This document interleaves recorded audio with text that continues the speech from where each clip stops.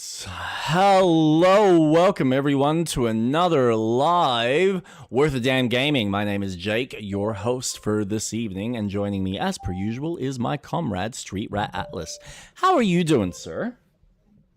I am doing well, everyone. It's been a busy week. Fuck me, has it been busy? How so? This job role has really taken it out of me. Yeah, right. Like mentally, I would say. Yeah. I feel like I'm doing a lot more. I think I underestimated how little the one I see does. And holy shit, like I'm juggling so many things. But I'm putting accountability onto them, so Yep. It's going all right. Look, if anything, and I've seen this, I've made this comment to my previous bosses because I've seen the amount of work and the amount of effort they put in, and the rewards I don't think match the amount of work and effort that they've always put in to the business. So I've always made the point to them, and it's something that Kate's also drilled into me as well over many years of being with her, is you need to respect yourself.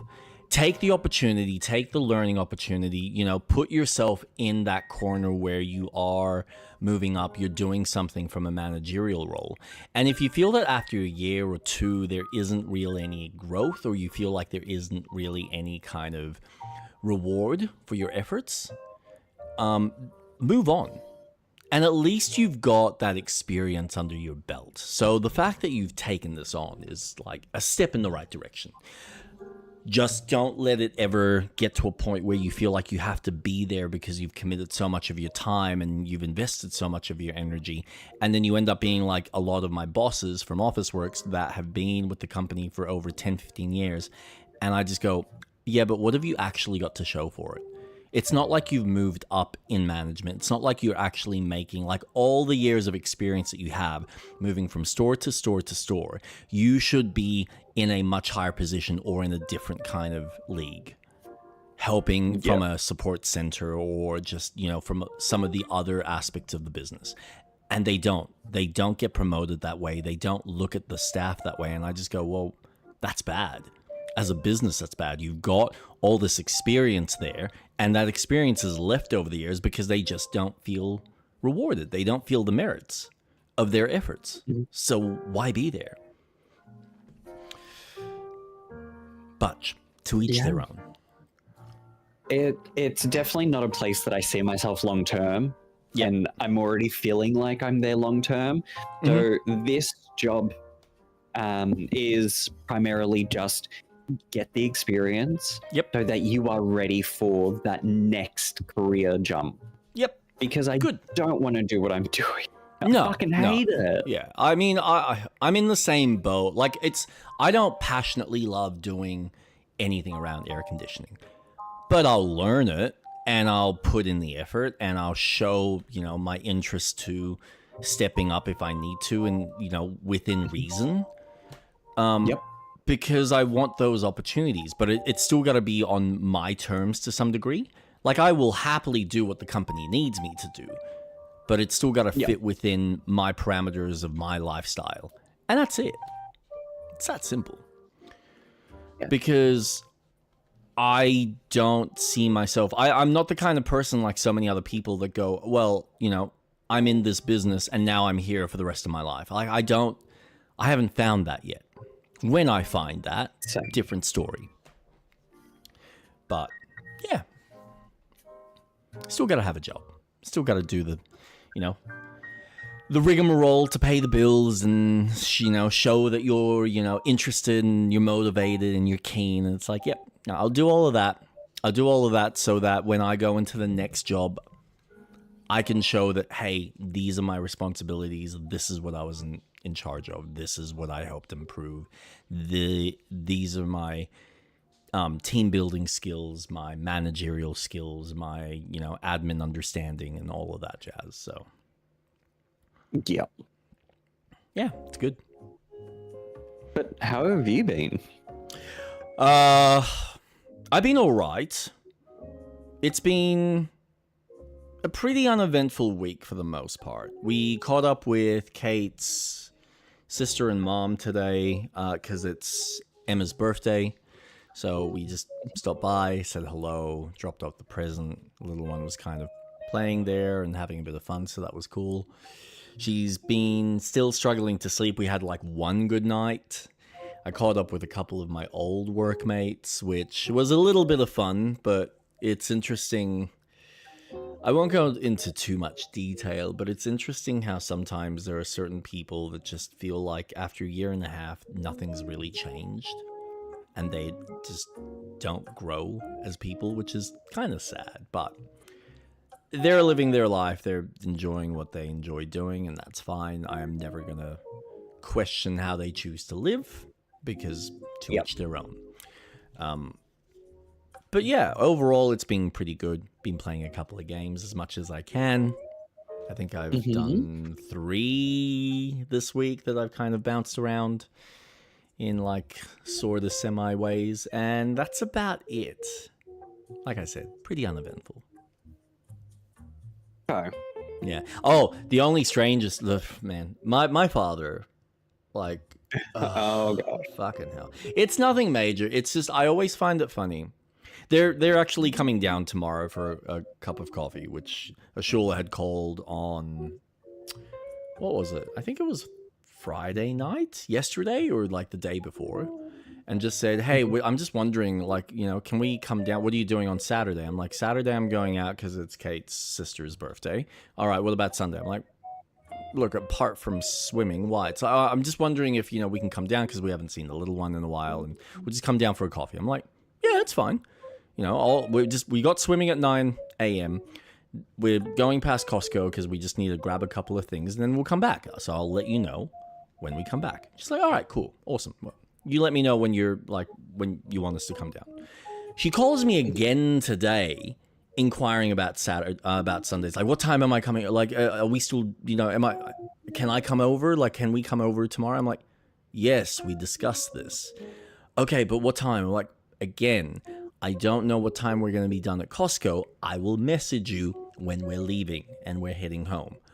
Oh, okay. All right. Because I wasn't sure. I'm like, yes, we spoke about this. Did you fucking forget what is going on? Okay.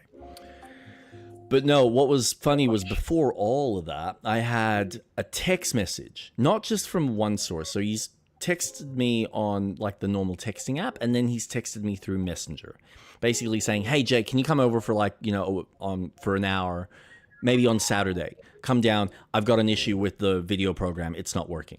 Because he wanted to do some basic video editing, like merge his music notations with the songs that he records, which is really fucking simple, and then create the MP4 file and upload it to his YouTube channel. I'm like, yep, that's fucking easy. So I gave him a basic program that I think I found for free, set him up. Here's how you run it. Here's what you need to do. It's simple, not complex at all. Somehow he's fucked something up, and now he needs me. And it's like, it's just for an hour. I'm like, it's never just an hour. I know it's going to be longer. And right now I don't have the time. So you're not going to see me until like the following week. But I find it ironic that I don't fucking hear from you about Piper, about me at all. But when you need something, oh yeah, you bet I'm going to hear from you.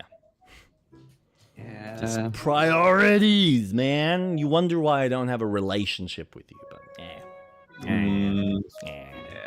family. Certain family members, man. Just certain family members. But yeah, other than that, it's been pretty cool. Work's been good. No issues. Everything's fine. Yeah, that's about it. Tell us, because you've been looking at building a new rig, as we've been discussing. Yeah. Now, you've just brought to my attention that you're considering the Radon. Yes. Okay. So I sent you a couple of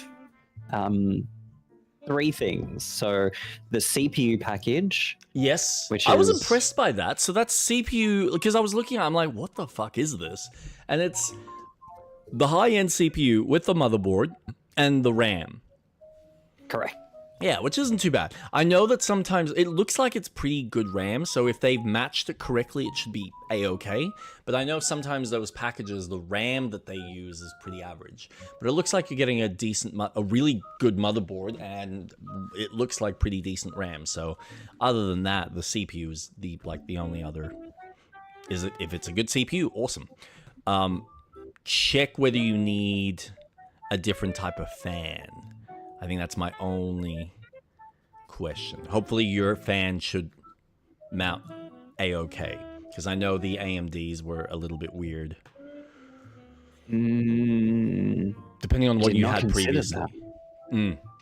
Yeah.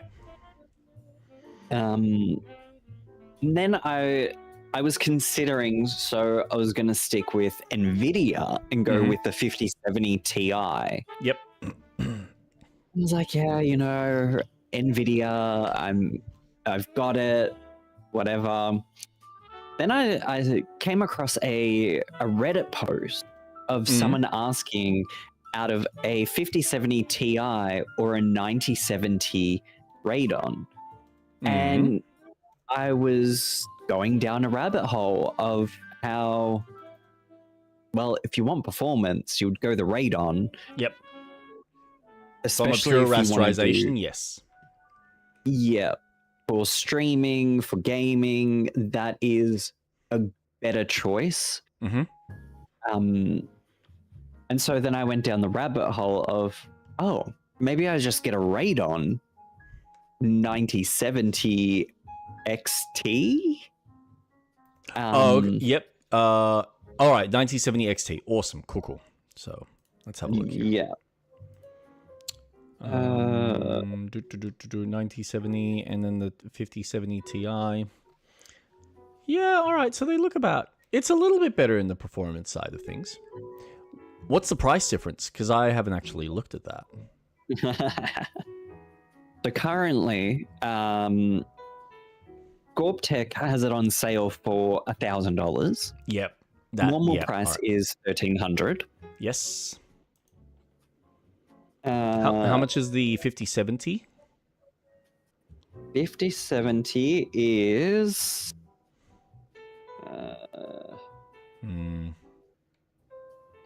Wow. So That's the one I was fascinating. looking at Yeah, was that's the DLSS. That's also why. 1600. Yeah.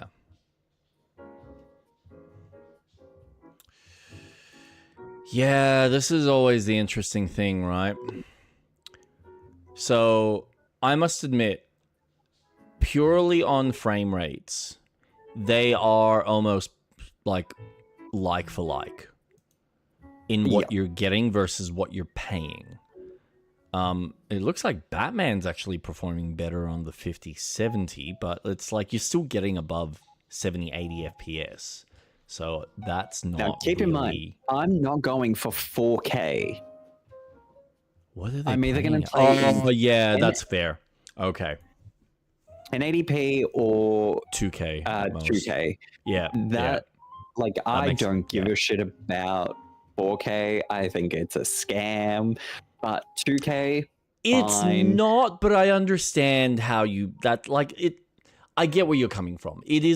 It's such a fine level of detail that like, are you really gonna miss it? That's debatable.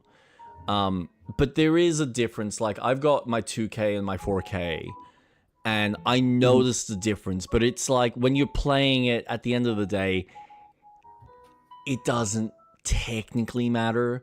I think there's a big difference between 1080 and 2K. So going from that like little leap, there's for a sure, big difference. Because then you huge. start actually noticing the difference, especially with a screen up close. But Yeah, and it's a lot sharper. Yeah.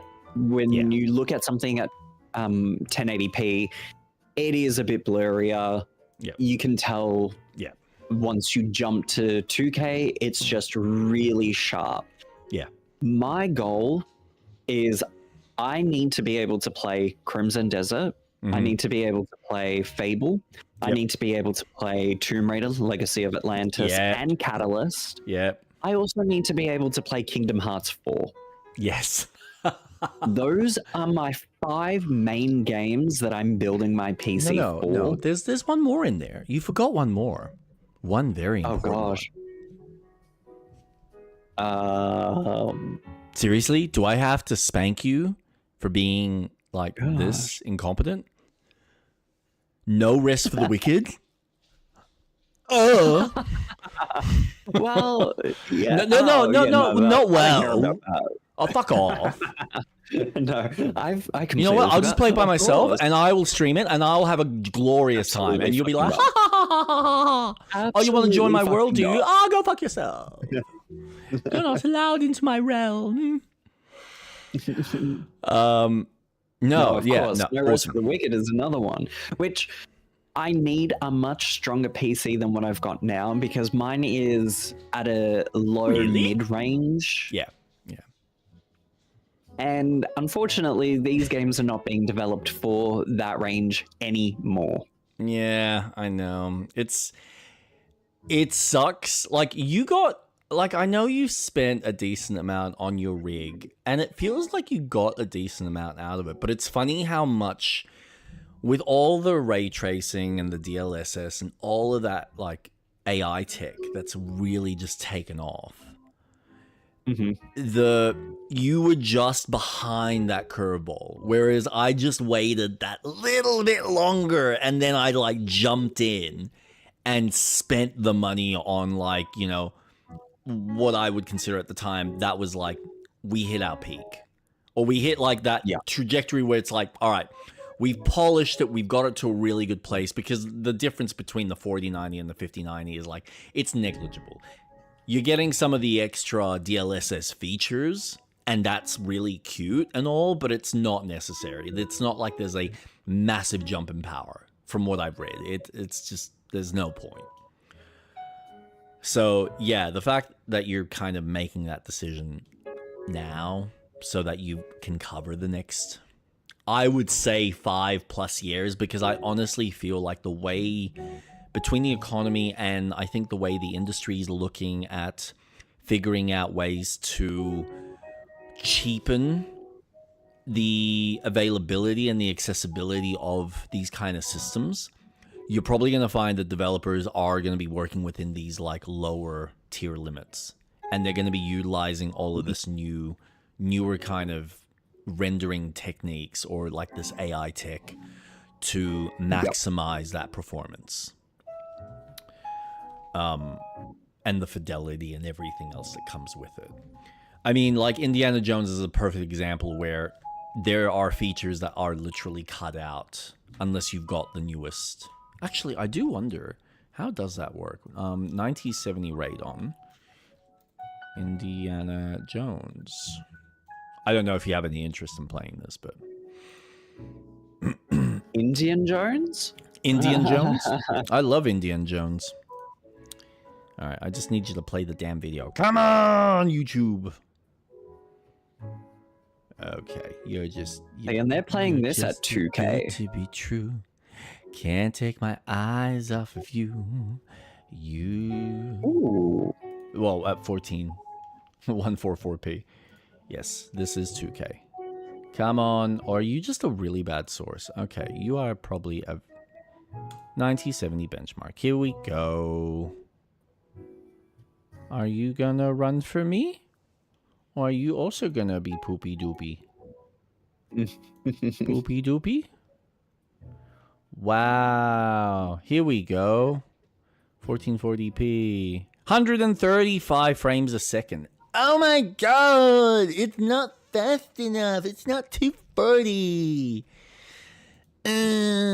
So yeah, I think you'll be fine. Yeah.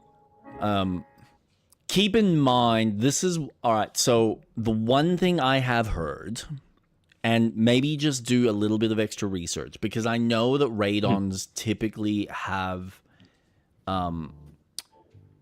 they've always got that growing pain where when they come out with the tech, sometimes the software lags behind compared to Nvidia as far as the updates and the improvements and the optimization and stuff. And there's always like little like quirks with the Raidons compared to Nvidia's, where they typically are more steady. As far as I'm aware, that so in my little rabbit hole of looking at comparison and all that, a lot of it is that Radeon is better now with their software side of things. Where they do make an effort to keep that stuff up to date. No, and this is the thing. It's always when, I mean, to be fair, I do know that the 9070 XT has been out for quite some time. And I know that it's always at the very beginning, it's kind of this mixed bag where if you're buying the card like day one or within the first couple of months, you're usually going to have a better experience with an NVIDIA card than you are with a Radeon card.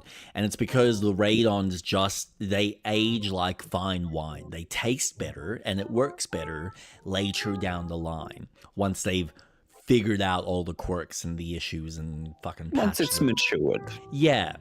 So, I mean, I know Super's got the Radeon. He personally hasn't had too many issues, though he has tried doing like 3 4K screens, and I think that for the card that he bought at the time maybe was like a little, was like struggling with it.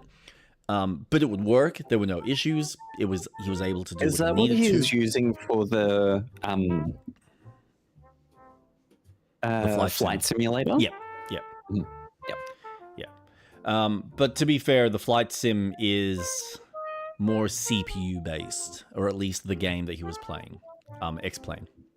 So I think you might as well save the $600, pocket that, keep that to yourself. Again, if you're not concerned about the fucking DLSS side of things, to like make it super shiny and fucking all the high-end ray tracing, because I do know that typically speaking, NVIDIA has the bag on the DLSS. So if you want the full lighting rendering tech, the $600 probably goes a long way. If you're not fussed on that, it doesn't really fucking matter. Oh, we're about to get... So what's it? Yeah, so, and this is... All right, so here you go. Ray tracing at high, 26 frames a second. So as long as you're not fucking fussed on the ray tracing side of things, you're good as gold. I could not give a shit.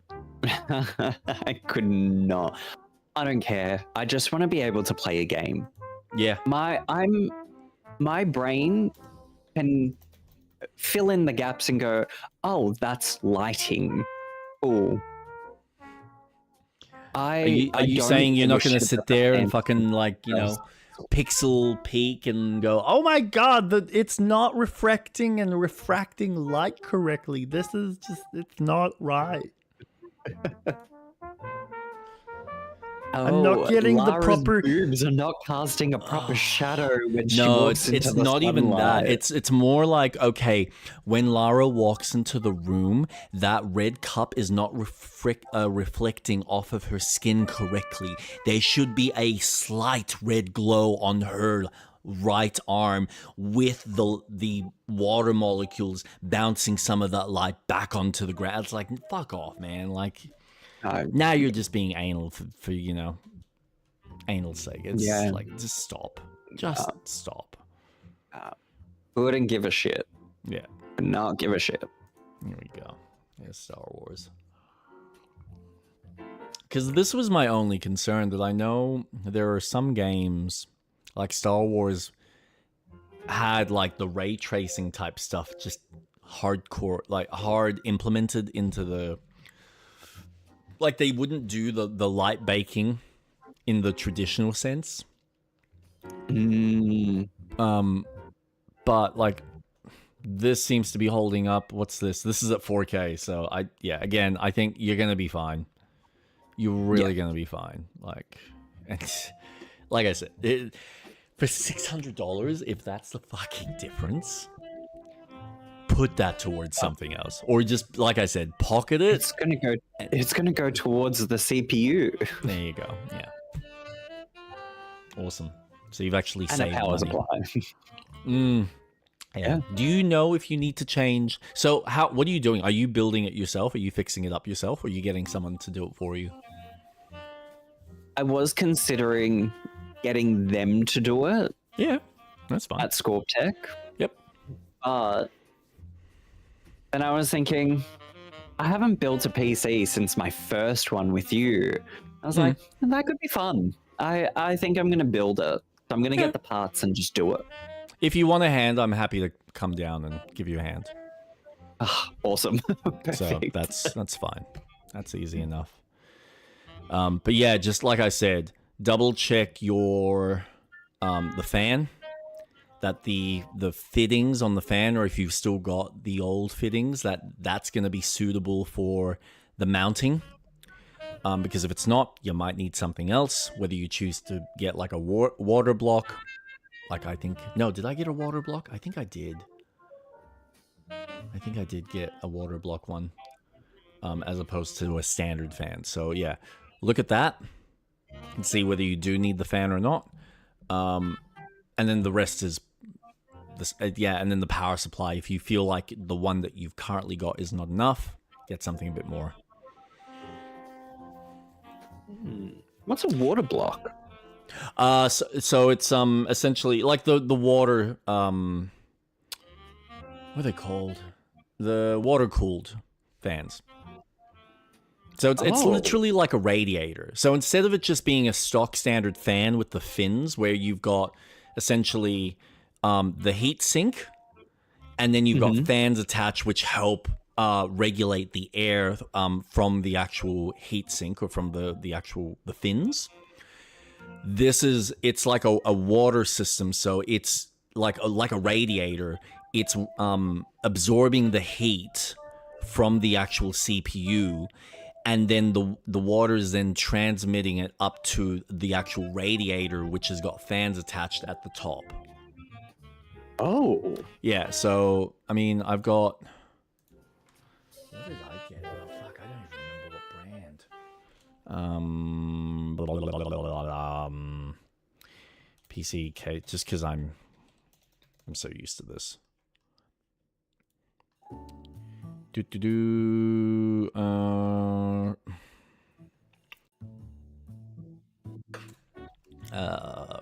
Where is it? Cooling?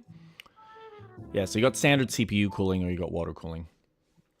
Although, this is, yeah, if you can do it the proper way, which I haven't fucked around with this because you need to know what the fuck you're doing. That's if so you have the water going through. Yeah, well, you're literally like, it's like you're building it yourself, but you can get the all-in-one coolers, which function the same way. So I think it was an Arctic. I had something like this. And you can get a 2 fan. I think I got a 3 fan, if I'm not mistaken.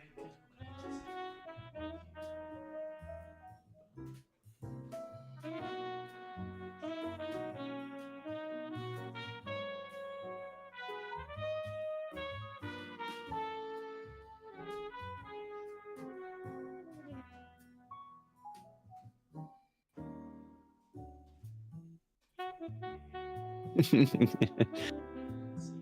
the lights have just completely turned off. Oh yeah, no, mine's just 2. Okay.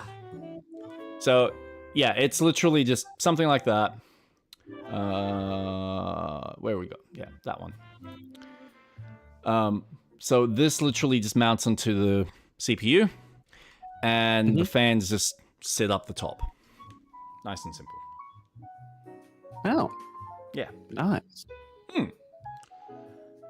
So that's probably going to be your most coolest, like the best way to cool it, and it usually is pretty consistent. I have heard that you do kind of want to change them after like 4 or 5 years, because what tends to happen is eventually the liquid inside kind of evaporates, and then it becomes less efficient. Okay. But other than that, I mean, it's just you're not having to worry about necessarily cleaning the fans. Like, you're not necessarily cleaning like a fan on the CPU. You're just worrying about cleaning the fans up the top for the most part. But this one does look like it has, yeah, it's like a basic fan there just to help with a little bit more flow and probably like moving the water in the suction. So, yeah. There's a couple of different options there for you, depending on which way you want to go. But yeah, the other thing I'd probably suggest when you do kind of figure out what you want, maybe either email or call up Scorptech just to say, hey, this is kind of what I'm looking at. Do you feel like these parts and components will match and will be okay? You can also cross-check it with me, and I can, when I get some time, I can have a look at that.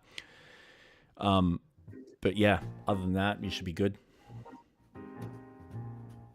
Do you know what power supply you're currently running at the moment? I'm gonna say a 650. Okay. What are power supplies going for nowadays? Not too much, because I want to get an 850. Okay. Yep. Just so then I've got more power in case I need it. Oh no, you you definitely want a little bit more than. Because I think 750 is like the standard now to have like a 50 series. Yeah. Power draw rated at 300 watts. A&D site specifies the minimum requirements as 750. Yeah, so 850 should be fine. Oh, and look, they tell you. Paired with a 9073X X3D. So, yep, that's 8050 should be perfectly fine.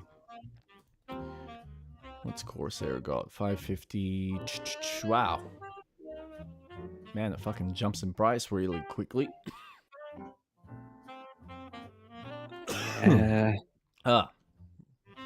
That's if you're going for like 1200 watts. 850 is about 150. Yeah. Yeah. That sounds about right. And the gold should be more than enough, unless you want.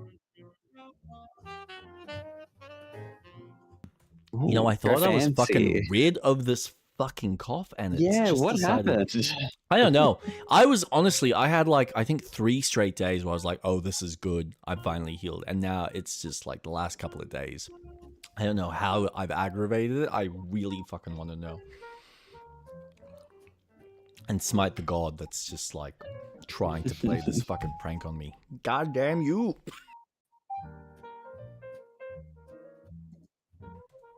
Oh man. It can fuck off and die. Yeah, so 150, 200 max. I don't think you need to spend too much on the power supply. Nah. But yeah.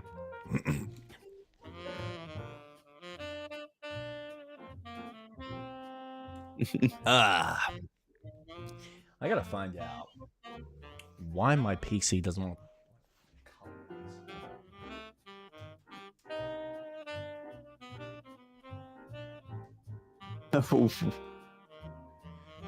Oh, I think I know what it might be.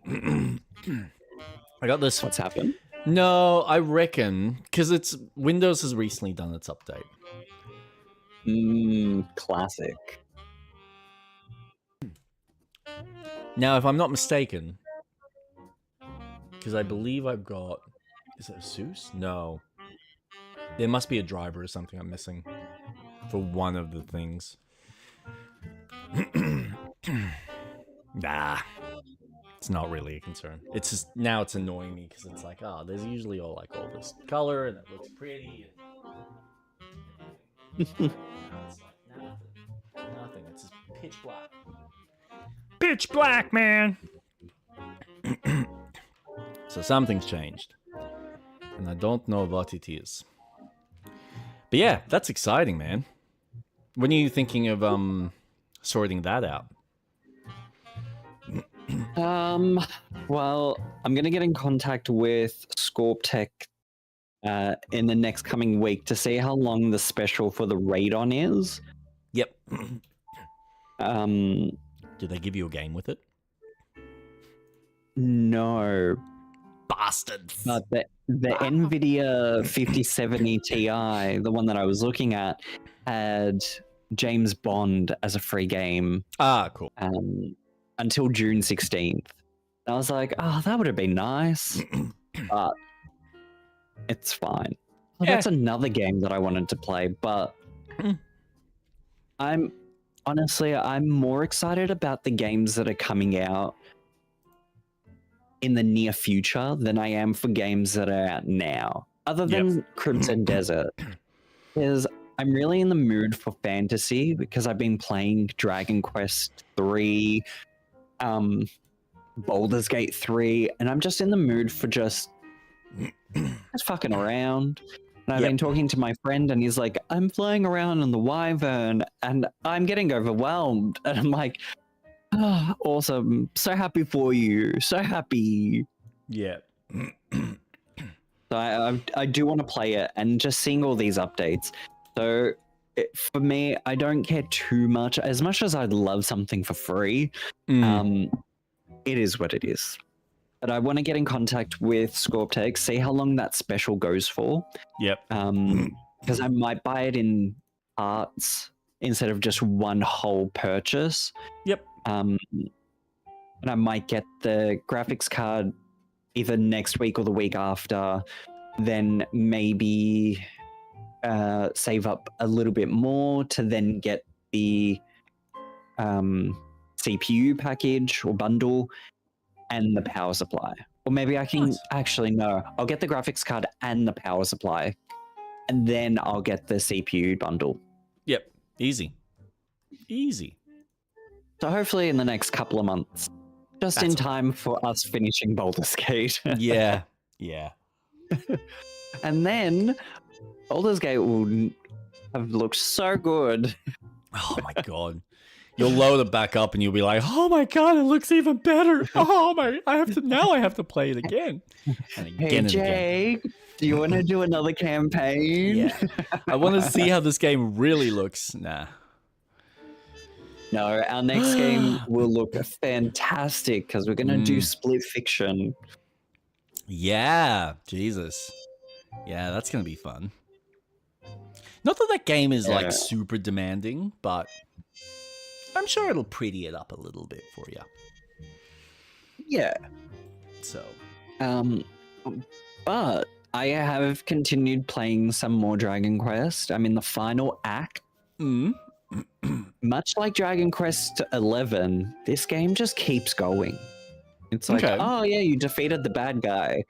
Oh wait, post-game bad guy. And it's like, fucking hell. Yes. Okay, let's keep having fun. Yeah. So I'm slowly going through that. Played more Mass Effect 2. I found a new favorite character.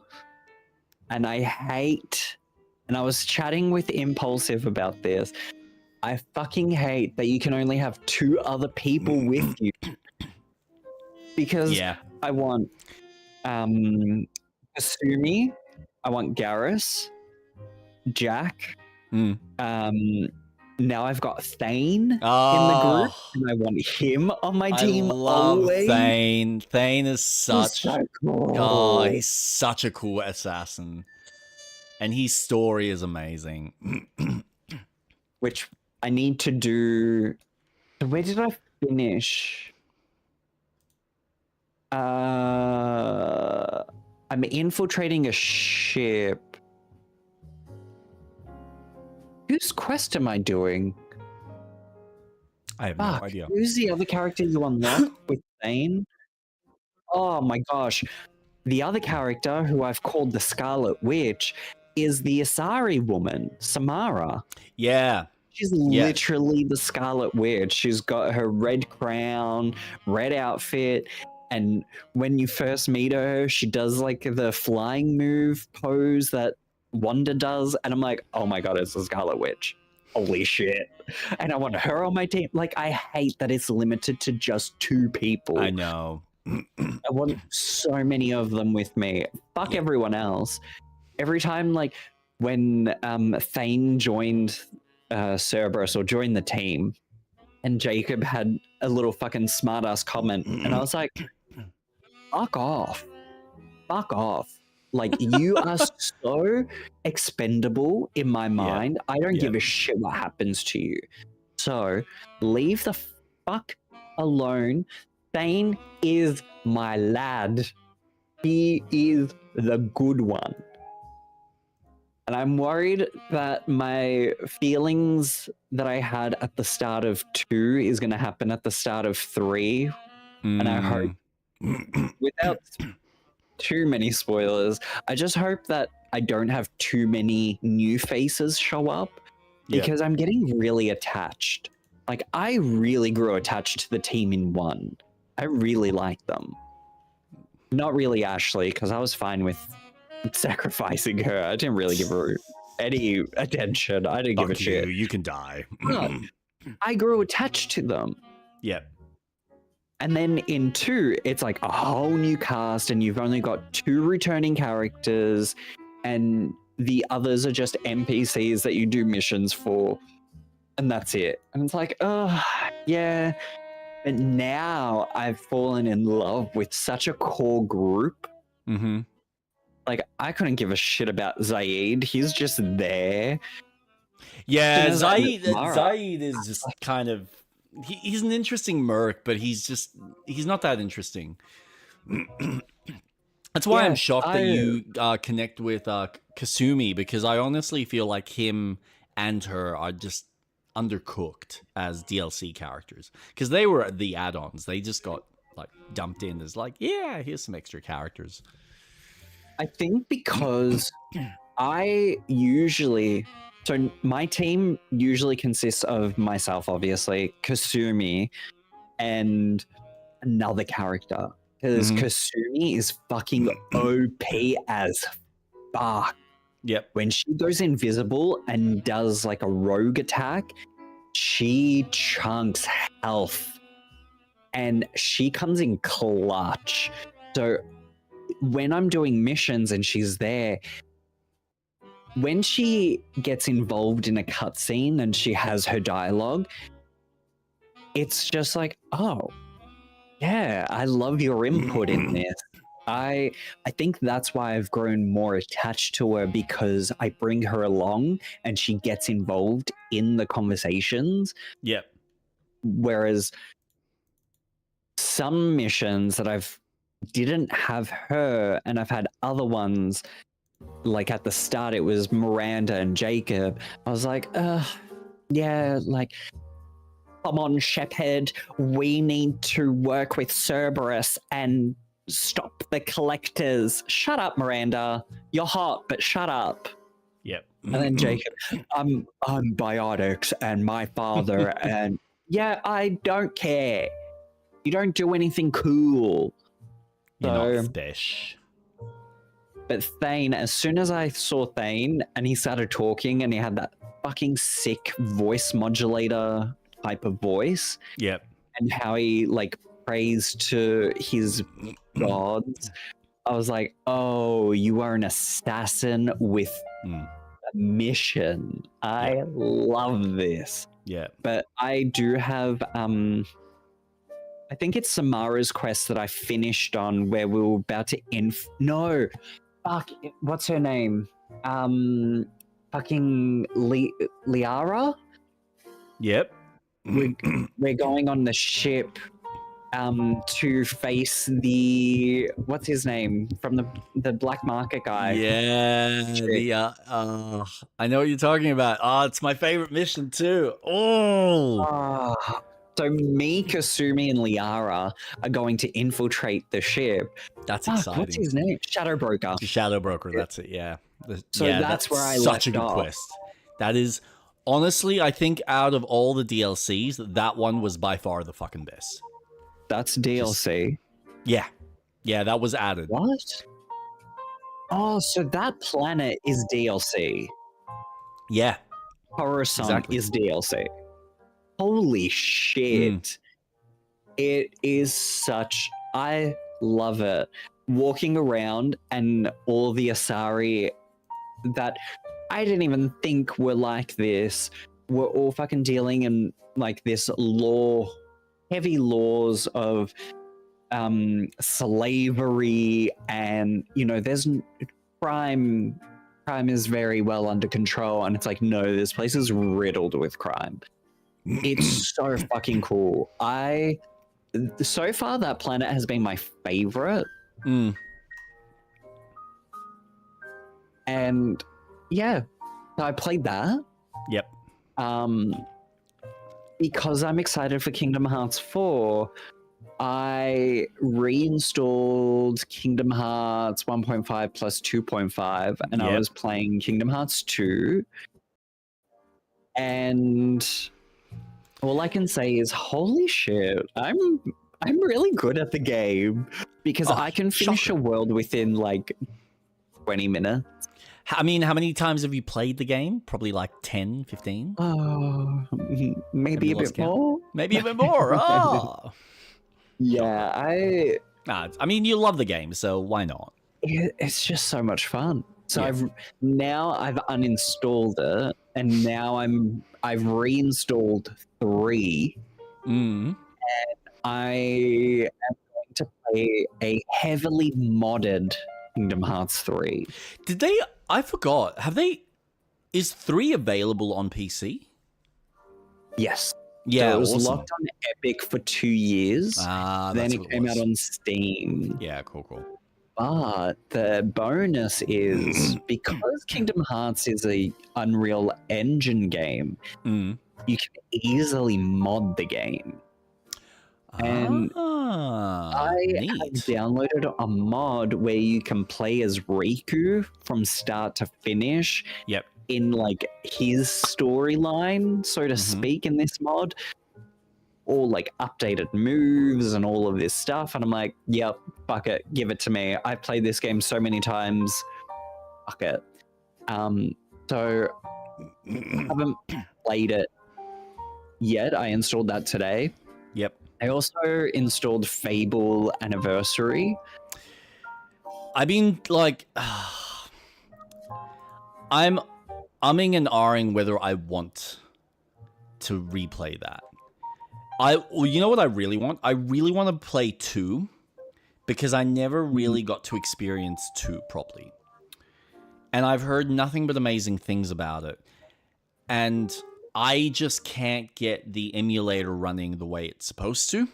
So my only alternative is like getting Game Pass, and I think maybe streaming it if I bought the game, or buying an Xbox, or borrowing an Xbox from someone, which I don't want to do just for one fucking game. Yeah. So my hope is that at some stage, if this new Fable's successful, Microsoft in all their power somehow finds someone to remake or remaster 1, 2, and 3. I mean, technically 1 doesn't need to be done, but like at least 2 and 3. Well, that's something we're going to be talking about. Good old Microsoft. Yeah, I haven't read too much, but they're it's concerning some of the moves that they're potentially about to make as far as cutting studios and whatnot. So yeah, it's looking a bit scary there. Especially for a few studios. What else? Feel like I did. I didn't bring this up last week, but I did message you. I played some of Control. No, you did tell me this. This was like, I think the week before. I forgot to ask you about that. What did you think? um, okay. It's David Lynch. Mm-hmm. It is such Oh, yeah. a David Lynch experience. Oh yeah. It's so weird Mm. how they can capture claustrophobia so fucking well, Yep. but not make you feel claustrophobic. It's such a weird feeling of being in this alternate universe where you're just in an office building and then suddenly you're just experiencing level manipulation. Yeah. So when you first get into the building, you go into like this before you go on the elevator, you go walk around some offices and you meet the janitor. Yep. And I was like, oh, cool. Nah, Maybe I Avi. missed I think it's something. Let me Avi. go back. Yeah, Yes. he's such a cool character. You You are and I was like, you are the oh, new boss. Yes. yeah, I am the suddenly the new janitor. director now. Like, it's so bizarre, but the way they change things, and I'm really enjoying it. I think there's a lot of fun to be had, but it is a game that I want to play when I get a new PC. That's fair. It is. I gotta admit, that game really shines, and not from a lighting perspective, but when you've got the game pumped at full, and when you're in certain offices and you're able to just grab a desk and pivot, and you watch all the papers fly off, or you're tearing the place apart with the weapons. Oh, it's like let me Matrix tell you. levels of fucking fun. And then, like I said, like you're in some of the more industrialized areas where it's all just cement, and you just pick up a cement block and just smash it into an enemy. But like before that, you're just absorbing bullets, or you're using the cement block as your shield. It's a crazy game. It's a lot of fun. Yeah. So I got up to I got to the phone and went to the hotel, left, went all the way back to what's her name? The chick I know that's kind of helping me now. Yeah, you're like right hand, like the assistant. Yeah. Who's giving you all the intel and the information and telling you about the whole corporation. Yes. Yeah. So I went back to her, and now it's the next mission after that. And I was like, okay. I played, I think it was about control. What does I would say Steam you're say? like a couple of hours in, but you're not even like anywhere near some of the really fucking cool shit. Yeah. Oh god, no. Fucking. But the projector messages from Dr. Hartman or Dr. Love. Have you encountered any of those yet? The director? No. Yeah, you would have had the director stuff. You would have had the conversations with the director who's like smoking, and it's like this weird fucking blue color like spectrum light thing. It's so impressive. And I can see why you're excited for 2, because I can't wait. This game is just the cinematic of, and that's why I say this is David Lynch. Yeah. They have encapsulated the not Twilight Zone, what is it? No, I think Twilight Zone, but I think you're thinking of Twin Peaks. Yes. Maybe. It's very Twin Peaks. Yeah, which I haven't even watched yet, so I have no reference point. It is so fascinating just playing this game and, you know, controlling the noise and all of this stuff. And it's fucking interesting. I am excited to continue playing hiss. it. The hiss, that's right. Oh god, that's no, fucking... the noises from The World Ends With You. But I'm looking forward to it, and having a can't new wait. PC, I am then going to be excited to play Control 2. It's... See, I will say, without a shadow of a doubt, aside from the fact that there are so many fucking things to read in that game, I think it is probably the best game they have made. Visually speaking, I will admit that Alan Wake 2 is fucking, like, stunning and does pretty well with the horror element, although I feel like they took a step back with some of the more fun gameplay elements that Alan Wake 1 had. But the writing in 2 is fucking solid through and through. But Control, I think, is their best packaged game for something that you can tell is actually done on the cheap. Because I don't even think... I don't want to, like, get this right, but I'm pretty sure it was only like 50-60 mil. Like, it wasn't much. Control budget. Like, for something that is such a gorgeous game. Control budget game. 30 million pounds. Jesus. Yeah, it was fuck all. But with that, it was like they utilized the space really well. It's an interesting world. You're right, the way they play with the claustrophobia is interesting. The level design is really like it. They play with it in a very fun and interesting way, even though you don't have...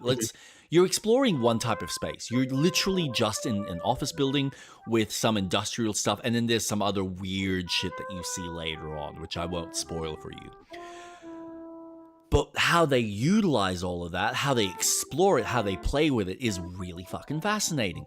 But on top of that, the way that they have, like, your main quests and then all the optional side shit is all really well developed.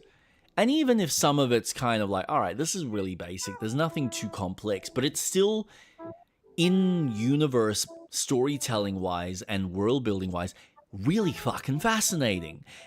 And there are some cool surprises that you find, and there's some, like, really fascinating bosses that you will encounter, and you're just like, how did they build so much more with such a small budget?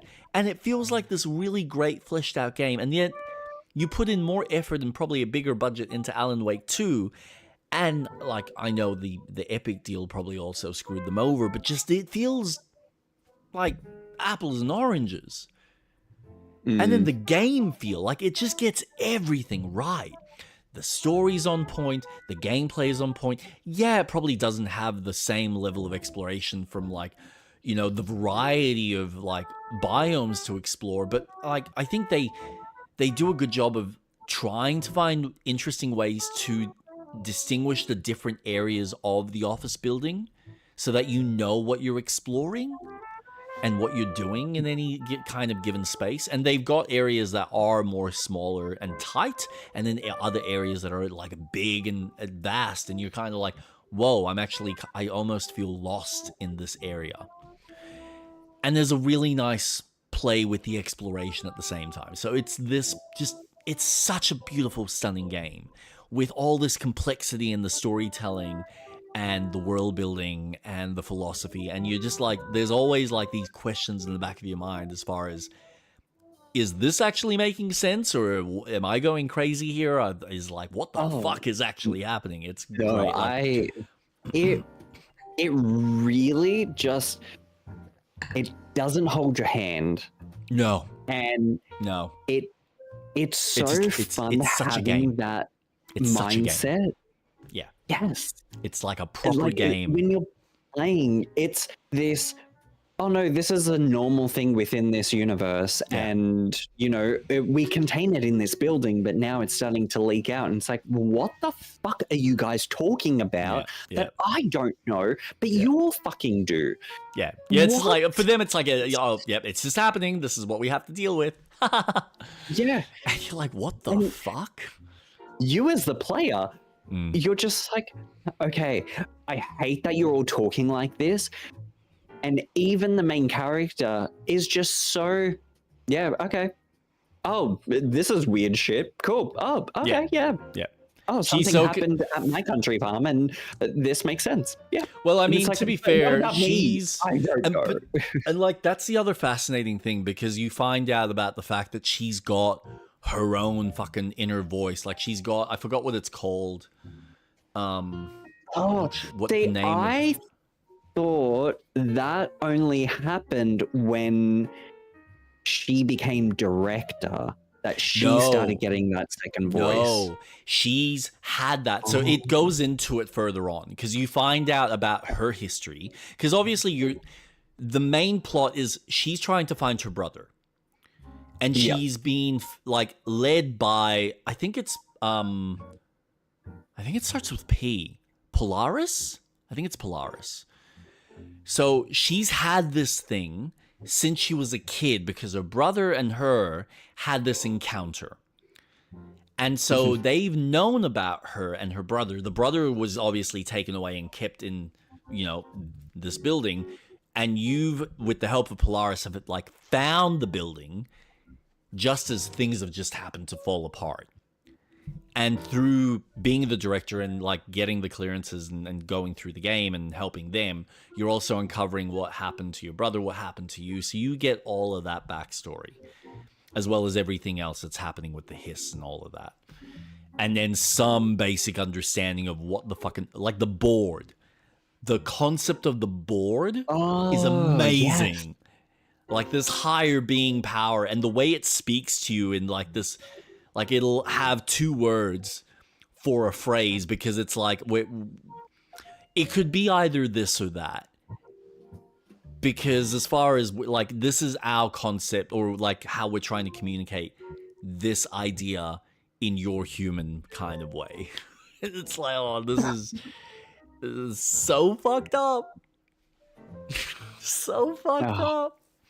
And you're a prisoner to whatever this thing is, while also dealing with this other like weird threat that's like, trying to get out and cause all this chaos and fuck things up. And you're like, what the fuck is this? It's such a cool world. And Sam Lake, I love him to death. I have been a massive fan of like every single Remedy game. They all offer something different. I must admit, Alan Wake, when it first came out, when I played it, I wasn't too big on it compared to like Max Payne and some of the other stuff, but I have grown to like it. And I think I know why I had a dislike for it, because, Dipshit was a massive fan of it. So I had a little bit of a... I think you're eating it a little, like you're enjoying this more than it's credited. And then when I went back and replayed it, I went, you know what? No, there's actually Alan Wake as a story, as a game, as like all of it is really good. I think it's just from a gameplay perspective, it's a little bit too long in certain areas, and you can tell because of the fact that the game was technically designed to be an open world. And they then didn't have time to do it in that sense. So they kind of just stitched it together in this really long, arduous single-player game. Whereas I think 2's tighter, but it loses some of the gameplay aspects. Because they kind of go, oh, we're kind of doing our own Resident Evil-style horror game. That's like, awesome, tonally, but you've simplified it too much. And now we've lost some of that core fun that Remedy is known for. Yeah. Love. And like you said, it's why I'm super excited for Control 2. Because it looks like they've just gone, okay, level design, world building, we're going bombastic, just like the first one. We're just kind of taking it to the next level.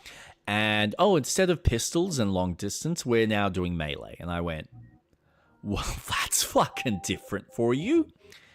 Why the change? You've always had guns. Now you're not? Shit, yeah, let's go. So it'll be interesting to see how they handle that. And I would love if they turn around and say, okay, because they always have DLC. They typically have always, in recent years, have always offered some form of DLC. Mhm. They released DLC for Control 2, and it's, oh, you get to play as the sister again. Here you go. Ooh. Here's your Well, original you might gameplay. play as her in the base game. We've only seen him. That is a possibility. I have thought about that as a concept. I just don't know how. So it could go either way. It could really go either way. Mm. What would have been cool is if they made her available as a secondary character that you can then play through maybe again as her. And then they offer, like, as a DLC, hey, here's, like, this co-op mode where you get to play as both of them, going through, like, parts of this, like a rebuild or, like, a randomized kind of way. That would be cool. Mm-hmm. How they balance, I have no fucking clue, but, like, hey, I just need more of this world.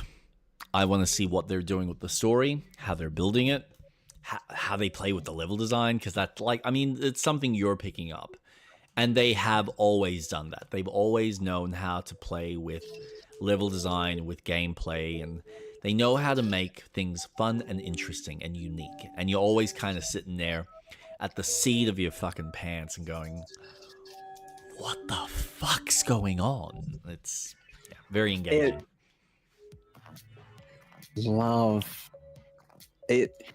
Yeah, it's refreshing because it gives me what Claire Obscure gave me in that mystery. It gave me what Tomb Raider gave me, where it's what is around the corner, what am I going to come across as my next obstacle.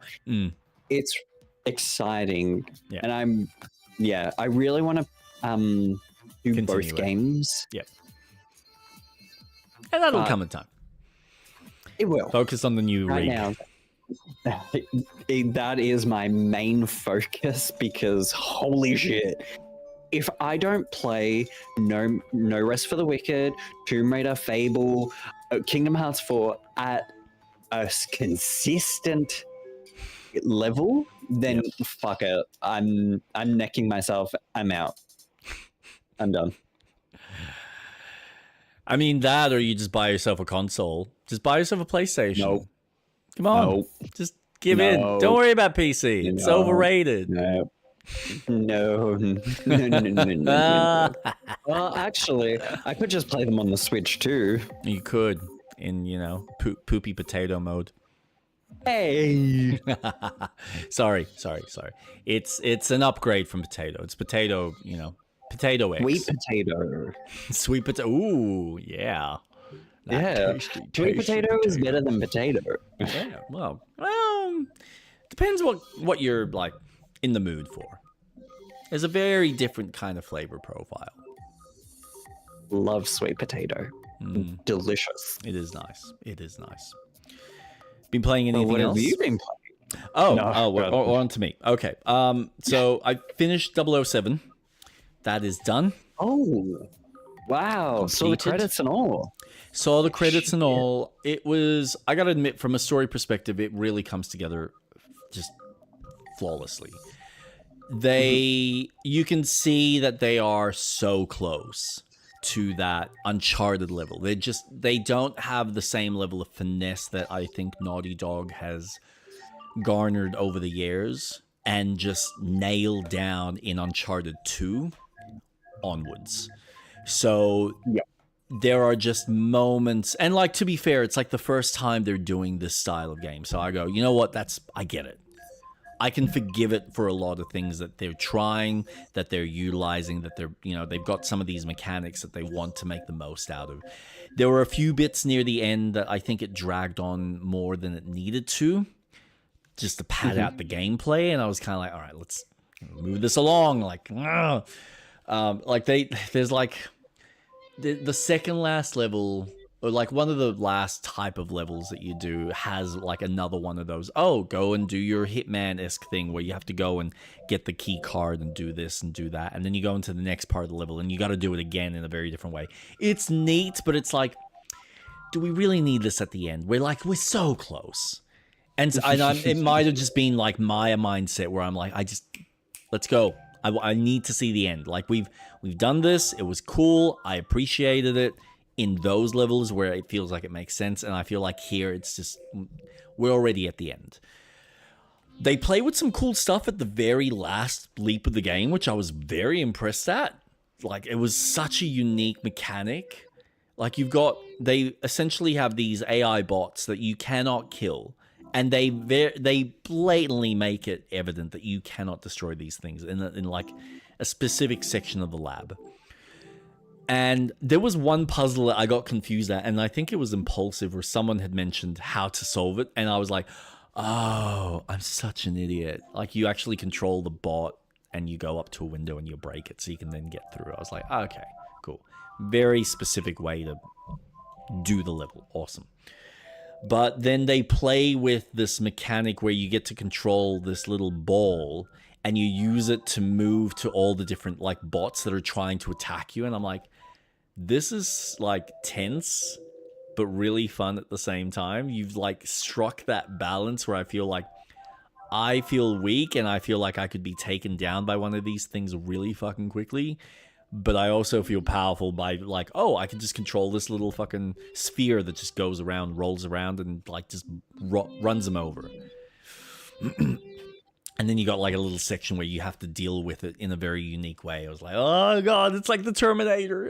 Help. So, but no, it comes together really well. The last boss battle is interesting and pretty well designed, I must admit.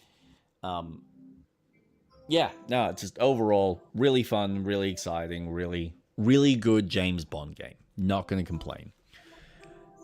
I hope that they get to do a sequel, because I know if they are going to do a sequel, I feel like a lot of the stuff that they probably learned and picked up from this first game will be addressed, and I think it'll be a stronger game and probably a stronger kind of experience as a sequel. Kind of like going from Uncharted 1 to Uncharted 2, where you look at the first game and you go, conceptually this is great, but it feels rough.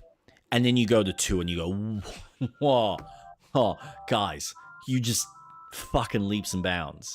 Like, where did this come from? The building's falling apart and I'm like having a shootout while like all the fucking desks are moving and everything's shifting and all the enemies are like losing their balance, and then suddenly I'm falling through the window, or the fucking train sequence, or, you know, going through the Himalayas and you're dealing with all the fucking the bells or the massive contraptions all moving and falling. It's just amazing stuff in 2. So that leap in development goes a long way when you suddenly know, all right, we know what our core fundamentals are, we know how to play with them, let's take it to the next level. And they feel like the right team to do it. And they are already hinting at their version of Spectre, I think, which is kind of cool how they're approaching it with this character in this universe. So we'll see what happens with that, see if they actually, you know, get the next contract, or whether Amazon screws them over and says, nah, fuck yeah, we're giving it to someone else. And then, well, we can say bye-bye to that bond. Which would be sad. Maybe. We'll see. We'll see. It sounds like Amazon is... Look, it sounds like they are happy with how it's performing. It sounds like Amazon is happy with how it's performing as well. But they're just sitting there going, look, we're just going to let it breathe. We're going to let it do its thing. And then we'll sort it out and start discussing contracts for the next game. Because obviously Amazon's going to be producing it.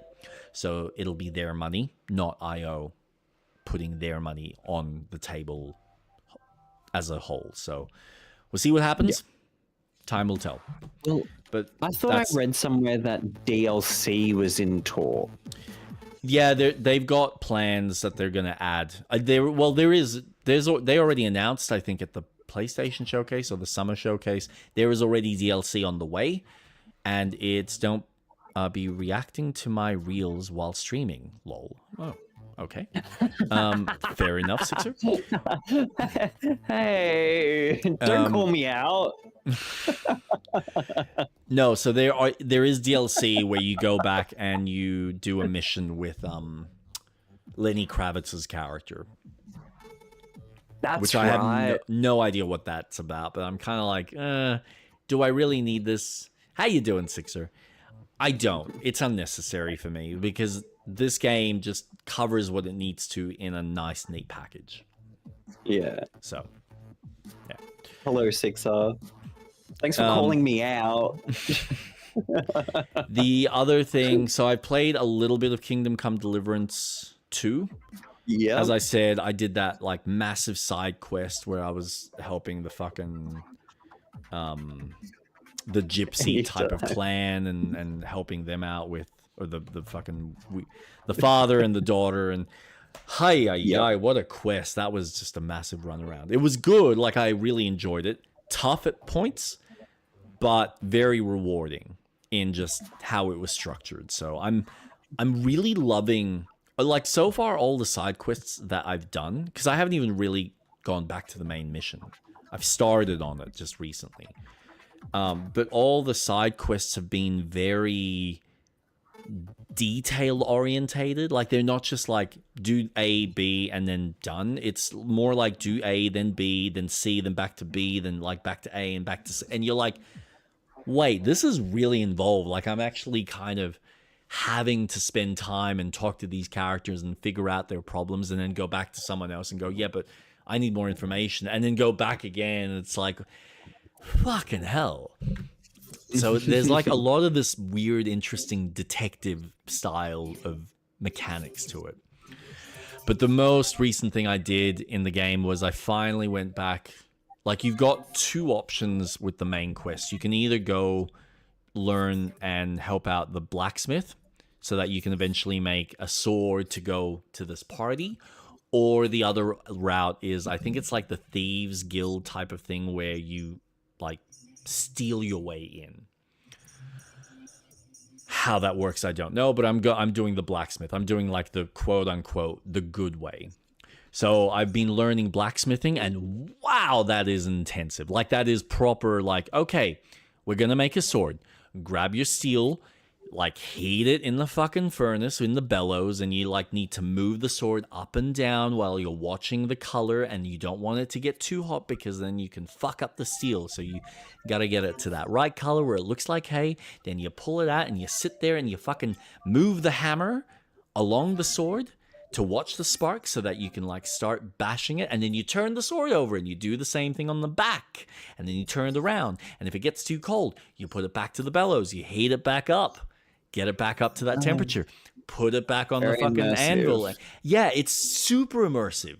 And it's not something that's done in like a minute. It takes like 5 minutes for a sword. Like, I did a sword, I did an axe head, and then I did a fucking a horseshoe.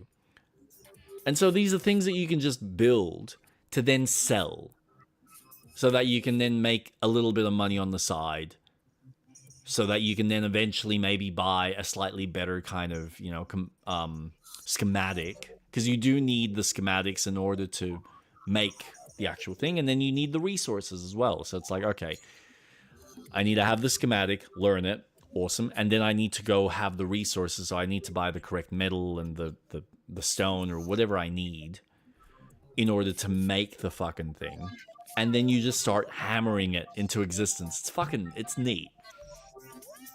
And then it tells you what the quality of it is when you've like put it together. So it's like, all right, cool, awesome. So depending on how I perform will determine how high the rating of the actual tool or the weapon or whatever it is that I'm making to then sell it. So that's all fine and dandy. I'll spend a bit of time just whenever I'm watching shows and stuff with Kate. I'll just fuck around with the blacksmithing, maybe make some money, see if I can get a few more items from the blacksmith that I can then maybe make myself, which will be cool. And if I can make armor, Yay, that'll be fucking sick because I need armor so I can then get one of the major skills in the game. Because he won't fucking teach it to me unless I'm like fully decked out in armor. So I'm like, fuck, okay, cool. You're really making me work for it, you bitch. But other than that, I've also been playing some Tomb Raider 2. I have just completed, so I've done Bertocci's Hideout. I think that's his name. Completed Bertoli, thank you. I've done the Hideout. I've completed the theater. House? Yep. So I'm up to the oil rig. Oh, Man, shit. I will say, like, I've been chipping away. I've like occasionally look up a video just to see if I've missed any items and hell. Because this is the one thing I will say. It is very it gives you resources quite often, which is nice. Yep. Like the actual enemies will drop the occasional ammo, the occasional health health packs and whatnot. So I can see how they've balanced the game. But it's not, I must admit, with the amount of enemies that are fucking shooting at you, those bits are not fun. Like, as an action game, it doesn't really work that well. It's too old school, and I think the modern controls also fuck me over. I feel like running it on tank controls would probably make maneuvering around certain things a bit easier, because you can tell that it's designed to kind of have you stiff so that you're able to move back, and then when you need to avoid an enemy, you either do a side roll or, you know, maybe you turn, like you do your little 180 flip to then run away from them, or you jump over them and then flip at the same time, so then you can continue reversing while you're shooting and dealing with the dogs, dealing with the fucking henchmen and all that. So can I give you a little advice? Please. The best way to do classic Tomb Raider combat, get behind them so that they start running and you chase them and kill them. Oh no, I figured that out, especially, yeah, I know that works really well with the anyone with a gun. So like the boss battle you do at the end of the theater, I was just behind his ass the whole time and I'm like, yep, easy. Yep. Because he's trying to find a position to get you. But if you're chasing him, he just keeps going in his running animation. Yep. And it's like, oh, wow. Yep. This is nice. It's simple, but then when you get like two guys trying to shoot you, then it gets like, oh, for fuck's sake. Like now I gotta maneuver around these two idiots. And sometimes the controls, at least I struggle with them sometimes. Like it's almost like they do weird things. Sometimes a lock on just suddenly, like the shooting just stops, and I go, oh, it's almost like I have to re-lock on in order to keep shooting. So there's like these weird little quirks that I'm finding with the game as I'm playing that I go, this is irritating. And I feel like maybe if I was playing the original, I probably wouldn't have some of these issues, and I would be able to find easier ways to mitigate this. But it's fine. Like I'm bearing with it. I'm having a good time. But I'm having a good time from the world building and the exploration. But like getting through, like, what's his name? Not Bertocci. Bertoli's hideout. Like that was nice. It was interesting. It was cool. There was a couple of interesting little bits to it. But then you get to the theater and I go, wow, this is neat. This is actually very house well done. I always, whenever I play that level, I always get soft locked because I forget about one particular switch that I can never remember to get, and it fucks me. Which one? It's I gotta admit, the fans were a bitch. Like that was conceptually, that is really cool. And most of it's really easy and really like cleverly designed until you have to go, oh, I have to jump over and up like a block over these fans. And like there's this perfect spot where you have to be like right on the edge of the beginning of one of the blocks to then jump up in a corner, because if you jump forward, I would always get hit by the fan. I'm like, well, fuck's sake.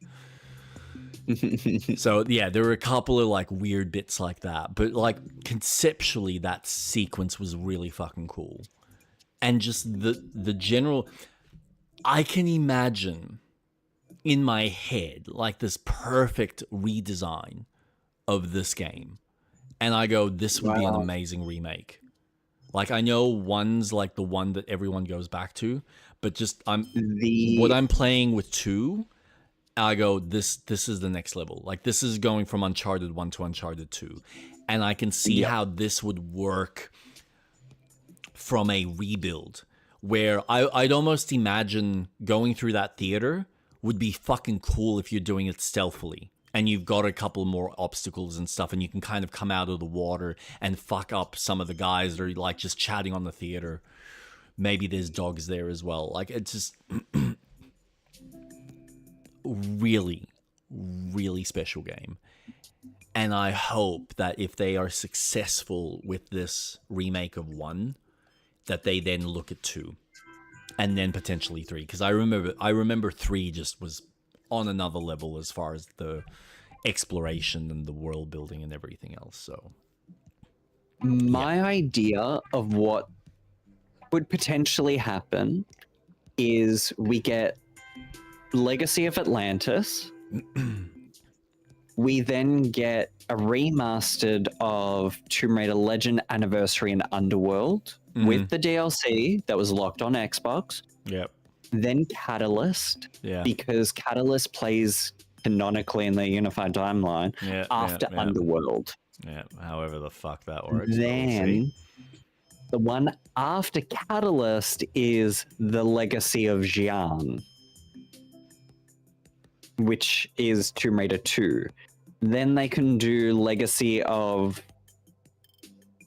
Fuck, what's it called? The Meteor, but... Legacy of... What is it called? I don't even remember. There's a word for the Meteor. But that is, in my head, I think they will redo the first 3 games modernized. I would love that. Man, even if they were to redo 4, that, like, if they could redo those first 4 games, that would be awesome, because I feel like they are probably by far the tightest and best, like, overall design to my knowledge from what I've heard. I know 4 for the most part takes place in Egypt, so it'd just be one location. Okay, that's fine. We've done that before in previous Tomb Raiders. But if they can at least do 1 to 3, man, just I'd be fucking blown away. If they could, I would love for them to remake all of them, 1 through to 6, because then they can introduce the. It is, because then you can have that whole moment of that trilogy. So how we were talking about it last week, where 1 through to 3 is its own trilogy arc. 4 to 6 is its own trilogy arc. Legend to Underworld is its own trilogy. Survivor trilogy.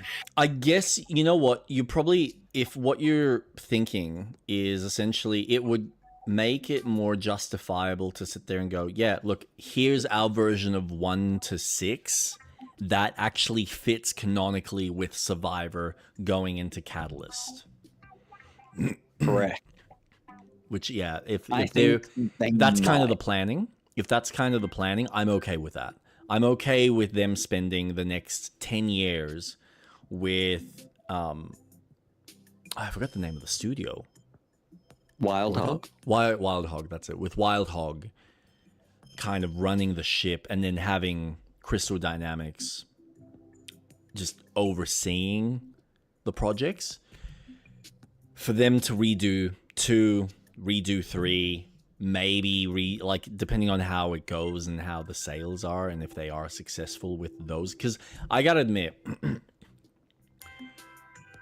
thinking about them trying to, because I know that 1 is a far more simpler game, so jumping into 2 feels like, okay, they would have to have a decent amount of success to then justify redoing 2, because now you're adding boats. I think there's other mechanics as well in there.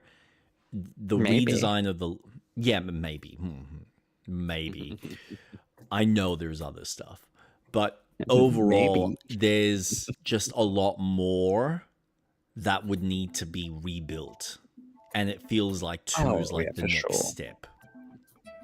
Like I said, like I'm playing it, I'm going, yeah, this is like, for the fact that they probably released the game within like a 12 or 16 month time frame, they really just upped the ante on what you're capable of doing. I'm pretty sure it was a yearly release because 3 came out in 98.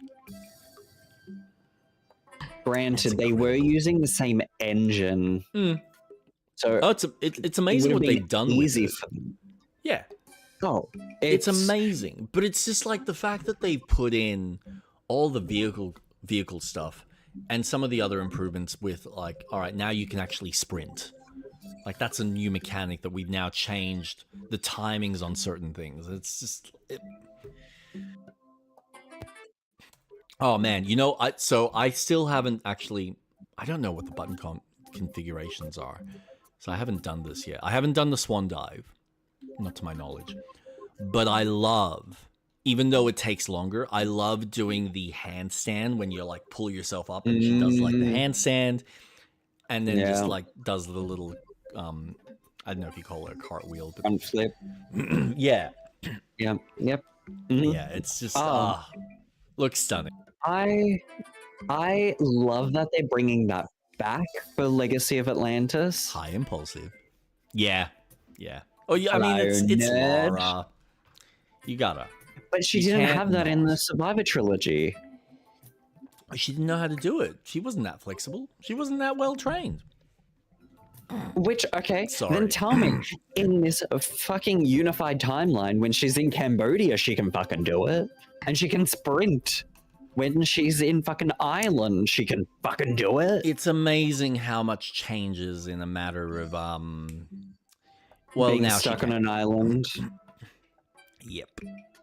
I mean, look, who knows? Maybe that Aztec end of the world in Shadows just really just woke something up, and she went, I should do gymnastics. Well, I am curious to see if they will bring back Croft Manor as like the tutorial and have an homage of what Anniversary did, because, or even the original, because Anniversary did the Croft Manor probably the best because it included the puzzle elements of Tomb Raider 3. Yep. And they just went, you know what? We're going to pump everything into this, where each area of Croft Manor will interconnect with a puzzle element. Have fun. And I really hope that this Croft Manor does. It would be a shame if they didn't. It would be interesting if they do the Survivor trilogy Croft Manor. I don't know. But I would like for them to bring it back so that you can have an homage of a tutorial and fuck around there before going out into Peru and starting your adventure. I will say, thank you for sending me that gameplay. It was fascinating seeing how the scanner works. I can see what you mean, but I feel like if they're putting that in, that's a major tool. Like, that's going to be your way of interacting with the world and getting the information from it. Which that kind of sucks. Far more prefer than Survivor Instinct. Oh, the whole world goes grayscale, but we're going to glow things. No, allow Lara to use the tools, which leads me into a conspiracy theory. Zip might be in this one. Zip? There seems to be he is the black guy from the Legend trilogy and Chronicles. He's your butler. No, he's the guy that you get to that's shoot. Winston. And then shove in the freezer. That's Winston. Winston. Fucking. I love shoving him in the freezer. That was so As a satisfying. kid, doing that was fun. Now in modern day, where everyone did it, I'm like, oh, everyone put him in the freezer? That's crazy. Yeah. But that game, 2 is really fun, especially once you start getting into the later parts of the game. Because the second last level, good fucking luck. That shit is insane. Wait, in which one? In Tomb Raider 2? Yeah. Tomb Raider 2 second last level is like it tests you. It goes, all right, do you remember what you learned? Because we're gonna pick it up a notch. And it's like, oh, okay, thanks. But like from a platforming standpoint, or from a like shooty bang bang standpoint? Both. Like the platforming I'm fine with, because that's what I love. I gotta admit, I love the ending of one when you're doing all the platforming and you're like, it really tests you on your accuracy, on your performance, on utilizing the ramp so that you're like bouncing and jumping in the correct way and the timings, and it's like, wow, okay. You are playing with the mechanics really fucking well, and I love how you're expressing this. But it's all I'm the gonna say is shooty China gets wild. I must admit, I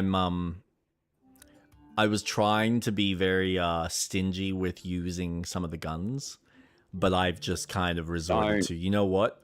They need to be used. They have to be used. Yeah, I love the Magnum. And you get... I don't think I've unlocked the Magnum yet. I've only got the Uzis and the automatic pistols, which both are just like... fucking tear enemies apart. Oh, that's right. It's not the Magnums. It is the automatic pistol. Yeah. Black guns. Yep. And then I've also got the shotgun as well, which I'm annoyed there isn't much ammo for the fucking thing. I'm like, fuck you, game. You're giving me ammo for everything else except the shotgun. How fucking dare you? I'm not using the shotgun for anything other than bosses now, because fuck you. Which, man, it was fun blasting that boss in the theater. I jumped. So when you enter the room, you know it's that room because of like how it's all laid out. I'm like, okay, cool. So I save here. I make a jump to the crates on the right so that I turn around and I basically take out all the dogs. And then I jump down and I start chasing the fucker with the shotgun. It's like bang, bang, bang. I'm just watching his health just like boop, boop, boop, boop. Oh, he's dead. That was nice. Let's do that again. It's nice. Oh, man. So much fun. So much fun. Shall we do some Baldur's Gate? Oh. Yeah. I did send you an invite. You did. My, okay, I know what it is. For some reason.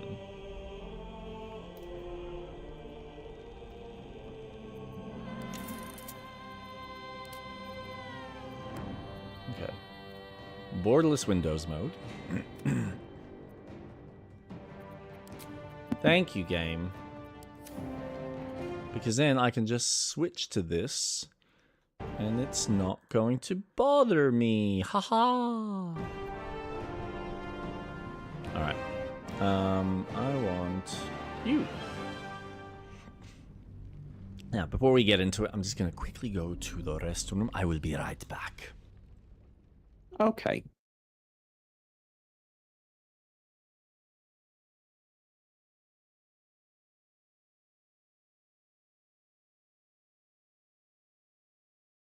Hee hee hee hee.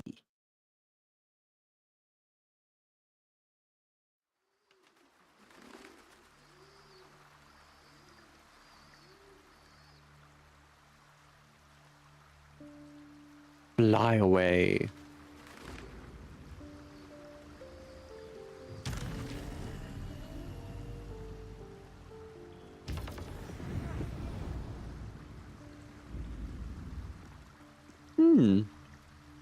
Where's Astarion? Because, this fucker has not really had anything. Changer. It couldn't have happened to a worse wretch. Okay. I suppose you want to hear about Cazador. Oh.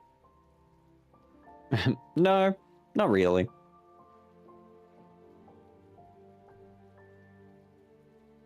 Oh. I guess Jake should hear this conversation so we can hear about Cazador.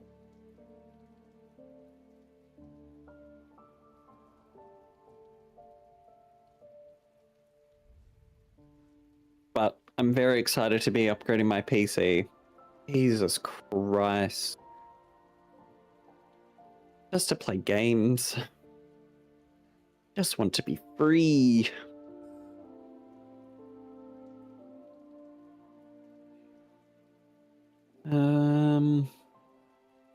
While Jake's doing that, I'm looking at Steam games to buy. And there's one in particular that I'm looking at. I'm thinking of getting Tyranny, which is currently $9. Dropped down from 43.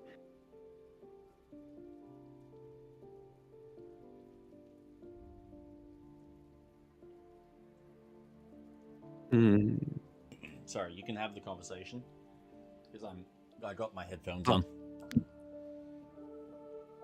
That he was your master. My old master. Before the mind flayers took me from him. Before this strange, twisted freedom. Okay. Cazador Zar is a vampire lord in Baldur's Gate. The patriarch of his coven and a monster obsessed with power. Not political power or military power, I mean power over people.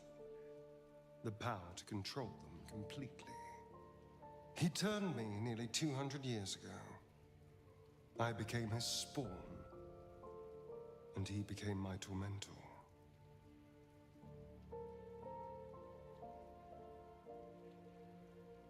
Tormentor? What did he do? Out into Baldur's Gate to fetch him the most beautiful souls I could find. It was a fun little ritual of his. I'd bring them back, and he'd ask if I wanted to dine with him. And if I said yes, he'd serve me a dead, putrid rat. Of course, if I said no, he'd have me flayed. Hard to say which was worse.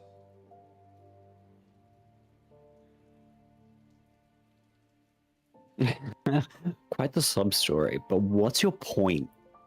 No, that sounds terrible. I'm so sorry. Thank you. But this isn't about sympathy. It's about knowing what we might be up against. The Mind Flayers aren't the only monsters out there.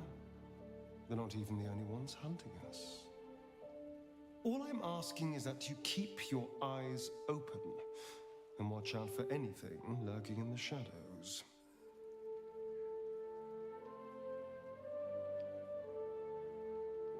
I'll watch your back, don't worry. What more could I ask?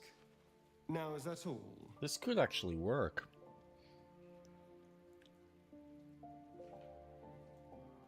I need to I join my would, party. But you have so many friends already. Yeah, take Shadowheart's place. What level Are are you going to use him? Oh, you can use him if you want. Oh, he's level Look, I don't mind. We can build Well- him. See if he's able to use. I'm assuming I still have it.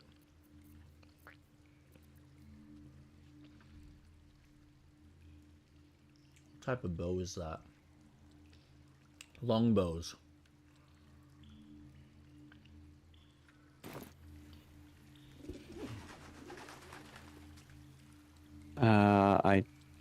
don't think he can.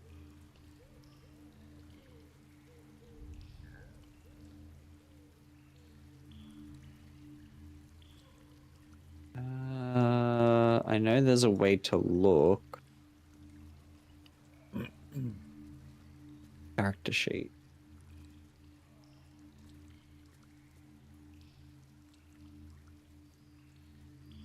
Simple weapons. Short bows only and light crossbows.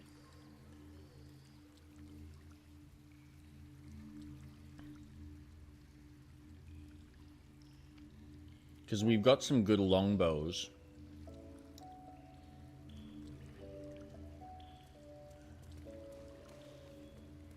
Let me see if I've got any.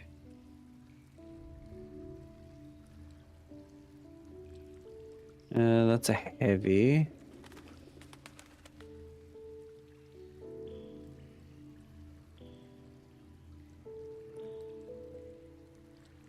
Got a mace.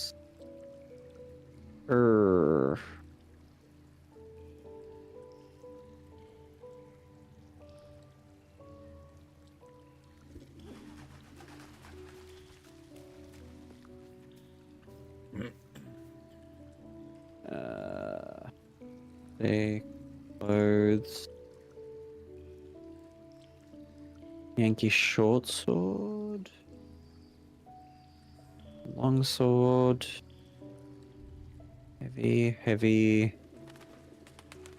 Longbow. Damn.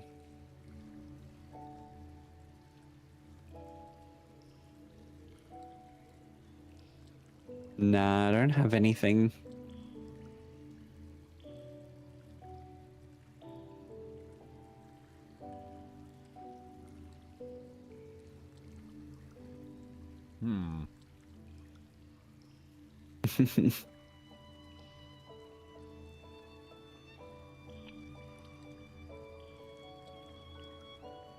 Are you going to respec him? Potentially, yes. Okay. I'll get Shadowheart back and then you can take him. Alright.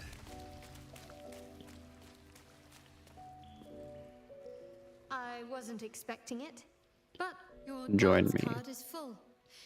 Lead the way Take a then. Darian.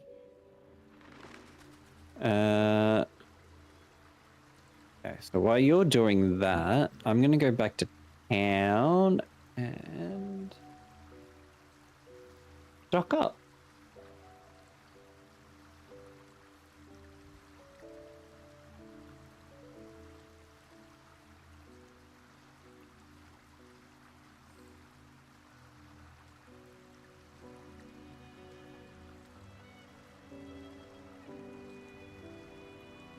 Run.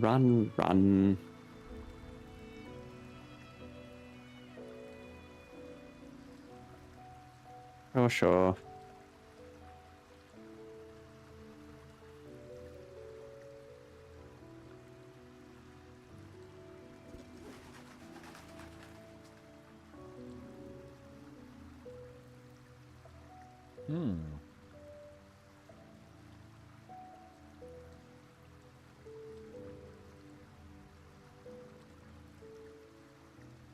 Shut up. Alright.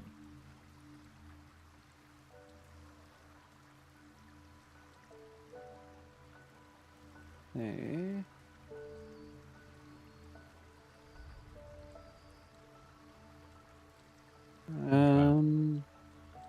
Where's the Starium? Glad to have an ally. Yes? I need you in my party. Perhaps if you lost a follower or two, I prefer to travel in smaller groups. It's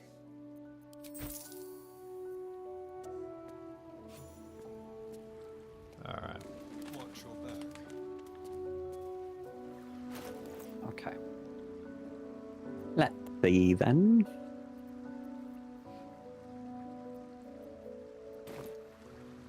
Tread carefully.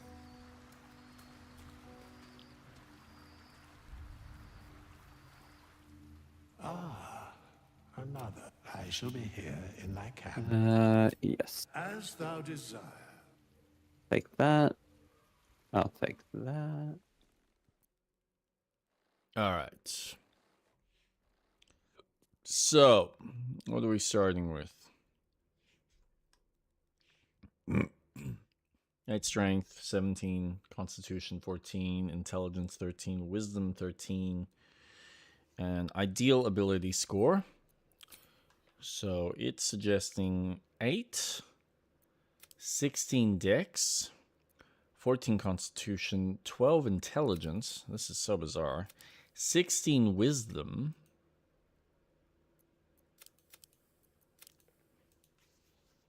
And 8 charisma.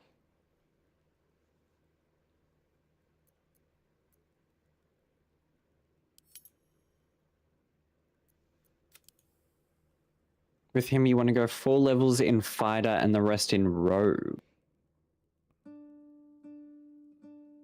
But that is just a suggestion. See, here I'm reading. They do 3 rogue thief. So level 1 rogue, level 2 rogue, level 3 thief. And then they go level 4 ranger, 5 ranger, 6. Once you've done the ranger for a bit, you get to spec, so then you can go into gloomstalker or hunter. Gloomstalker or hunter again, and then I think it's from like level 9 you go back to thief. And you finish that off. 4 levels, 4 levels in fighter for that second attack, fighter skill. That way you get 3 attacks instead of 2. Right. Have you got a link or a video for that? Because now I'm actually curious. The build you are following is min-max. Are you really gonna optimize him in one mission? I mean, yeah, probably not. Nah, we just need something to... We just need to get by. We need him to survive. Yeah. So if you've got a suggestion or like a link to something that I can look at.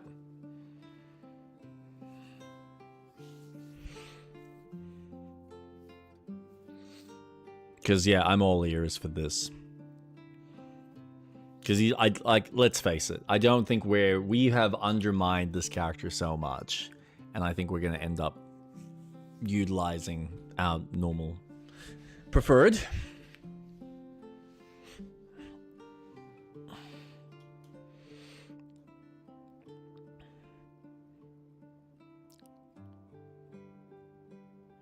Just make sure you choose fighter for the last. All right, so you're saying basically keep it as is.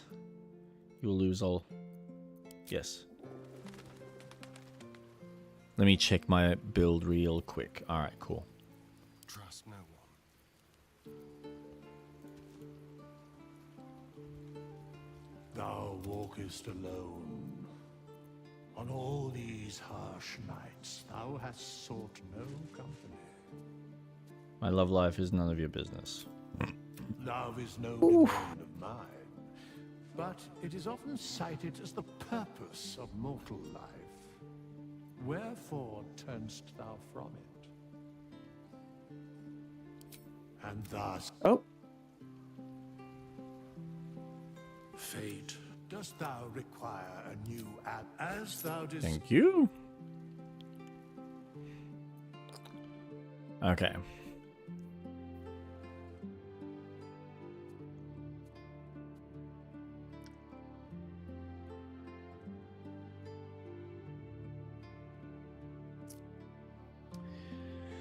Impulsives disappeared.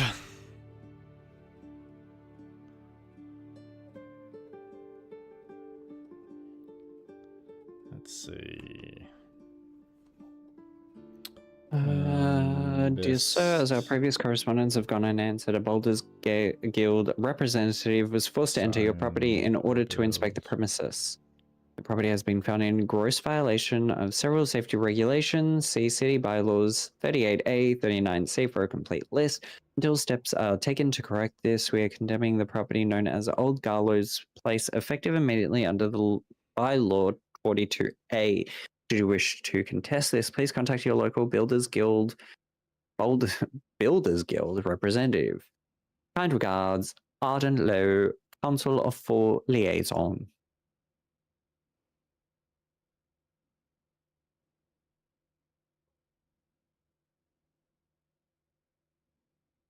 Engage and dash actions as bonus attacks. So this will give you 3 new features: Assassinate Initiative, Assassinate Ambush, Assassinate.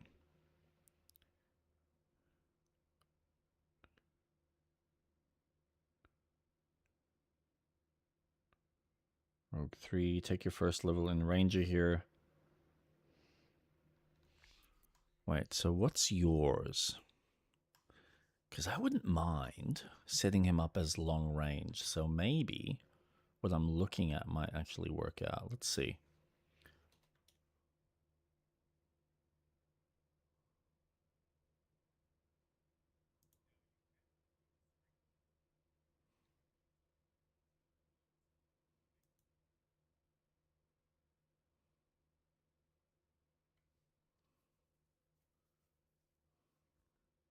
Range and melee both work out for him.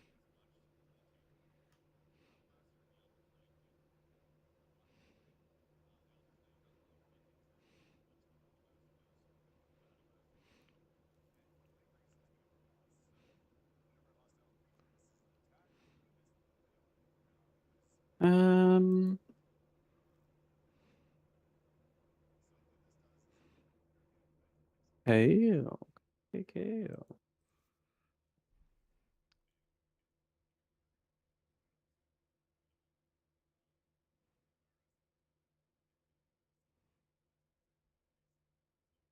Literally nothing here.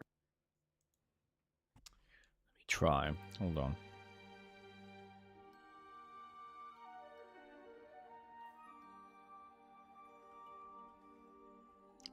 Oh.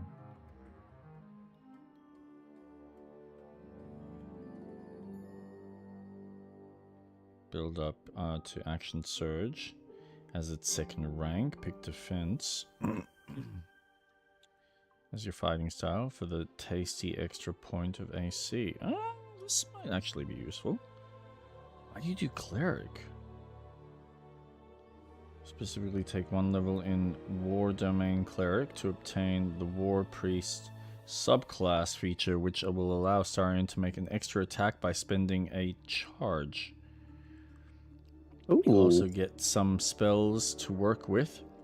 While they're not central to this build at all, the Healing Word and water spells can be simultaneously useful and won't be held back by Starion's low wisdom.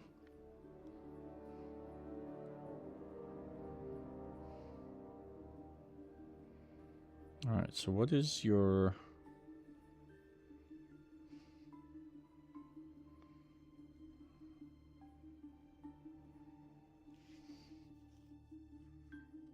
Oh, okay. So does this have a similar thing? Best range build.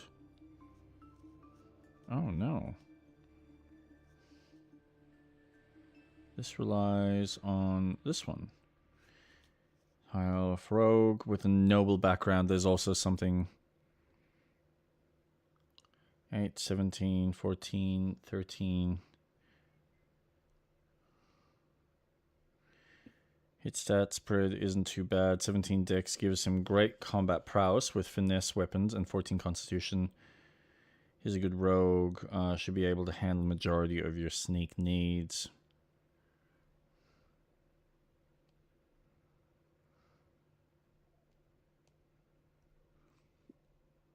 The fighter rogue is pretty much similar to the monk, but you use 2 weapons instead of unarmed for crazy damage.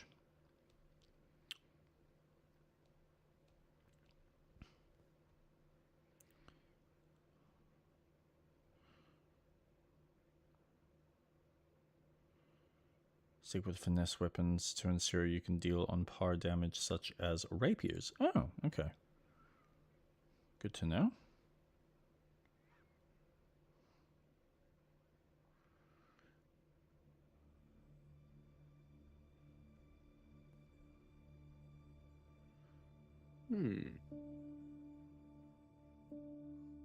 Perfect. Fungi. Aurora gains a +1 bonus to spell save. AC, and when dealing necrotic damage, they deal an additional 1 necrotic damage. Orsac. While imbued with symbiotic This spell entity, improves your chances to land spread critical hits and gives bang spores. the dead shot.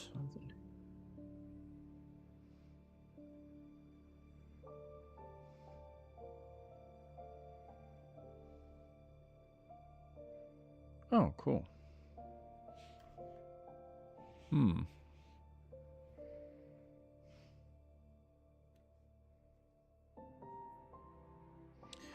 Okay. So, we're going to start with that. Confirm. Oh. I just added another quest. Oh, nice. What one? Mystic Carrion. That's fine. Level 3 rogue. Take the assassination subclass.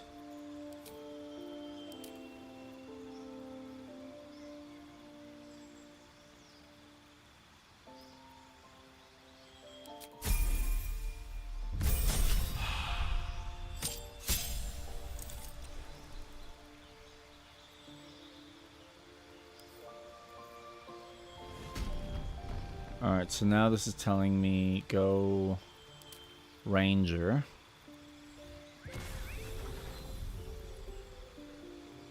Take your first Ranger here. Make Bounty Hunter your favorite enemy.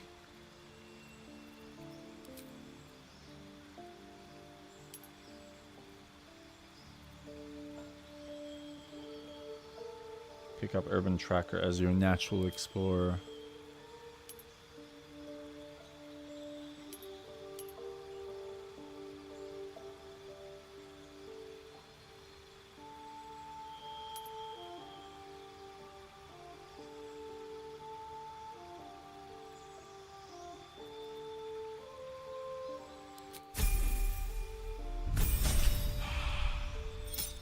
Ranger 2.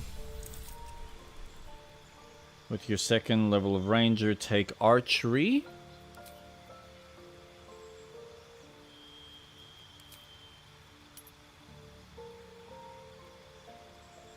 Holy shit, fucking hell. With your second level, take Archery as your fighting style. As for spells, Hunter's Mark and Snaring Strike are the best options. Hunter's Mark and Ensnaring Strike.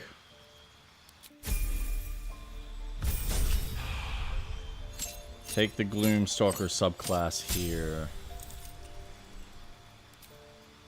Subclass Gloomstalker.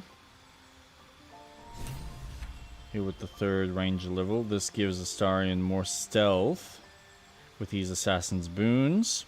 Of note is a boost to his initiative bonus and a personal invisibility skill. Enhanced Leap is a good spell to take at this point.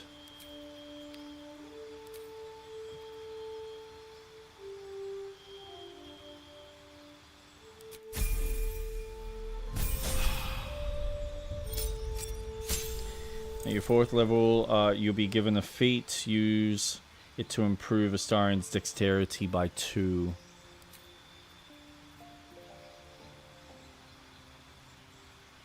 Where the fuck is this zombie? Ability improve dexterity by 2.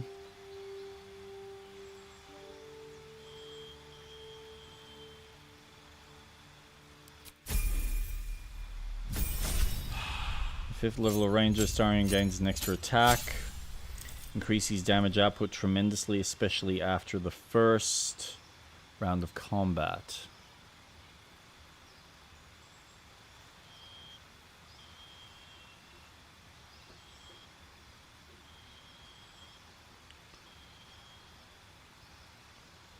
So what am I now?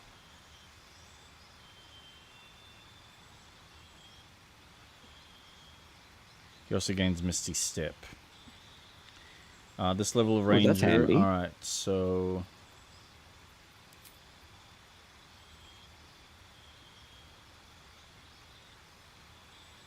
Yes, that is...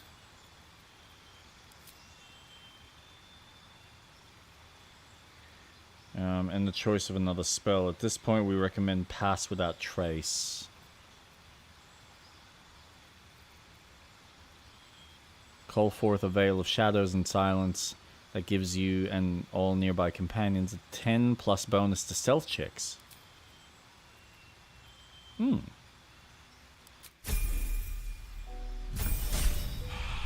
This level of Ranger gives us the additional favorite enemy and one more natural explorer choice. For favorite enemy, go with Keeper of the Veil. Protection from evil good. Protects an ally against the attacks and powers of Arborators, Celestials, Elementals. Oh! Until long rest. Okay. And for Natural Explorer, pick any one of the Wasteland Wanderers.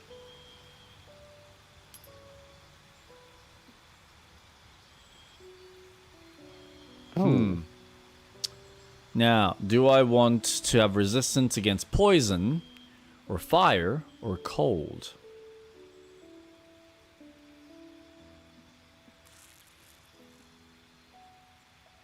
I'm just going to talk to your mum.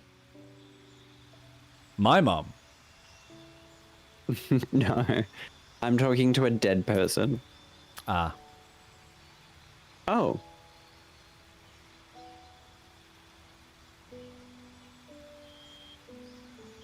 No, I think I'll do fire. Seems to always be the safe way to go.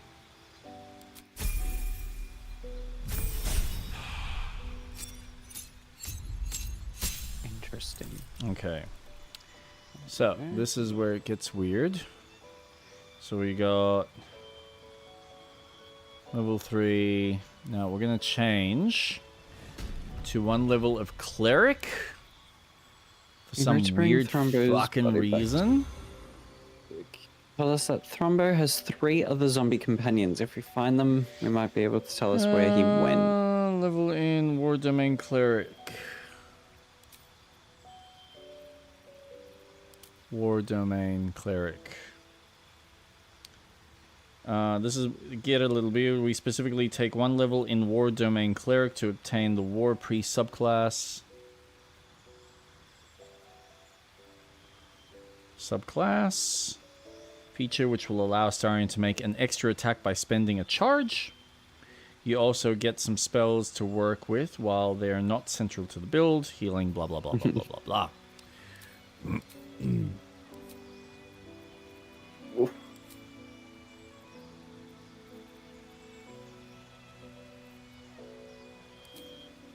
Yeah, bitch. And then this is where fucking hell, what? A multi-class. Nope. Now we go fighter.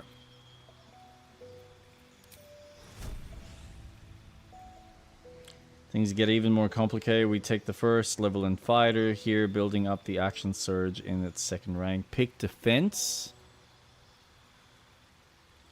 as your fighting style for that tasty extra point of AC.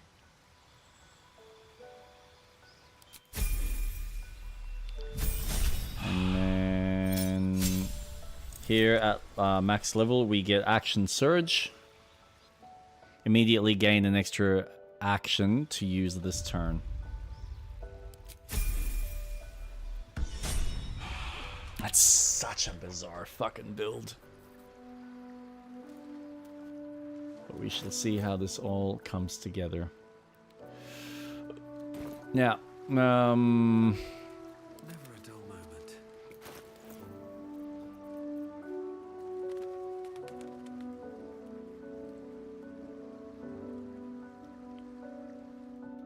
faces, What? hands, and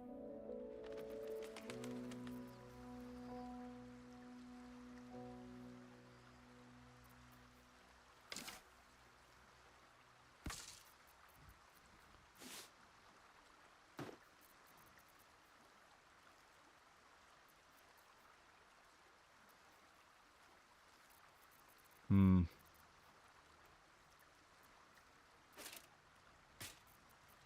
What I can also do, since I'm not going to need any of this stuff, I can See what you have go on sale. to Astarion. What a day. A small rocket to a foe, blasting the target, inflicting color spray. What is color spray? I don't understand. Has disadvantage on attack rolls, range of attacks and spells reduced to 3 meters. Once per turn, you Attack rolls dash. against minor creatures. Advantage. Athletics. Oh.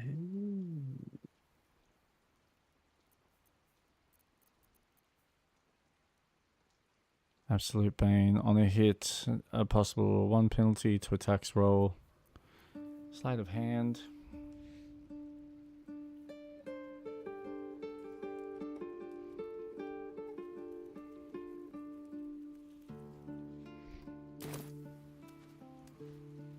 Let's go. What's in here?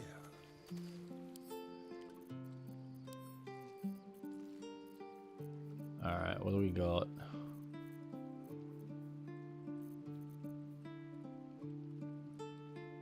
Cast Mage Hand.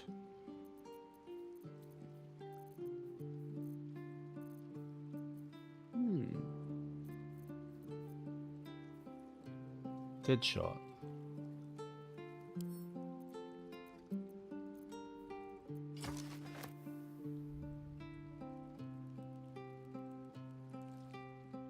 Okay, cool.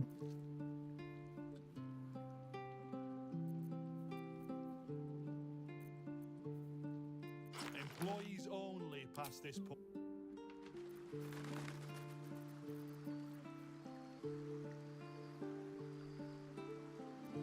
No. No. See bonus from dexterity.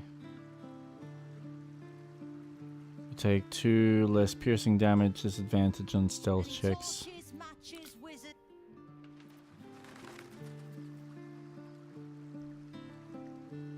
While raging, the wearer generates 2 turns of wrath, constitution up.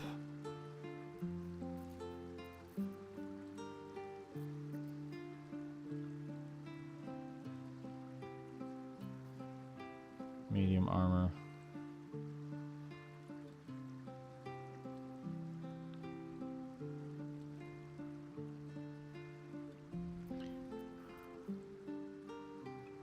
Whenever the wearer succeeds a saving throw against the spell, okay. Disadvantage against stealth checks. I don't want to affect these stealth though.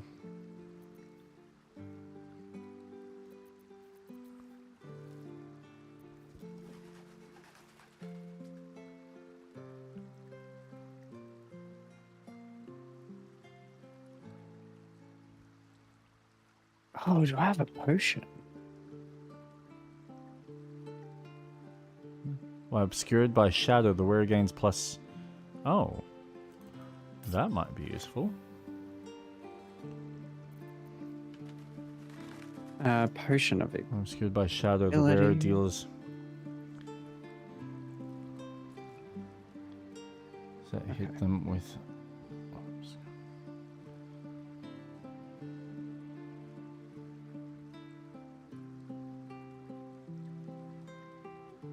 Go. Oh, Hmm.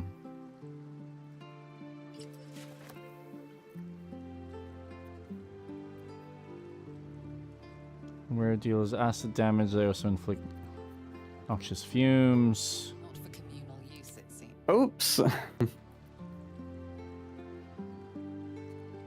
I was invisible. What the hell? Best keep your hands to yourself.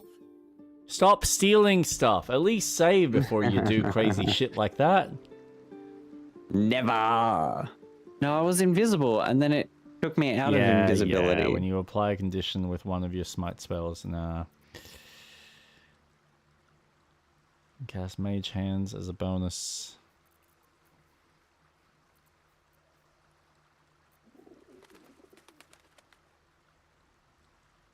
Unless you got hired since...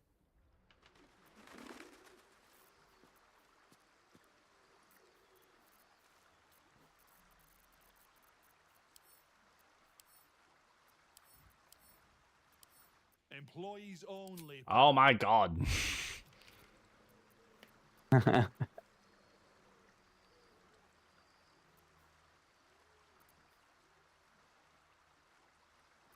You still look like a customer. Fuck off.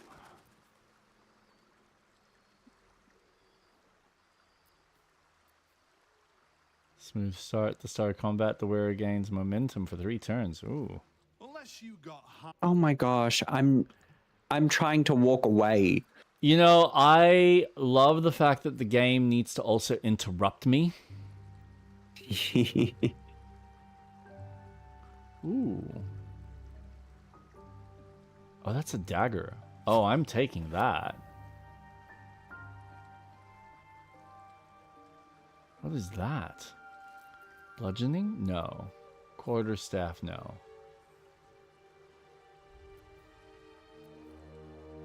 Snowburst. When the wearer deals cold damage.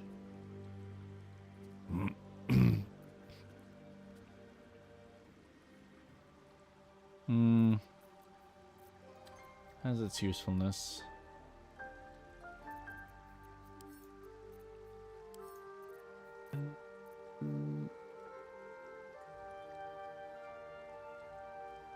Short sword.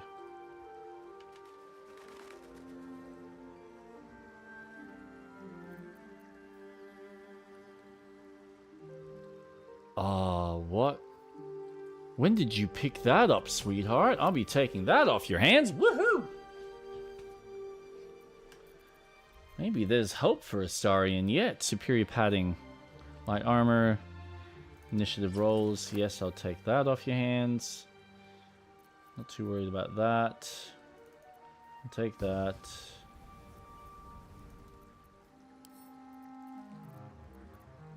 Astarion.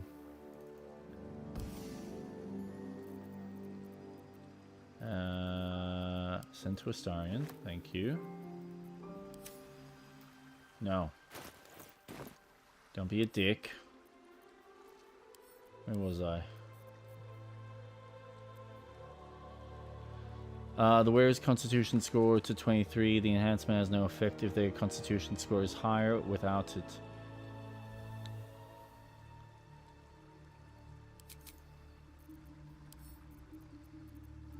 I might give that to Astarion because that might help.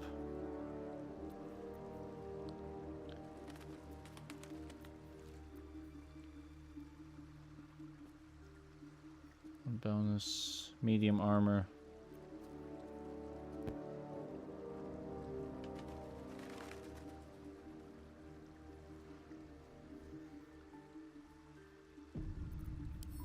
Alright, so send to Astarion, send to Astarion, send to Astarion.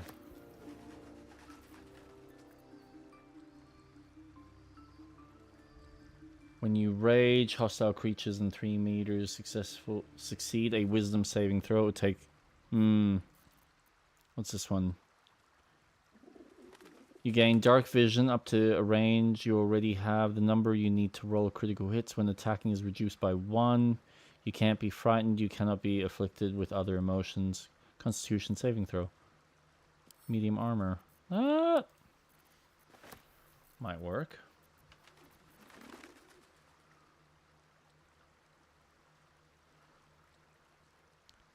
Hi, how you doing, Dayful Knights? Should have roll. You have resistance to fire damage, disadvantage on stealth checks. That's the only shitty fucking thing. Bah humbug. I'm good. Just about to leave for work in a few. Oh, Focus stride. When you cast a spell that requires concentration, you gain momentum for 1 turn. While you are concentrating, you can't get knocked prone. busy day planned. Or is it going to be a chill day at work?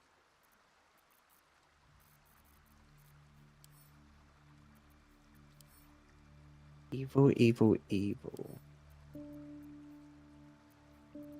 Father carrying my ass. You're nothing but a scam artist. They say you're a necessary evil if you want to talk to your loved ones, but I say you're just plain evil. I have evidence enough to report you. You can expect a visit from the fist, better yet, the steel what?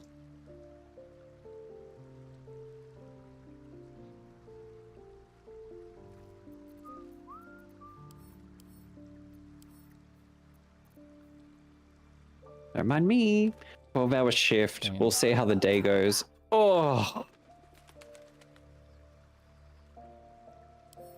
Damn. 12 hours. Okay.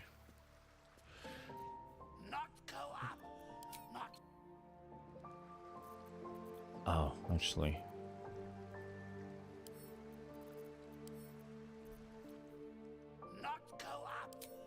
Oh my god, stop interrupting me. Oh.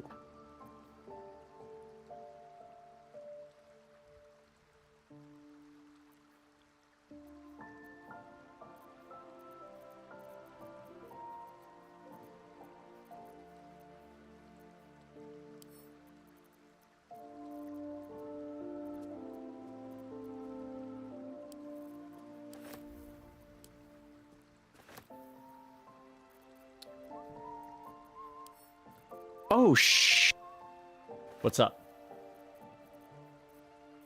Nothing. Did you save? Yes. I hope you didn't do too much in the last minute. Probably not in the last minute. Awesome. Are we reloading?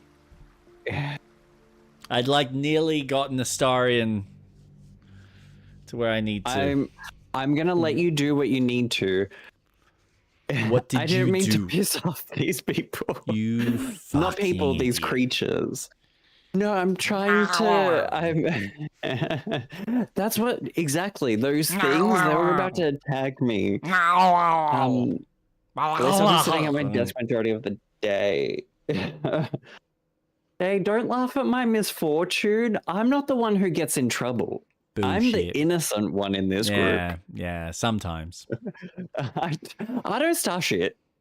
I'm the peace-loving Most of the character time. of this party. Yeah, most of the time. And then we'll see when we start playing other games, and then we'll see how peaceful you are. Oh, sorry, did you die? Oh! We should totally play the Lara Croft games. Oh my god. Yeah, I'm holding on.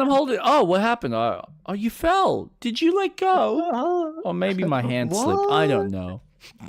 Did I let go of the button? Oh, I'm man. so sorry. I gotta admit, What? those games were fucking well made. That sequel was well done. I'm surprised they didn't try and make a third game in the series. I'm not sure why. Probably But didn't sell enough. You're right. They were fun. They worked really well. Yeah. Sure. And I'm sure they're part of the Yeah. canon as well. And the comic books. And the movies. It all ties in. Because the character Carter Bell, who's in the second Lara Croft game, is the guy who's mentioned in the magazine that Larson drops in front of Lara in the trailer. So they're fucking unifying. Doesn't fucking make sense. Yes, it does. Don't, you know what? Square peg Don't- and round hole. Shut up. You know what? Don't unify it. Reboot the whole fucking thing. Just make your own fucking Tomb Raider series and go, this is our timeline of the story. The other ones are a legacy game, but this is our retelling modernized. Don't fucking unify it. It doesn't fucking make sense. Remake them all. Anyways, that rant over For now. until Legacy of Atlantis comes out. Pretty much.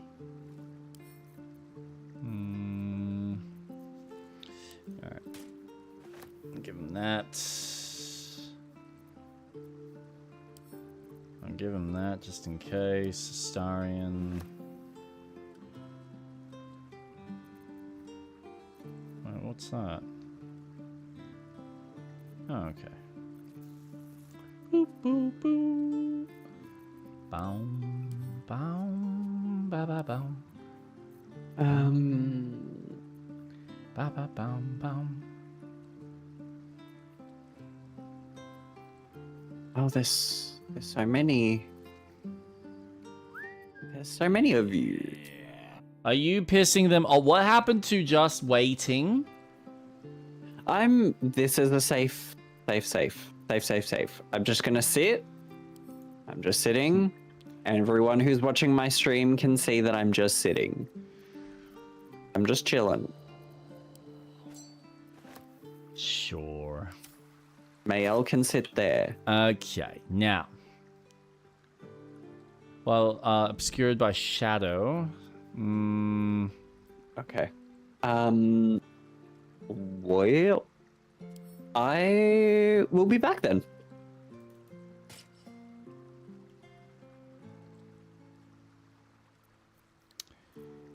Alright, so what do I got here? Bloodthirst.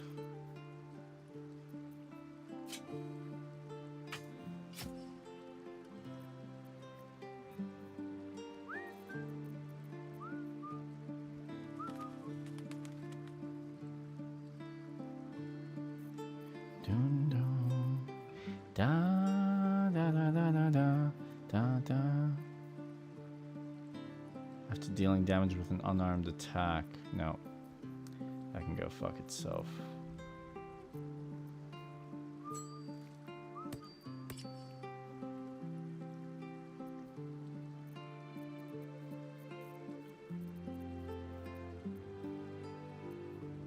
Seven to 14. Ooh. On a hit, possibly inflict guarding bolt upon this object shines with a glowing light in a radius of 6 meters.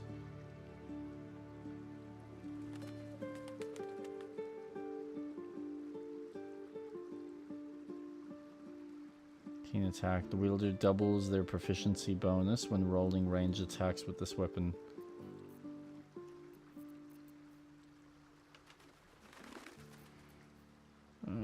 Adrenaline rush once per turn. No, I think.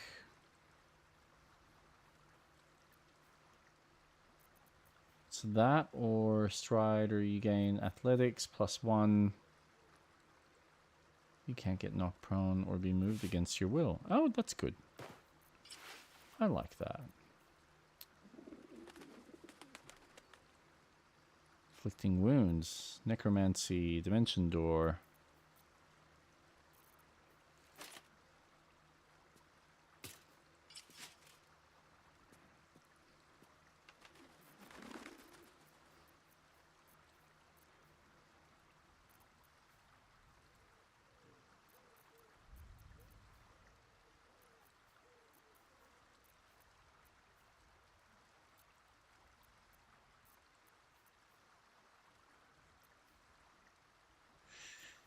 I mean, okay.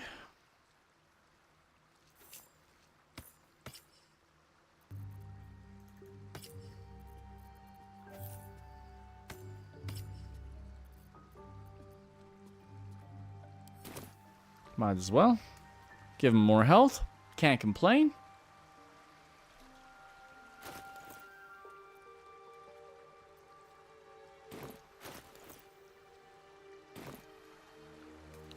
Also, does Karlak have... Oh, that's what it was. Send that to Lucian and send that to Lucian.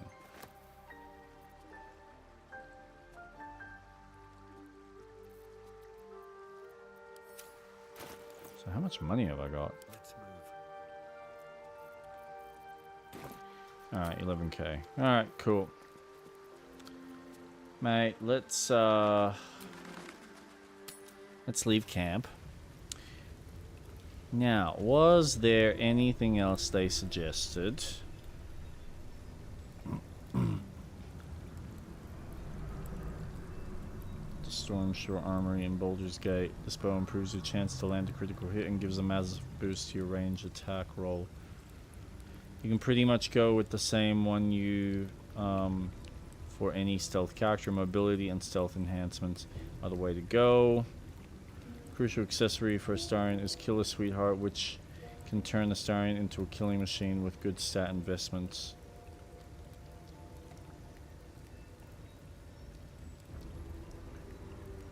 Executioner. When you kill a creature, your next attack roll will be a critical hit. Once spent, this effective refresh after a long rest.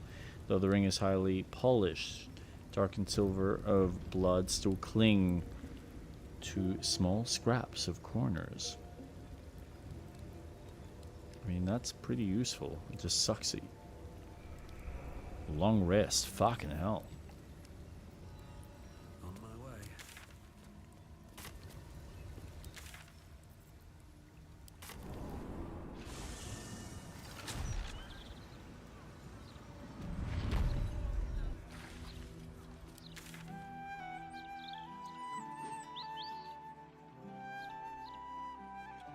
Okay. What did you say? Alright, so you can save now if you want. I'm trying to remember, did we have a long rest? No. Okay. But that's okay, because we didn't really expend a lot.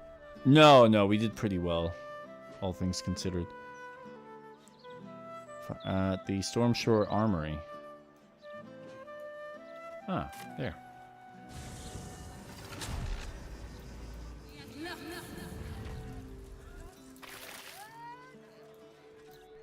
Not allowed up. Must go. I hope you both have a wonderful rest of your stream. I'm heading to work now. I'm glad I was able to finally catch a stream. Thanks, mate. Enjoy your day at work. And hopefully I catch one of your streams. I hate the time difference. Yeah, it sucks. I miss out. Careful. Most of my wares can take an eye right out. Now, do you have what I'm looking for or not really? You do not. You actually don't have it, or I must have sold it to someone else. Or someone else bought it. Uh-oh.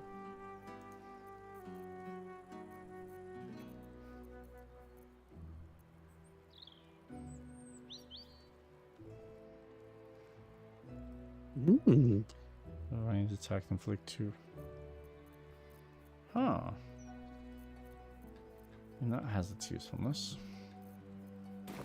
Trade's booming. Whoops, right. Oh.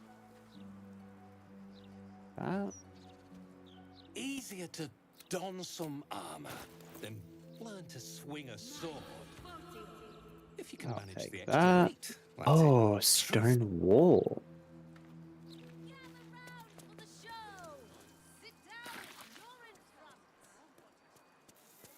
Ooh, secret. David, also. What can I do you for? I'd like to trade. Go on then. Go on then. Boy.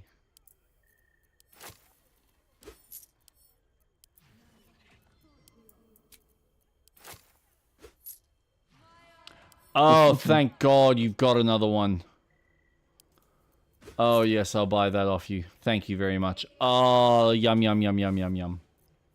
Is that a potion? Yep. Can I just say you had another one in your inventory? Yes, I know, because someone decided to send me one. So thank you very much. Because you can make them? I can't make them. Yes. Okay. elixir of, what's it called? Elixir of Cloud Giant Potion. All right, so I go into my alchemy. I go into elixirs. And I scroll down and, well, fuck. I can make it. Well. How did I get that? Oh, now. You're welcome. That wasn't available. When did that become You're available? welcome. When did that You're become available? welcome. No, fuck off. I want an answer to how did that become available. Wasn't available before. So, each... Bitch. You know how we went to the... you know how we went to the different locations to purchase the... Where you thought you could purchase the elixir from? Yep.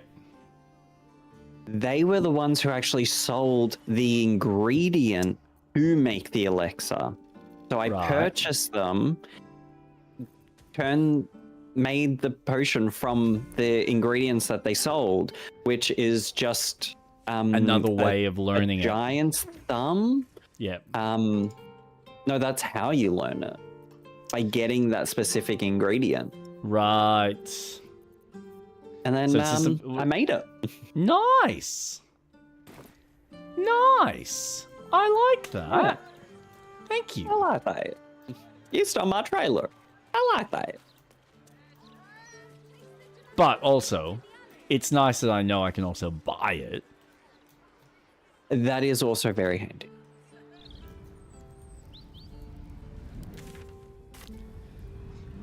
All right. Now, do we know where we need to go? Yes. Do I need to come and follow you? Why won't you just... She's right at the counter, guys. Like, why... Just speak to her over the counter. Why do you have to go around? Oh, I purchased all the potions. Cantrips targeting foes and allies can target an additional creature. The same target can be chosen twice. Seeking spells. When you need to make a spell attack roll. No, I'm not concerned about that.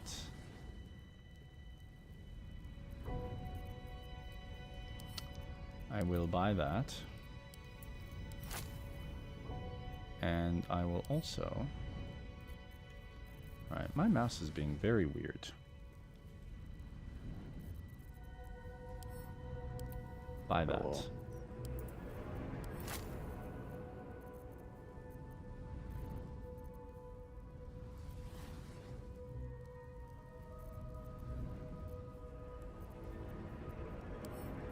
Auto tentacles? Auto testicles? Testicles, huh? Oh, we'll take those. Now you've seen. Empty tadpole jar. Damn. Oh, that's right. I was going to purchase... Oh, I'm gonna get another worm. Yay! Ugh.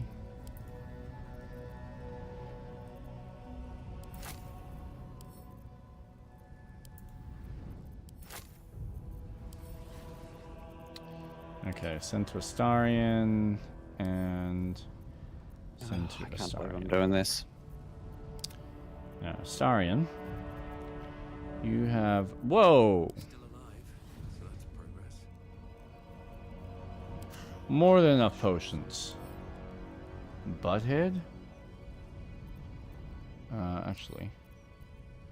Drink that. Drink. Might as well use this. Use the weakest stuff. Drink. And drink. And one of those. Awesome. Now it has Astarion is all switched on. Tread lightly. Yay! Yeah, yo. Can I go through that now? Oh, I can. Awesome.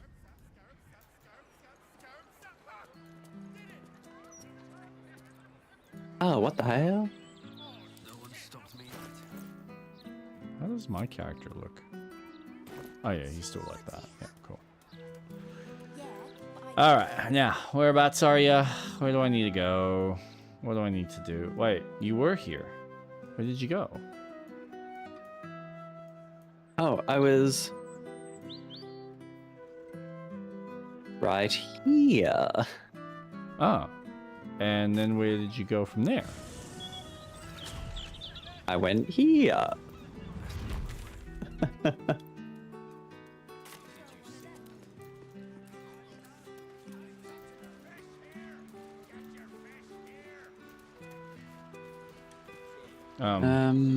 Wait, the hole?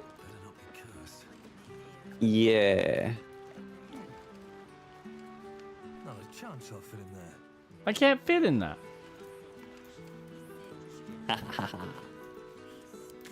Look, shit. You can go from the front. What do you mean the front? The front of what? The shop. Oh, the hatch. Yeah.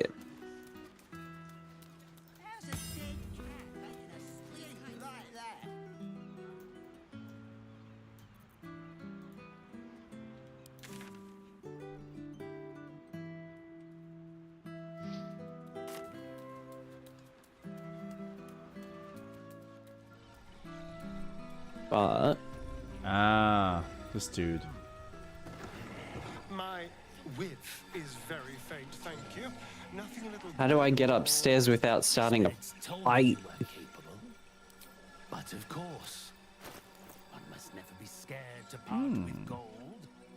It's better spent than buried. At the undead blanch with fear. Undead have disadvantage on attack rolls against you. And you have an advantage. Turn undead. Huh.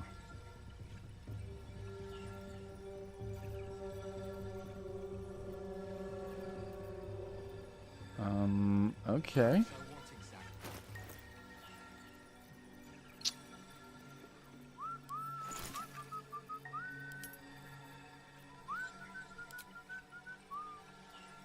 Salt of Cloud Giant fingernails. Yes, that's the ingredient.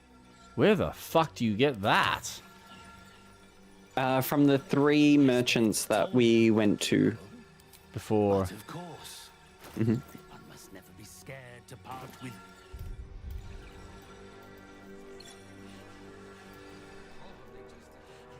I will cure you.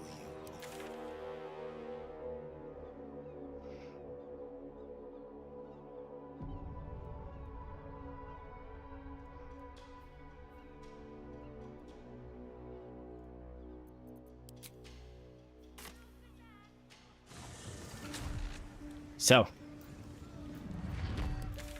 What are we doing? Where are we heading? How are we getting there? do we want to do Astarion's quest? Yeah.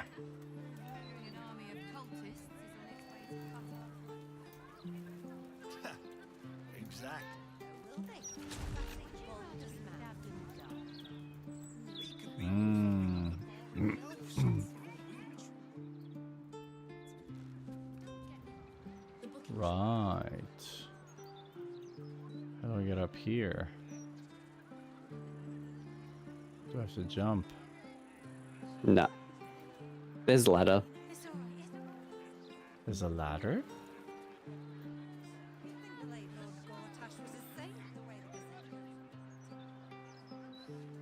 Where is said ladder?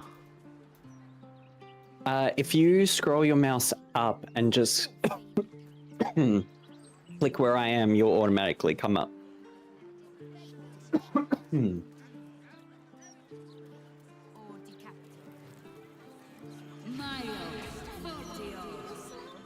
There you go. Oh. Oh. Oh.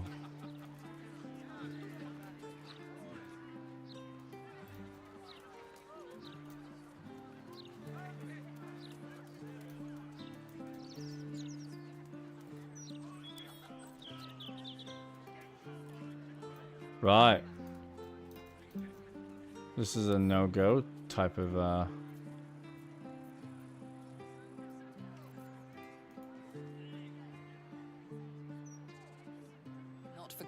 use, it seems. Okay, right. No, you're just gonna watch me. Gotcha. Whoops. I think I pissed her off. Uh-oh. Ah, not enough to make any real effect. I can sneak in here. Security shouldn't be too tight. A few charmed innocents. Maybe you should talk to these people. Talk to him. Do you want to save? Okay. One thing. So, yeah. Please put Astarion in his camp clothes because he looks atrocious. Tonight is a sacred night. We are all blessed to be here.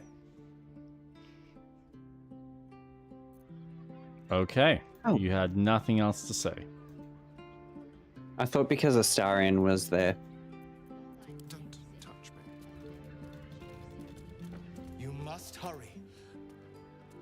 Nope. Let's be quick. I guess we just walk right in.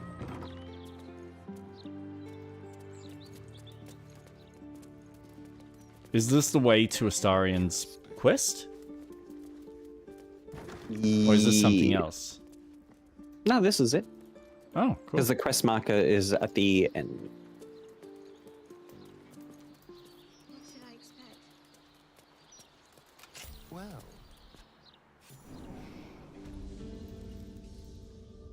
Oh. Castlevania-esque much?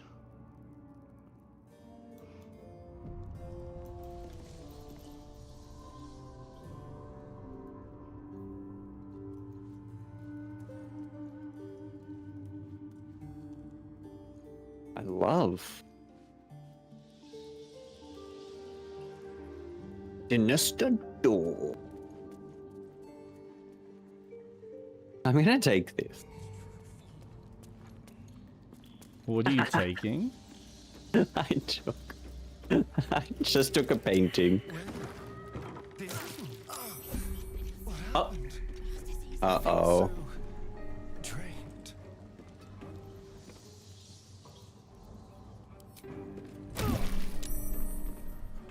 Uh-oh. That's alright.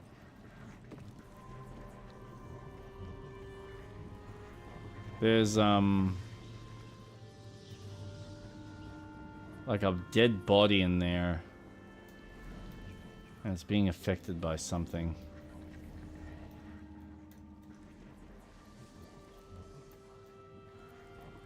Looking ahead. Do you want to save? Because I'm wondering how this is going to play out.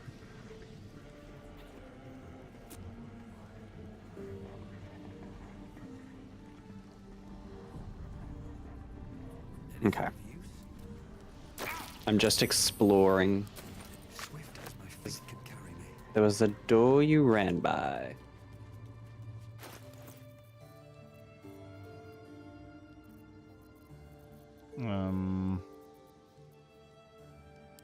Ooh. Read. To gain admittance to the Baal temple, you must... No, it's not that one. What did I just pick up?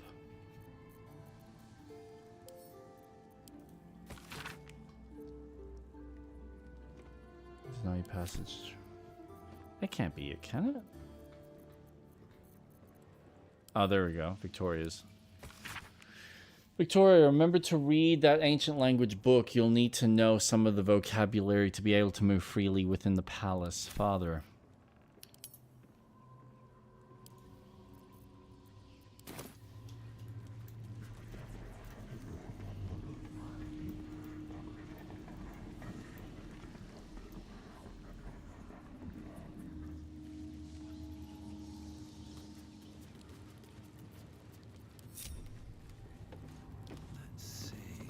Behold, one of Cazador's cheapest tricks.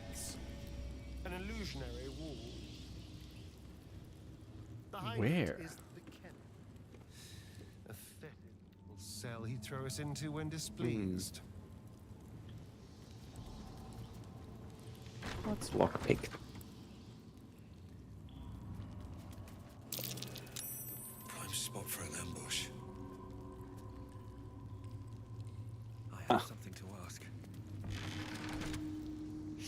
So you've come home, little one. No issue. And come to visit Goldie in your old kennel. It's taking everything I have not to grind your rotten carcass to dust. Don't be mad at Goldie, child. I only did my job. You tortured us. Oh, yes. Oh. And you sang so sweet. Dufay's Diary. Diary of Antoine Dufay, Chamberlain of Cazador's Palace. The final page of the diary reads, I know enough about what the Master has in mind with his ritual that I refuse to be a stand-in for what that missing brat Astarion.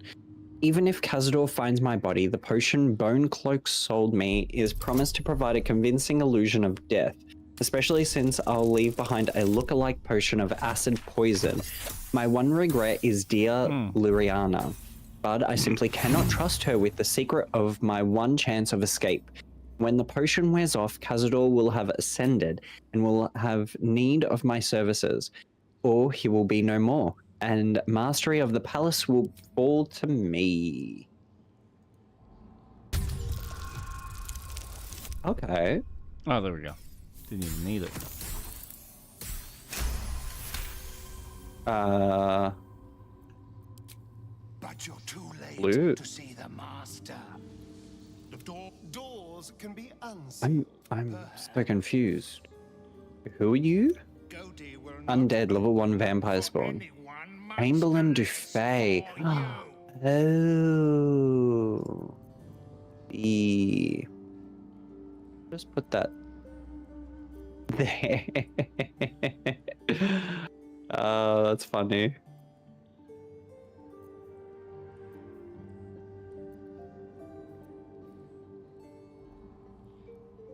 Like that.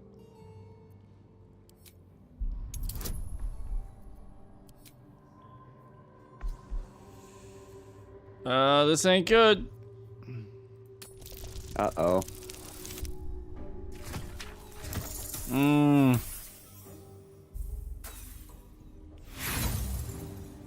That wasn't too bad of a roll. I don't think I'm gonna get this though. Oh, I think I got it. 18. Oh, fuck you! Stupid second die? It failed me. Oh, now I'm gonna fuck it. Ah. Horrible. Last chance. Yeah. Uh-oh. I had one good roll, and then my second guidance roll just screwed me over. Damn. Oh. The Master will not be disappointed. Oh, goody.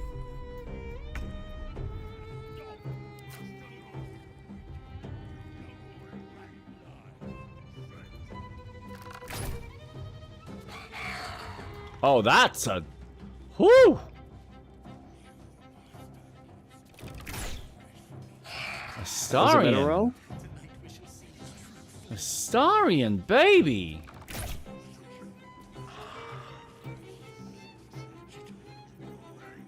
So what's that? War Priest extra attack charges. Once per long rest.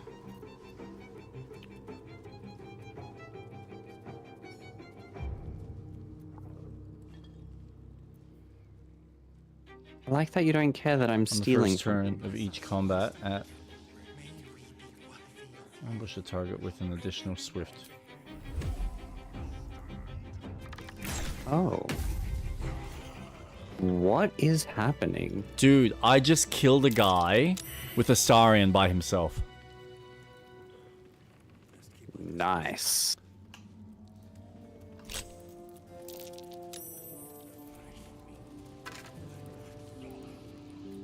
Everything must be clean. Thank you for the key. Alright. I just unlocked Hello. it. Thank you. Light on my feet. Hold up. You didn't check everything. Didn't I? Take Is that. it worth me checking? I took it. Cool. Nothing there. This is where the spawn were kept. There. We're getting neither the carrot nor the stick. Violet's diary. Read. Hee, the garlic of Yosin's bed gave him a nasty rash. Serves him right for being such a whining runt. Now, if only I could get at that snob, Leon, and his brat of a daughter. But she's protected. Casador must find a fine plate for little Victoria. I wonder what it is.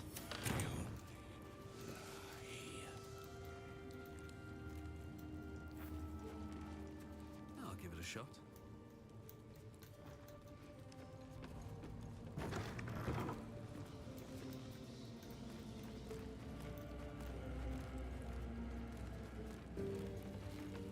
Open the chest. Oh, thank you, thank you. Leon's. Diary of Leon Onifrio. Final page. Ever since the master turned me and forced me to bring Victoria along into the palace, I've had to be his best hunter so I could stay in here with my daughter and keep her away from the other spawn. I don't like the way Violet looks at her. Not at all. When I ask the master what he plans to do with Victoria, Casador just gives me the wicked smile. Next time I get out on a hunt, must talk to Figaro and finalize the deal for Victoria's escape disguise. If only there's enough time before this ritual the master talks about.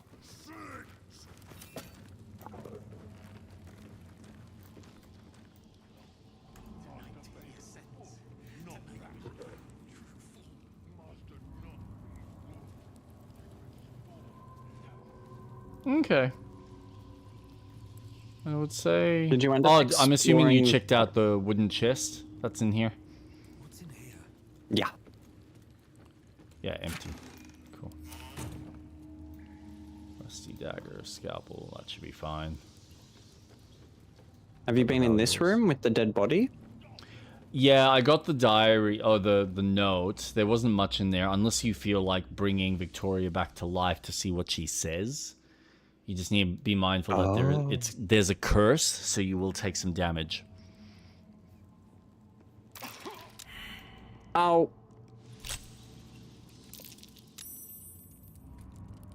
I'm just getting the chest first. I'm looting, that's my priority. Yeah. Your priorities are very much in line. Oh, shit, Anything good? yeah. Alright, let's talk to you. Hopefully you survive. Corpse remains silent. Oh, she doesn't want to talk. Oh, well, get the fuck out of there. Oh. And if you need potions, I've got potions for you. Oh, I have a plenty. Yeah? Okay. I went a shopping. Did you now? We love shopping.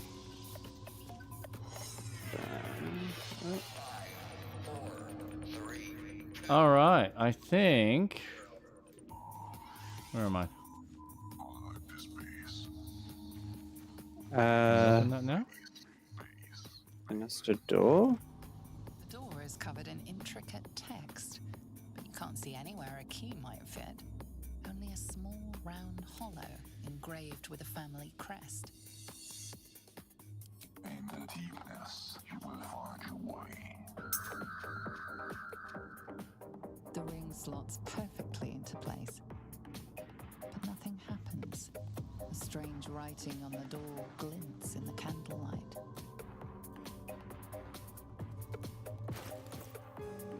The door remains sealed, with naught to see but strange writing and a small hollow. Ah, no way. I don't have the intelligence for this. Got a good roll, though. It's written in arcane. There are inscriptions like this all over the palace. Cazador strictly forbade. You can make out enough to recognize an incantation, but the specifics elude you. Alright, so I can't really do much. 3, 2, 1. Another guest for the Master Astarion. Well, obviously I'm on my way down now. But you're too late. 25. Sealed. The ritual is about to begin.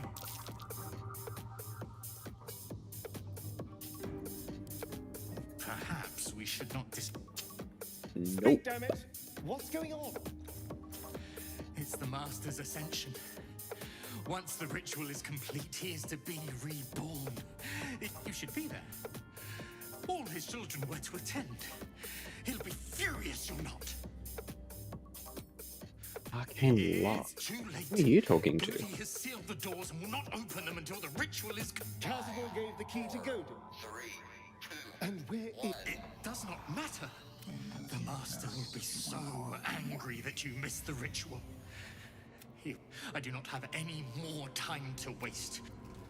Okay, but I got the key.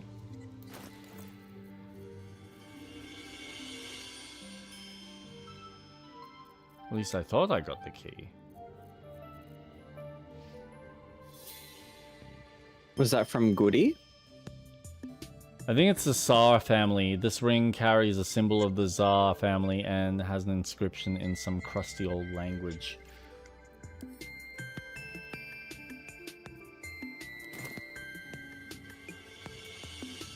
Careful, they bite.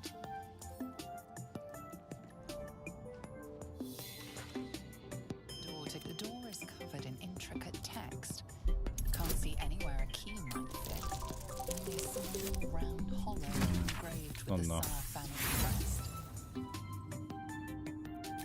The writing means nothing to you. You can't even recognize the script. Marine The ring Fern. slots the strange writing. I've been here. I've got the ring, but I... Has to be something else. Yeah. I mean, you would think so. Ow. Nope. Woman's eyes are 11. Everything's got to be right for the Master. You've completely lost your mind. Gotcha.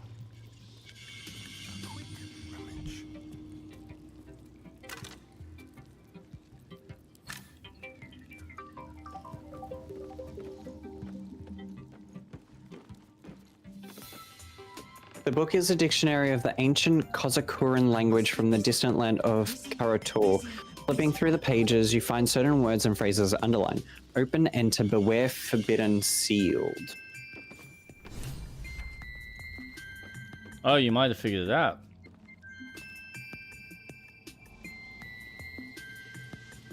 Oh. Okay, I'm coming back up.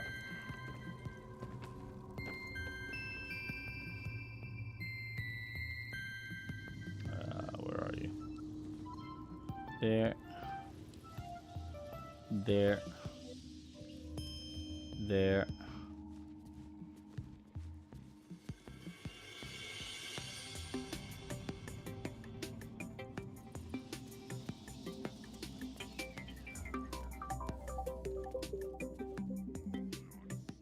Everything must be So Everything I must can be just... perfect.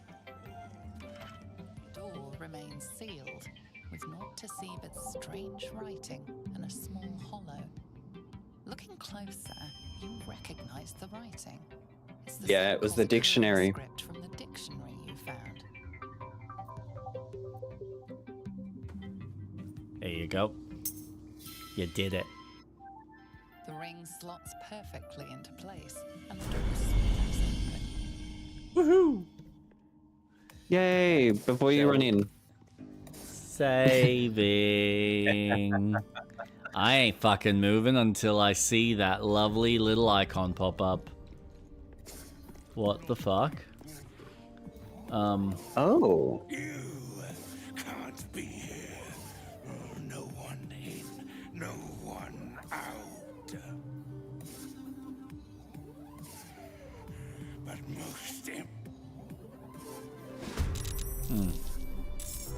Huh.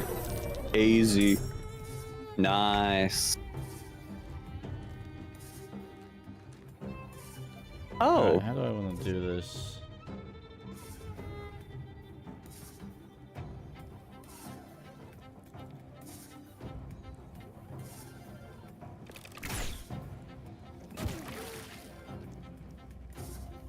Nice.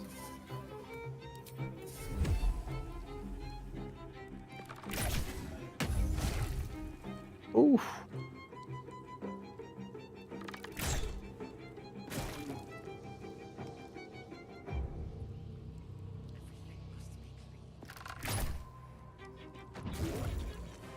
Boom.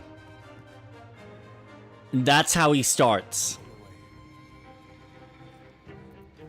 Amazing. There's so much to do, so much to prepare. Before you end turn, do you want to go melee just in case? Probably not the dumbest idea.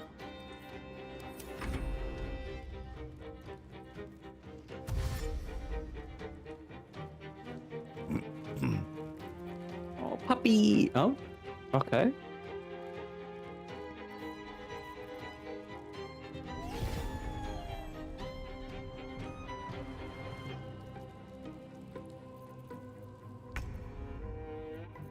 Hmm.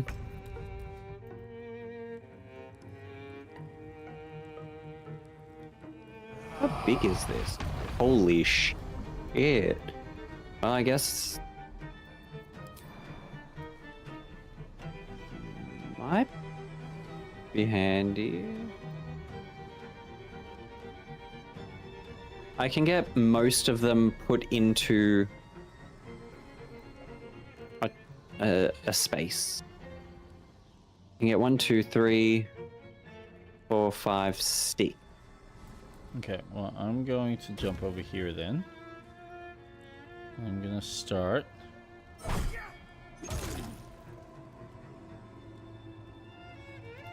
Dealing with you.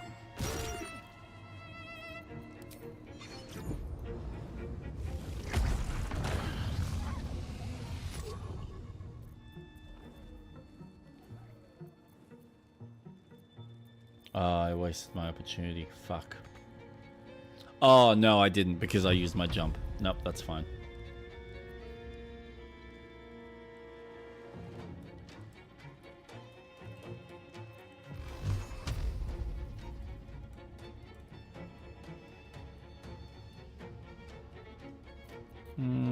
Yeah, okay. In turn.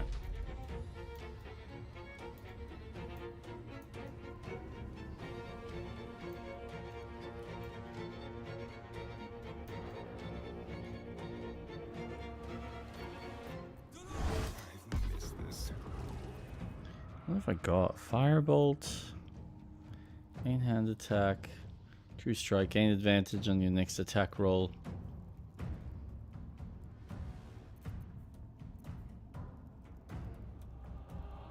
Suck the blood from a living creature to regain hit points. Ooh, okay.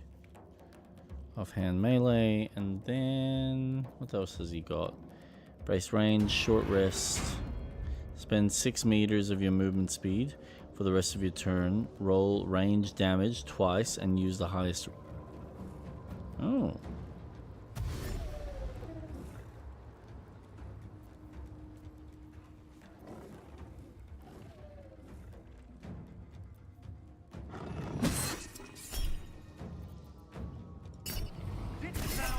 Oof.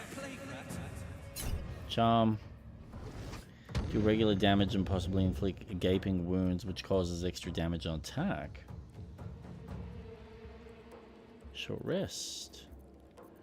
Right. And then sneak attack, sneak attack.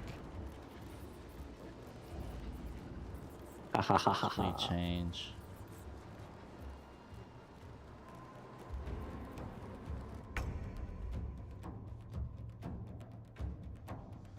Oh, okay. Short rest. Cast another spell, take.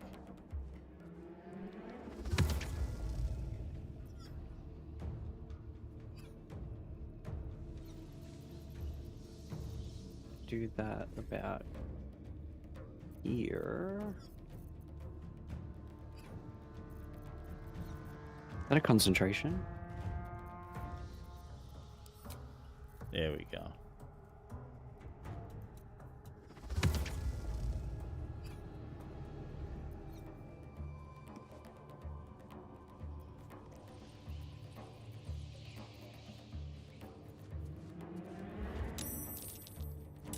Oh. Take a creature from the attack, increases its armor. Ooh.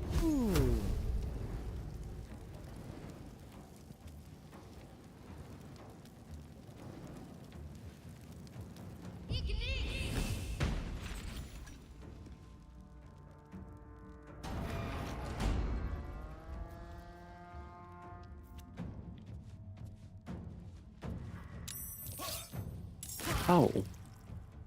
Oh, what the fuck?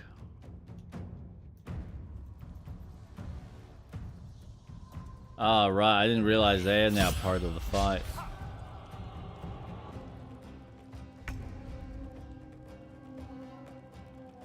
Alright, let's see what my melee's like.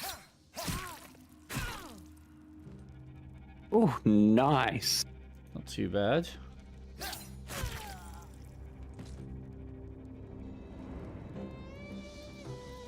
The Darola is dead. Very much so.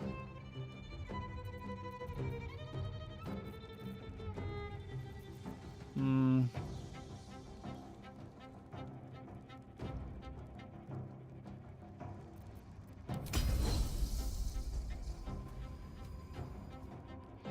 Are we planning on doing a short rest after this or not really? Oh, God, yeah. Oh, you are? I am. Then fuck it, I'm using this.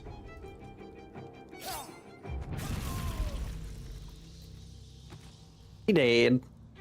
He did, indeed.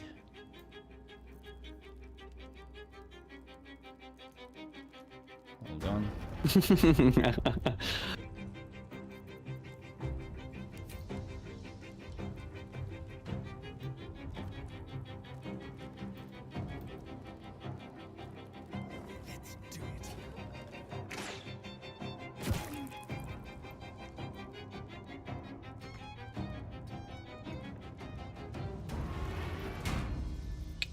Here we go. Ma.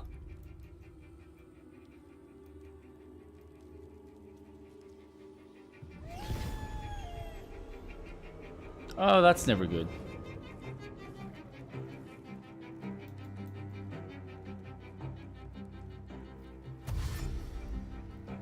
I'm gonna dash very slowly though.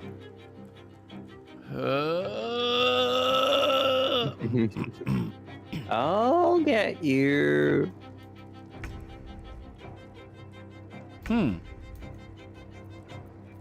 Interesting.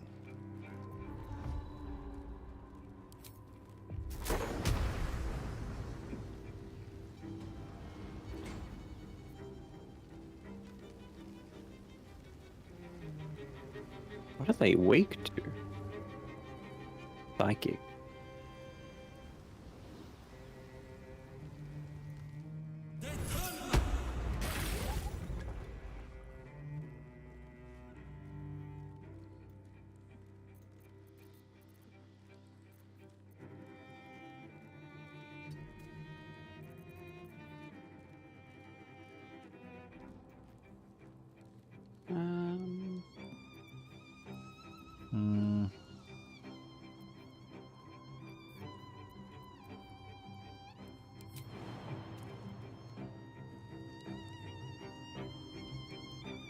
Roll of darkness. Oh, wait. What?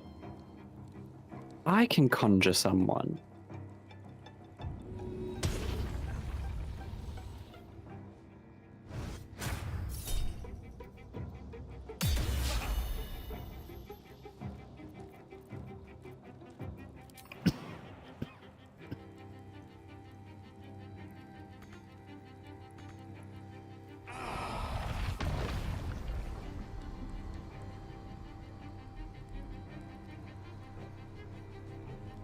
petards.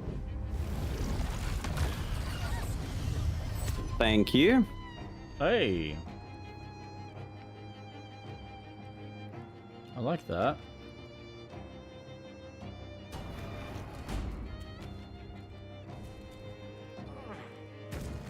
I didn't realize I can recast it.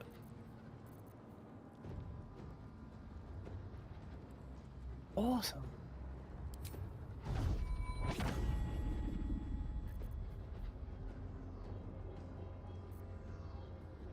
Yeah, there we go.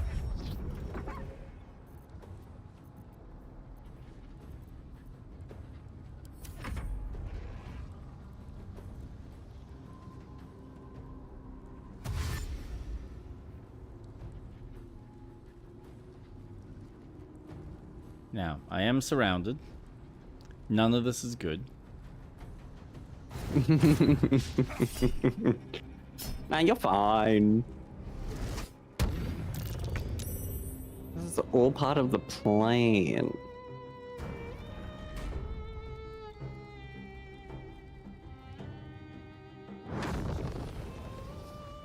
Oh, you're like... you're... This might hit you. Yeah, it's fine. I'll take it. Is it fire? Yeah. Yeah, I'll take it.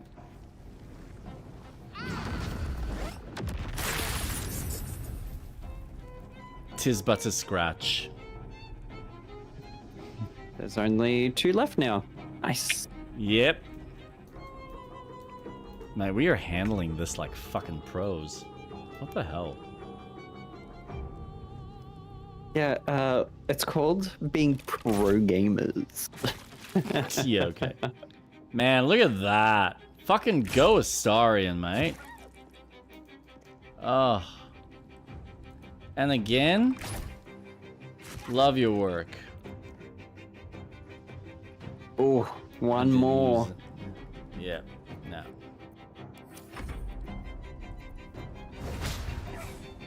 Haha. Suck shit. Sucker! Just take a hit to the face. Nothing there. Nothing there. Bat has nothing.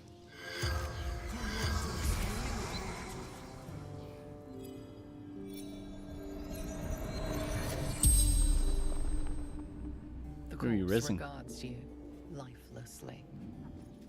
Just a guy that was glowing. Who killed you? Hmm.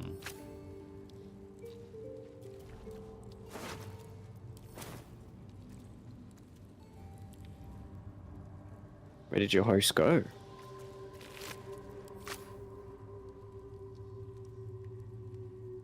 What's hiding here? Okay. I'll get Who you else was here? Sanzi, I've been invited to play at a party at the Tsar Palace tonight in their ballroom. Show the Chamberlain at the door this note and he will let you in to join me. Wear your best dress. What did he want? Moving in. A button.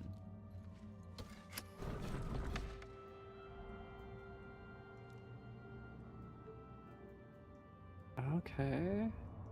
And what were you doing here? Something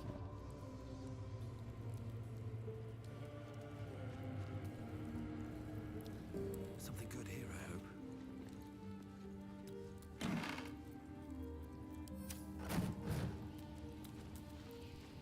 Let's see what this does. Oh. I'm assuming you went into this room. Went into a room. What the hell is that? That looks like fun.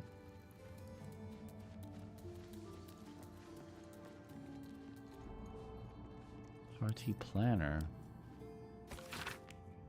This seems to be the working notebook used by a certain Chamberlain Dufay to plan Cassador's gathering in the mansion ballroom. Functions are divided into 2 categories, those for invited guests and those for involuntary guests, the entertainment for the latter category being considerably more sinister than the former. Final handwritten entry is below. Master has ordered a special party, a final feast, he said. This will be my ultimate test, but I am prepared, and I'm sure the guests, both invited and involuntary, will be thrilled to participate. Yikes.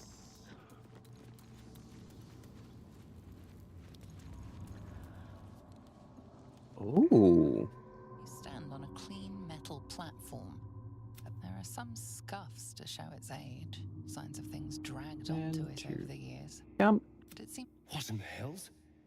I never knew this was here. This was always Cazador's private quarters. Only he ever came in here.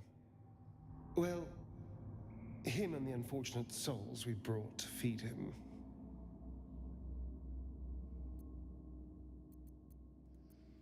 Okay, that's how we leave. So that seems to be the way forward, I would say. Oh, this is cool. Did This you go place up the just ladder? keeps going. I did.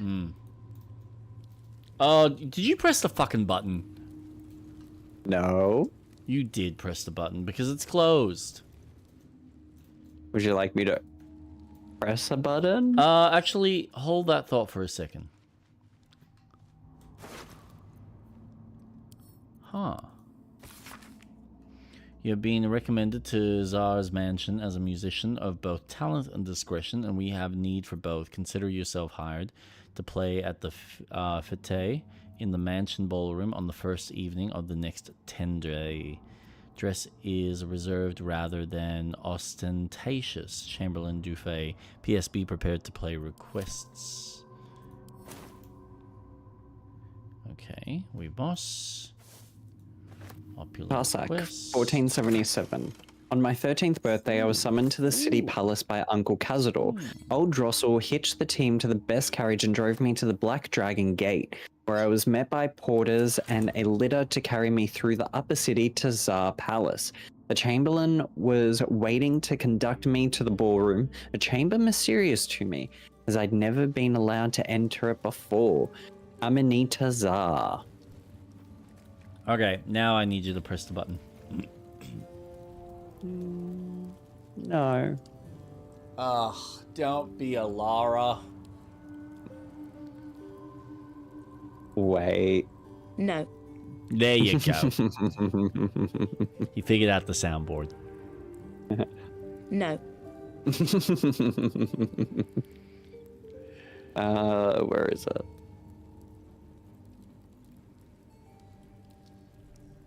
I mean, if there's nothing else to explore up there, then it really doesn't matter, but... No, there's a door that keeps going. Oh, cool, cool, cool. Well.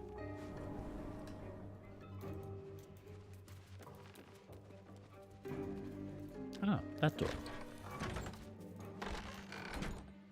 Oh.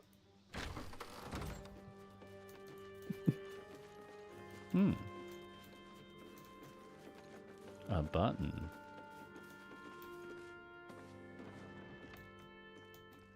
Maybe I need more pockets. Okay. Ooh, garlic. Oh.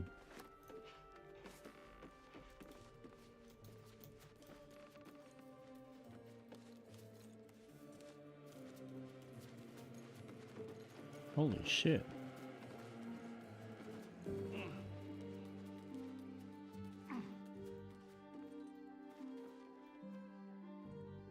Oh, there's a door here.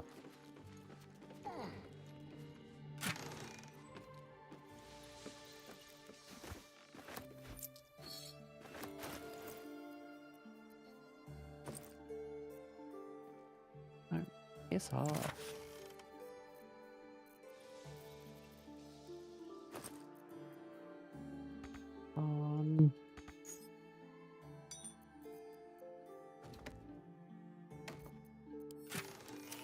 Oh, there's a button. That closes the door. Oh, no, it doesn't. No? Oh. I just Did you found find treasure. Oh, You found more. I found a treasure room. Ooh.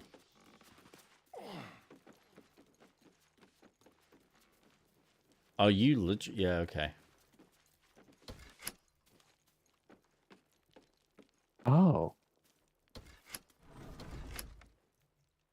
Oh. Just once. Okay, I'll take that as payment. Hey.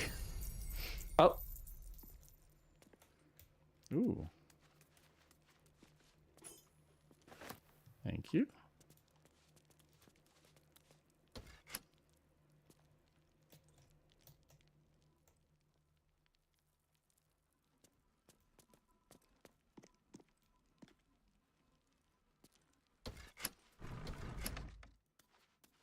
Oh. That's funny. This is why I left her outside, because I knew something like that would happen. I had a feeling. Ooh. Sweet. I guess that's everything. Back down the hatch. Oh, have you explored? I went up and back. Oh, you went up the ladder? Uh-huh. There wasn't much.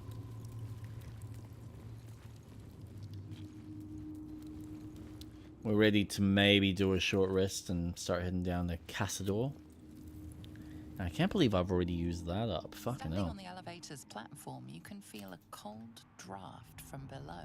Yeah, I know. I'll leave that until Street Rat arrives. What is this button for? It's for your clit. Oh. The Taurus.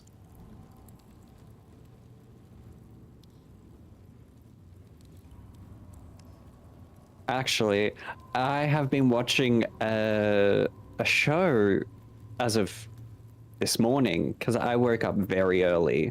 The Great. I don't think I've heard of it. It's got Nicholas Hoult, Elle Fanning. Oh, okay. It's a really good show. Okay. And it's about this Elle Fanning's character who goes from Germany to Russia. No, she's German. Yeah, she must be from Germany. Oh, should we do a short rest? Oh, yeah. Man, she has aged. I mean, as you'd expect. She hasn't aged. She does look good, though. I keep forgetting that she's in fucking, I think it's her. It is. If you're gonna say Kojima's game, Yeah, it's Death her. Stranding. Yep. And she actually sang for one of the songs. What? Which is even... Yeah, there's a song that she does that she actually duets. So I ended up downloading that version of it because it sounds beautiful. It's such a beautiful song.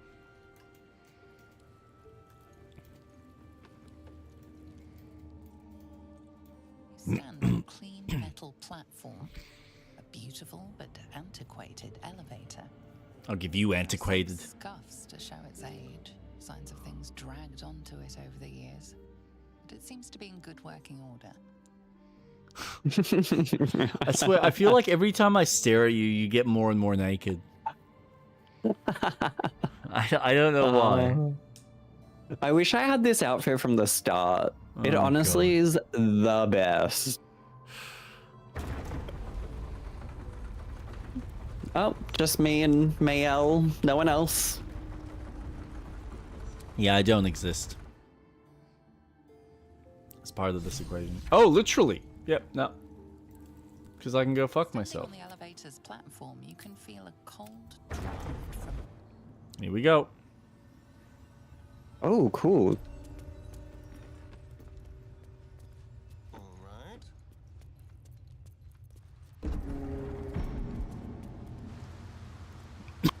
What in the hells? I never knew any of this was here. Oh, Don't I'll mind pick if I that up.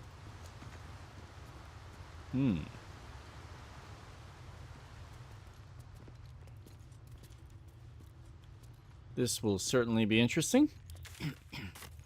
Oh, wait.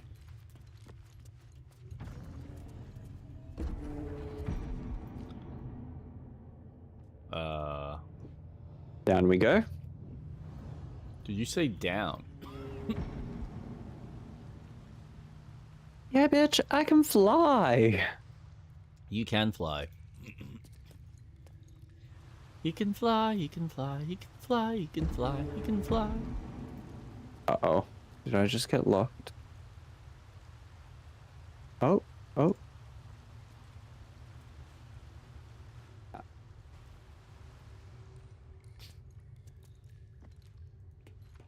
I hear people talking. Just like the door to the ballroom upstairs, this door features no keyhole. Probably shouldn't be doing this alone. Indentation for a signet ring. The ring slots perfectly into place, and the door opens, assailing you with pungent... Oh, hello. So, Approaching the cells, you're met with hollow-eyed faces. There's an almost physical stink of decay and neglect.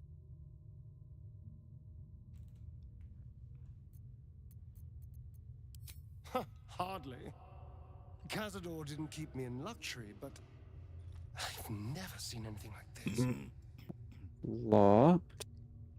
How did they get here? What is Cazador doing with them? My brethren. Oh, no, no, no, no. Don't do that. Don't do that. Don't do that. Cancel. Let's try and figure out how to get everyone. I know you're the one from the I found the door we have to go through. You called me so many sweet things.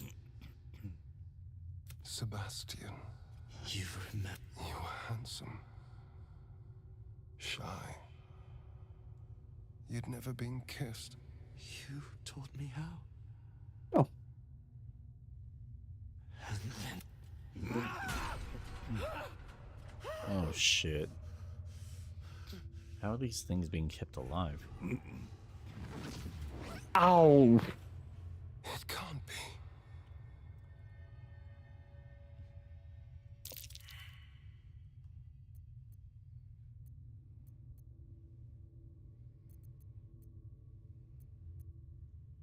It's not just him.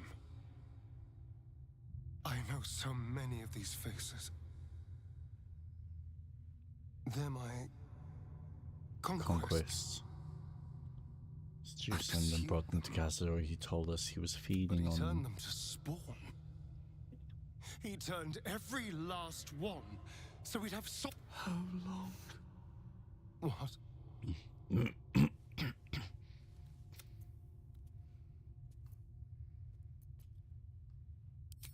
170 years. Holy shit. You were one of my first. My family.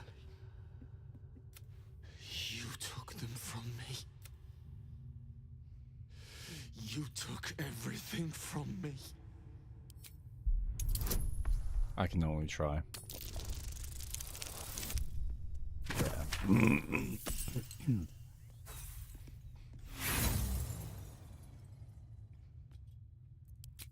Free.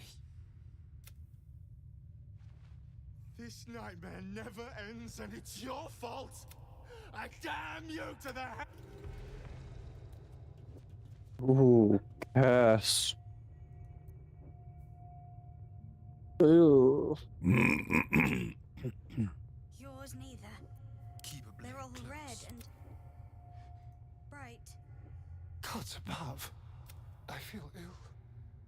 All the fools and villains who ever fell for my ploys, they're here.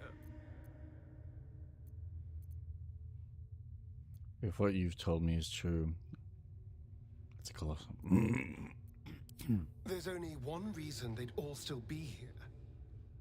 He must need them for the ritual. Each of the 7, we must have brought in They're all lambs for his slaughter. And if I was to take his place, they'd all die. Everyone, whoever trusted me enough to let down their guard, innocents, idiots, it doesn't matter. I will need to sacrifice them all if I want to perform the ritual.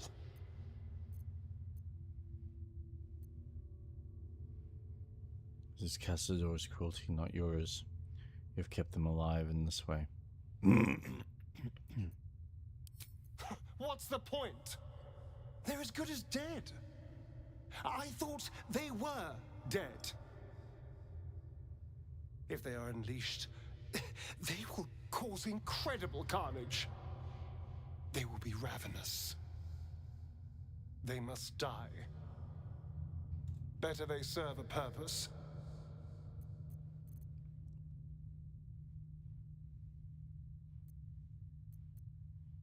This isn't your story, not really.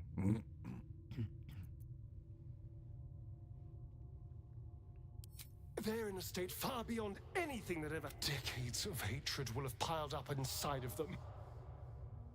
We must find Cazador. I mean, fair enough. He's got two. Just... Here we go. Hey, Oh, God. it is you. I knew it. I'll kill you. Once I get out of here, You're the I'll children. kill you.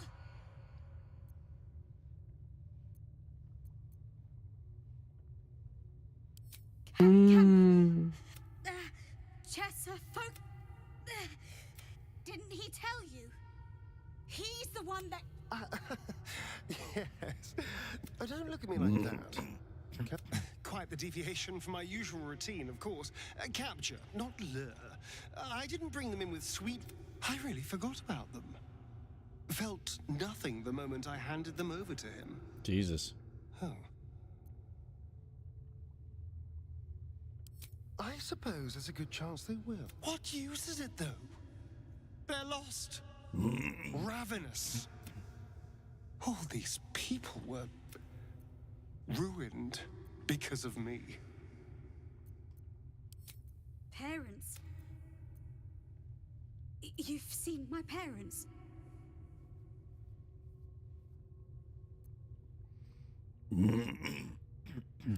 I miss them. I think. Or perhaps it's the hunger. You should go. Leave us here. We shouldn't be out there. We'd hurt our families.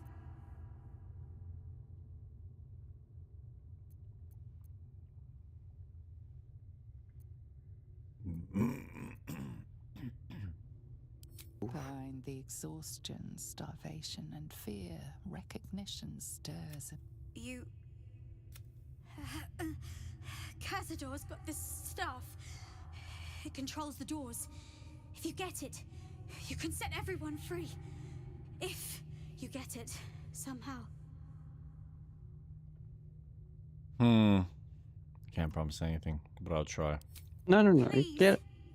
What are you doing? They're going to tear me to shreds. They'd never forgive me for what I've done. Somewhere they're just kids who need our help. I was in the prime of my life when I was... Everything was taken from me, too. I never want to see these little scraps of misery again. Doesn't need to know my shame. How much farther can I go? Oh boy. Is this the way forward, or is there like another? There's another. What is that?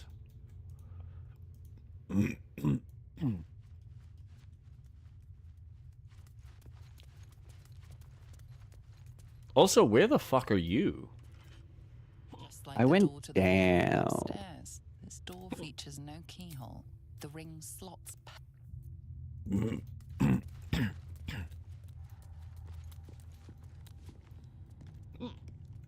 Oh yeah, I see you. I can't get back up. DC 30. Oh.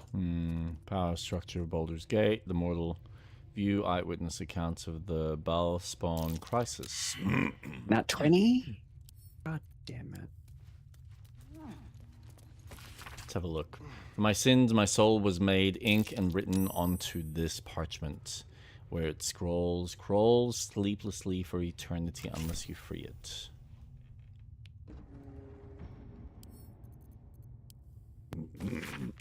Many of the surnames would be familiar to a Baldurian, though some of those near the beginning of the list are of families now long disappeared. This is a list of names of people dating back centuries, but continuing right up to the present day. He recorded thousands of names. Were they his victims or something else entirely? Oh my. Oh, I know where we are. Oh, Of course, I remember. Knew the second that girl was walking that she'd be trouble. Little thief always in everyone's business, and that ward of Gorion went right along with her. No surprise, the wicked god's blood was running in their veins. Anonymous Candlekeep. Always the first ones that come to mind. You know, this all started with a bit of iron in Nashkel. Everyone thought their weapons would rot out of their hands. Back then, I thought the problem was bad trade. Never took the man for a son of Baal. Amnion, a mercenary, interviewed on his deathbed. You dare speak of that name to me? My mistress was turned to ash fighting those forsaken wretches. I curse Baal, I curse Irenicus, and I curse you, hostile vampire. Acting slums. Holy shit. 700 more interviews.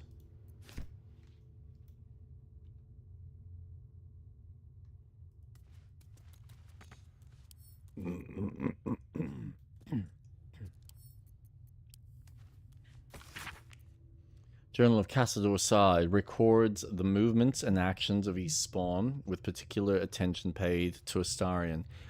Every order, failure, and punishment is recorded with cold calculation. Only the most recent entries seem to betray any emotion.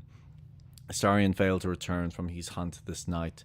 Godet informed he will have the pliers ready when the boy shows himself again. Still missing. I ought not to be surprised. The boy has always been troublesome, but to disappear now when we are all but ready is unconscionable. Unconscionable. Even for him. I have dispatched the brood. They will find him and bring him home, and when they do, I will make him scream for this. Has been days and he's still missing. No amount of pain has motivated his brothers and sisters to find him. It seems Baldur's Gate has swallowed him whole. I am searching further afield, but my reach outside the city is limited. In the meantime, the hunt continues. My spawn failed me. Astarion eludes me. I will have my due. Oh, this guy really wants fucking Astarion. Ooh.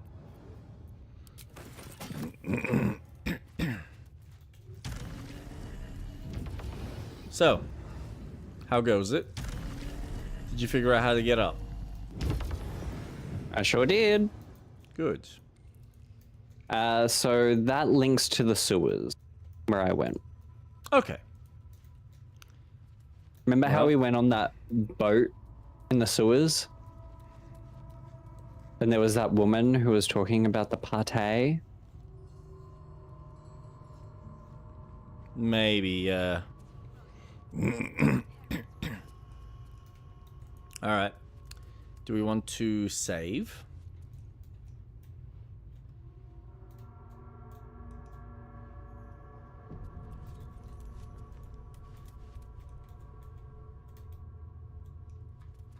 Run! Oh.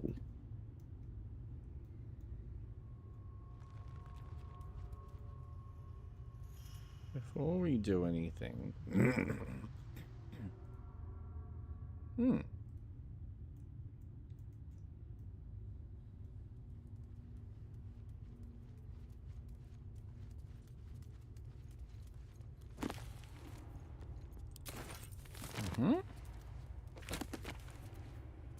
Invasion plans for the Sword Coast.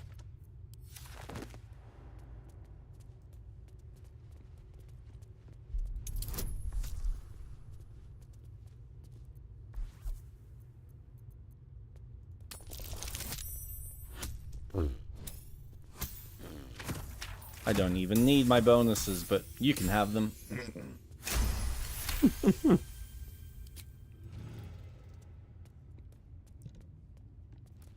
29 out of 15. Oh, is that it? Yeah. No, I want. Let me read it. Our illustrious predecessor. Brief notes on the succession of master vampires in Baldur's Gate by Lady Incognita. Cassador the Avid. A whole list of all the different vampire lords over the many generations. All right.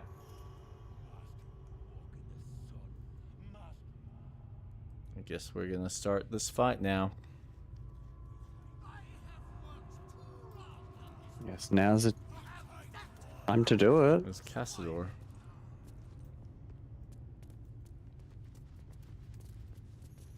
Level 12. Well, I guess, yeah.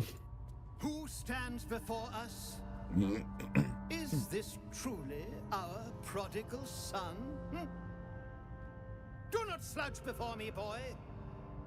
Have you no respect for yourself? Look at you, crawling back after abandoning your family. You should be begging our forgiveness. Fuck off. Forgiveness?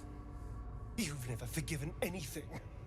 Every mistake, every slip was punished. I strove for perfection in all things, even those as imperfect as you. A pity you amounted to so little, despite my efforts. No! No. Fuck you. And fuck everything you've ever done to me!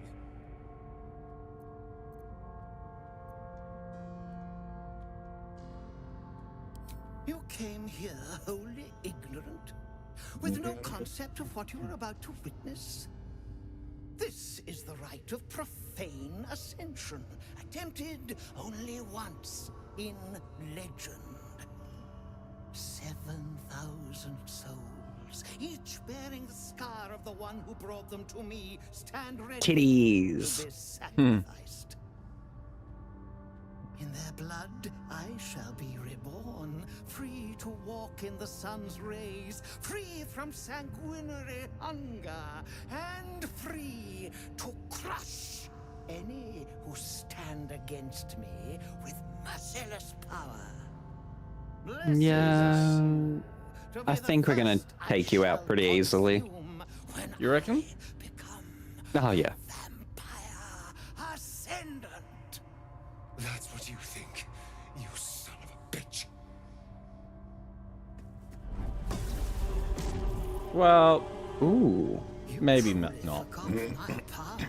You truly thought our bond as creator and creation was all that stopped you from killing me? Oh, you are weak, my child. You are a small, pathetic little boy who never amounted to anything.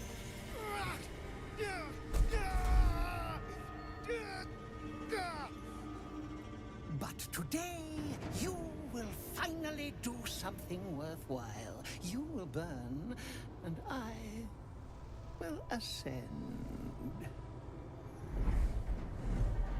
ooh, oh, Oh no! Stop him! Get me out of this! okay. Holy shit. The birth of the vampire ascendant.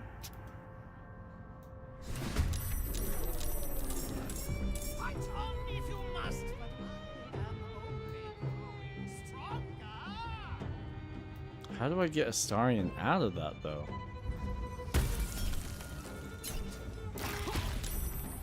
Holy shit, that was a fucking heavy hit.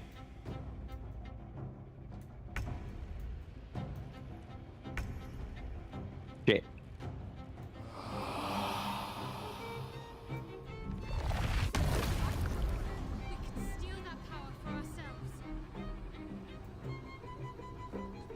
Good idea.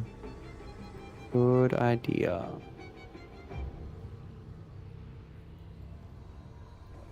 Wonder if this will work.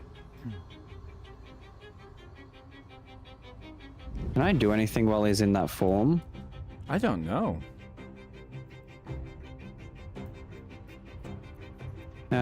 So Dex, Int, and Wisdom are his proficiency. Ritual Source is 7. Your movement increases by 7 meters. You receive 70 temporary hit points, and your attacks and spells deal an additional 7 to 70 necrotic damage after draining a vampire spawn's life force. Ritual Drain. Astarion. Has an additional bonus action after draining Astarion's life force. This effect can only apply once per round. Yusin. The creature regains 3 to 24 hit points every turn while drawing from Yusin's vitality. Violet. The creature has an additional 5 to its armor class after absorbing Violet's strength.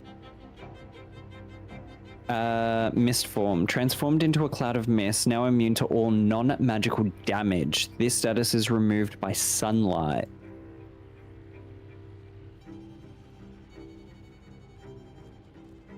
Sunlight, hey? All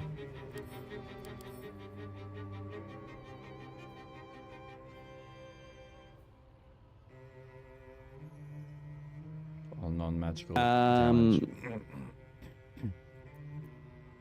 Depends on what you want me to do in this situation, because I think I can take him out of mist form, or I can do black hole and start making everyone really slow at the back. And I can recast it every time. I don't know what his power level is gonna be like, so this whole fight's gonna be fucking intriguing. Well, we did save, so let's see what's gonna happen. I mean, if you can get him out of his little fucking form. Nice. Cool. Oh, I can't throw, can I? When's Shadowheart? I know I'm gonna be healing, so. Oh, I can.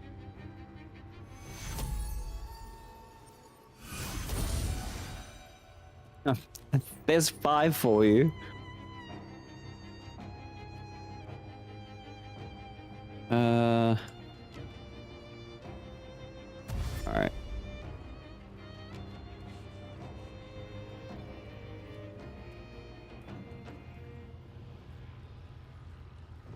Cool. I also realized that Shadowheart has no spell slots whatsoever.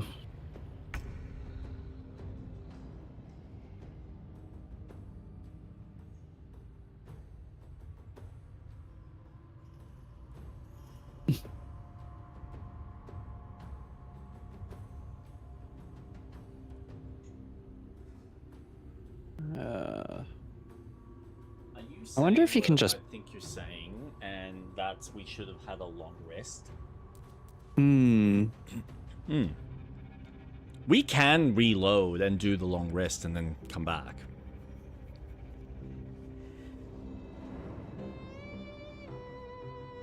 We can? Unless you feel confident that you can do this without the spell slots, but I feel like you're probably gonna struggle. Oh, it's my turn. Shudderheart can. I mean, she's got cantrips. Can't reach. Right, okay. Actually, she's got light. I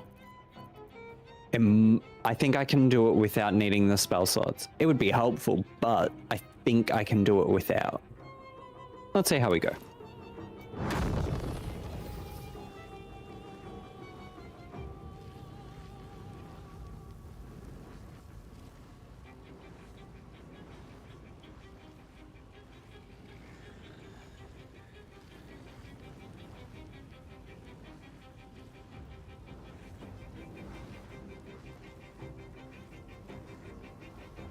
No, you know what? I'm gonna save that.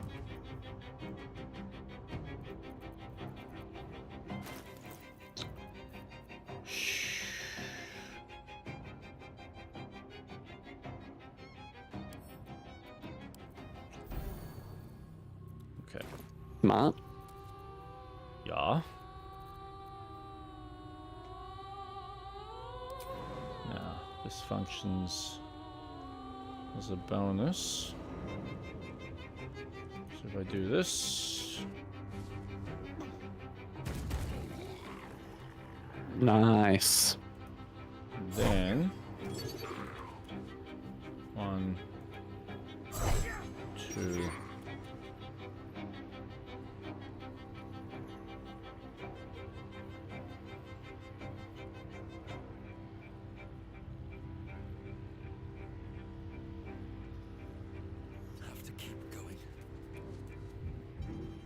So if I can save him, then that'll be good. Because it says Astarion is incapacitus. Oh, fucking hell. Captivity? Yeah. How's your English going there? Oh. Have we forgotten how to spoke? Oh, it has to be an item. Okay.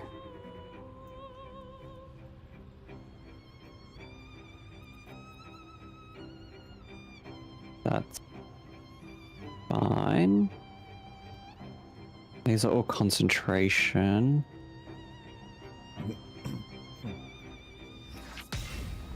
You need to be dead. Okay.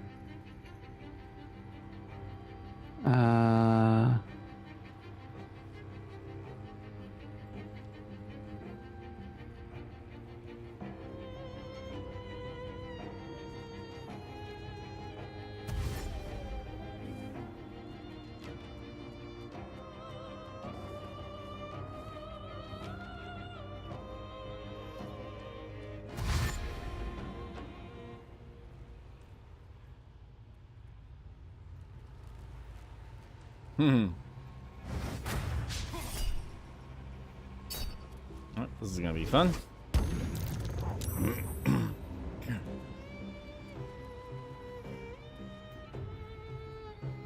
Which way are you gonna go? You gonna come to me? No. Gonna head in this direction. Me? Well, because there's probably enough enemies around me as it is.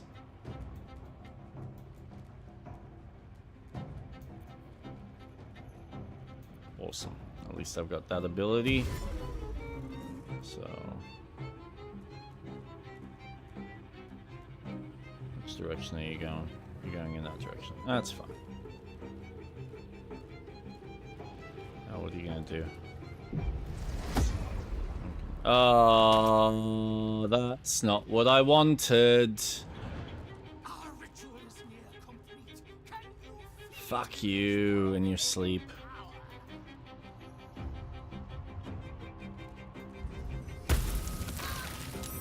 Oh, Yeah, he hits fucking hard. Don't forget to heal.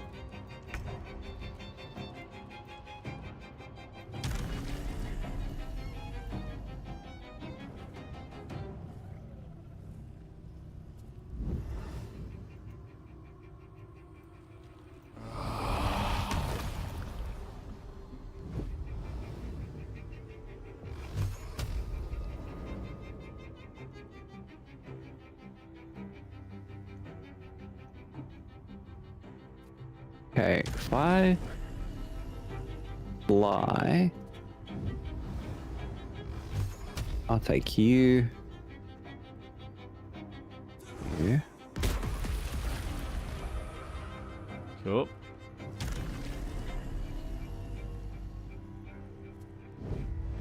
I guess I can just. No, I can't.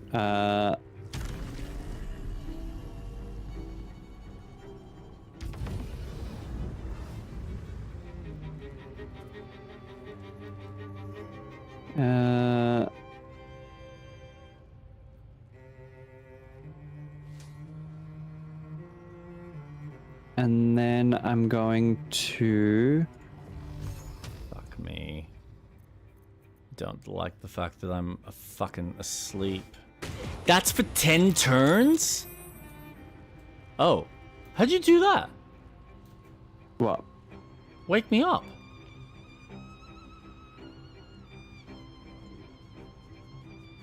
I don't know. I'll take it.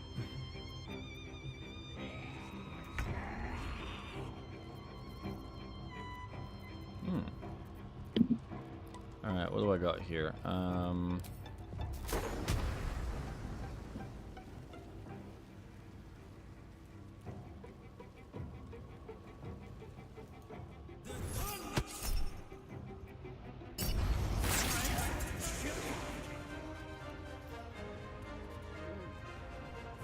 Nice.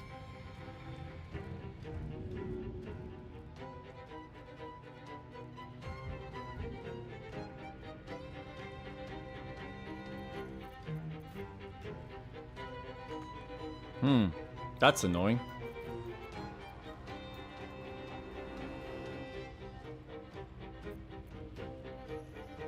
Can't do anything to the bat?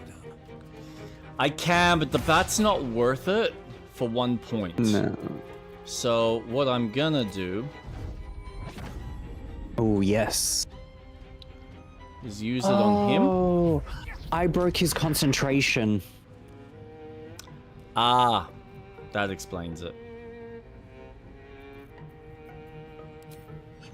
Okay, so that was a good move then. Awesome. Yep. He's dead. He is. Then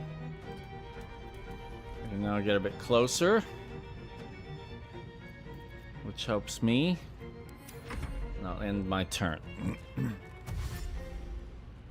Now you can dash in whichever direction you want. Hey! You. Yeah, I don't I'm deal with immune. that shit. Heal, heal, heal, heal, heal, heal. I know you lose a turn or an action, but you need to keep yourself healthy. If you need potions, I've got potions. I have... No, that's alright. I've got some. I split 5.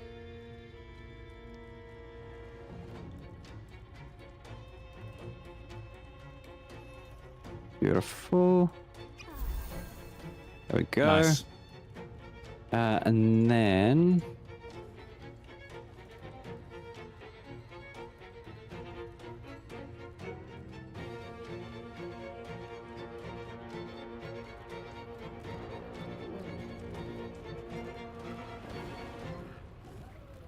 God damn. Do I have any good scroll?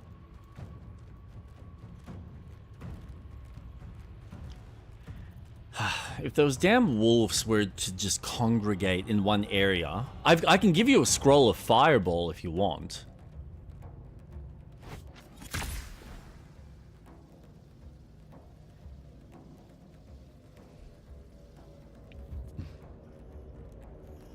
No, I've got fireball.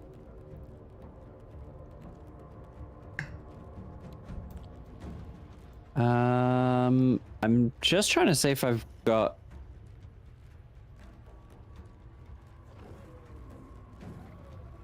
a scroll that will do an area of damage like Thunder Wave.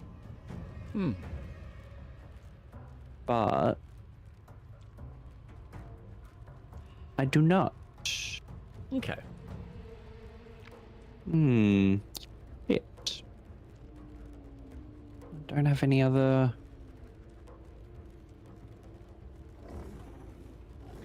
No, I don't have any other spells. Okay. Oh shit. Really should have done the long rest, shouldn't we?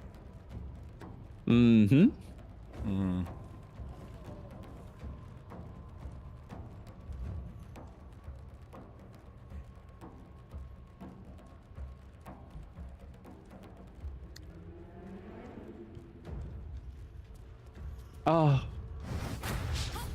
It's alright. awesome.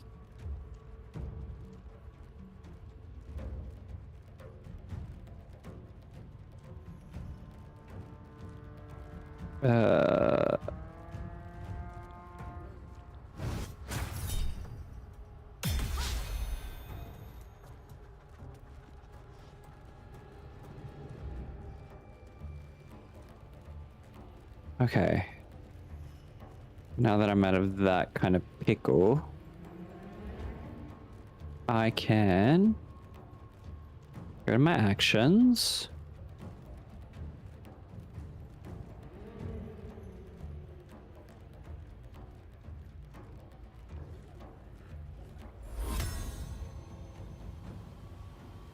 Oh no, that's going to be wasted, isn't it?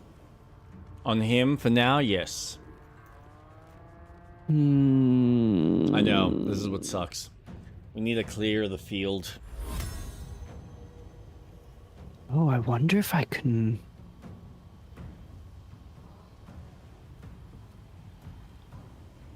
See, it honestly, you know what's annoying? It's a waste in general. Because... Oh, and that actually... Did that hurt him? No, Oh, it he's did? turned. That's... It did something. It can't take actions, bonus actions, or reactions other than dash or try to escape an effect that it prevents movement. Ah, suck shit, cunt. So what have you done? He won't attack or anything. Okay. Oh, awesome. Awesome, awesome. 3 bats.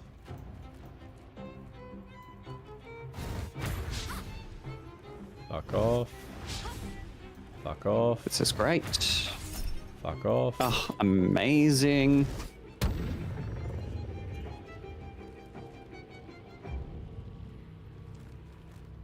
Now I gotta be mindful of where these fucking wolves decide to piss off to. Nice. You're gonna dash. Towards me.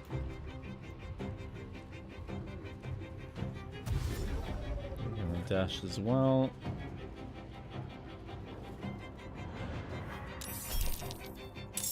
Oh,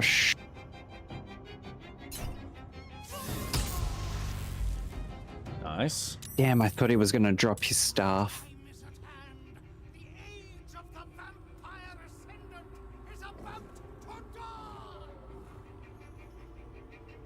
Okay.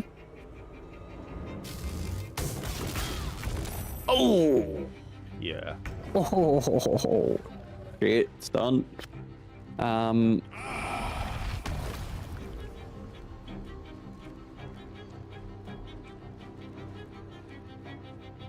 Yeah, you're gonna be keeping her fucking healthy. Until we get Astarion and get these fucking wolves out the way. God, he hits hard.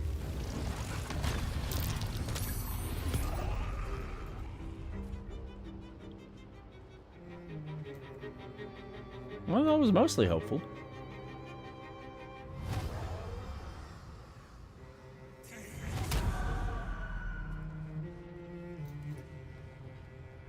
That's something. Hmm.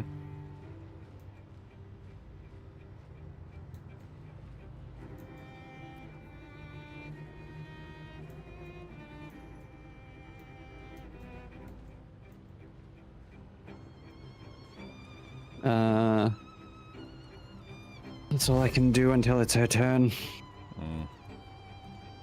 That's fine. They're all slowed, so they're all gonna dash. Well, nope. Yeah. I'm immune to nausea, so that's great. Okay. This kind of sucks, but I need to do it. It's fine. I still have power enough to rend them, strip away every power if you wish. It will not save. Alright. Perfect. Now.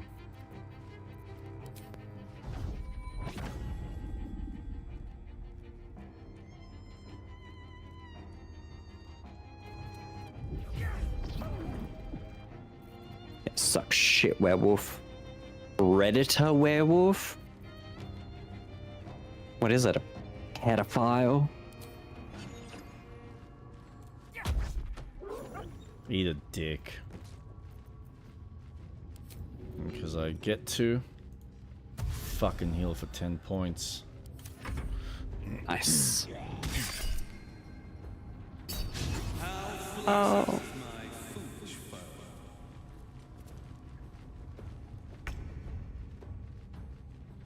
Okay. Now. At least Astarion's in the field. Nice. Oh god. You need to like get out of range of these fucking attacks, because otherwise you're probably gonna die in a few.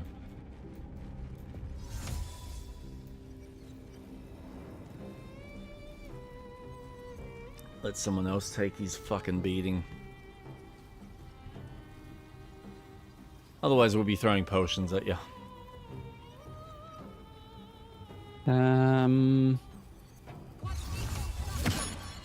There we go. Ah, that works.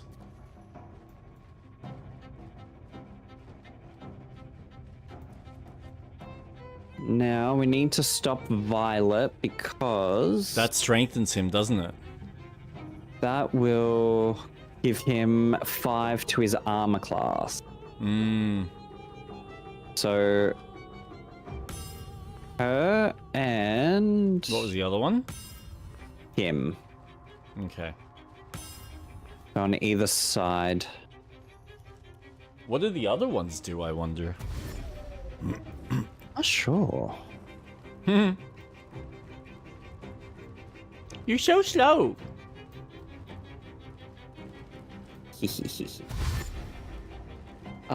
Black Hole's an amazing spell. Oh yeah. Oh, nice. Why did you do that? Who tried to move? He tried to move. Right. Snarl. Oh. No. Thank you. Absolutely. I got your back. Where did these bats suddenly come from? I don't Have they know. always been there? I didn't think they were. Maybe? No. Ow.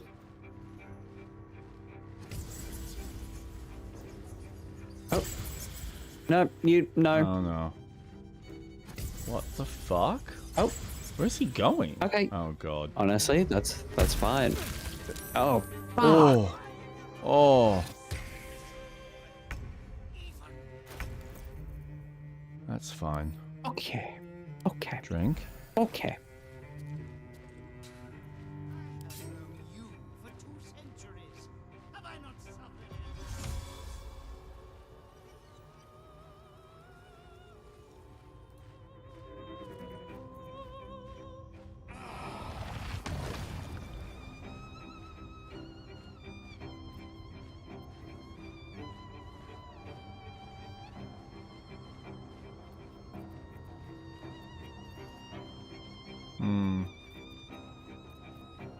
I'm gonna get them out of your way. Against the attacks and powers of aberration.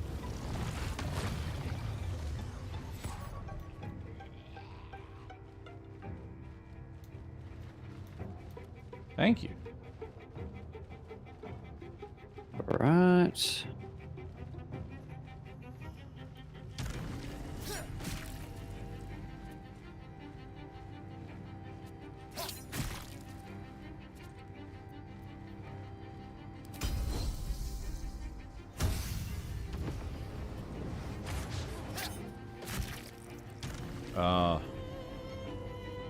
Oh, shit, yeah.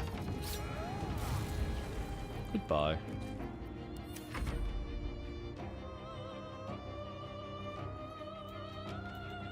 Alright, I'm at Yusen. Cool. So my next attack will be focused on that.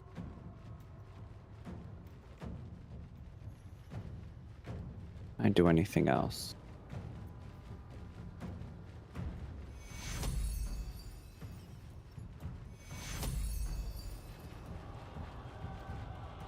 No.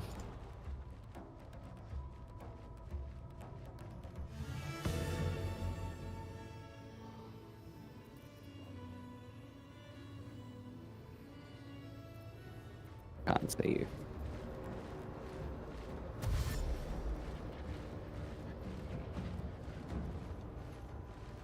Stop moving, you cunts. Oh, God.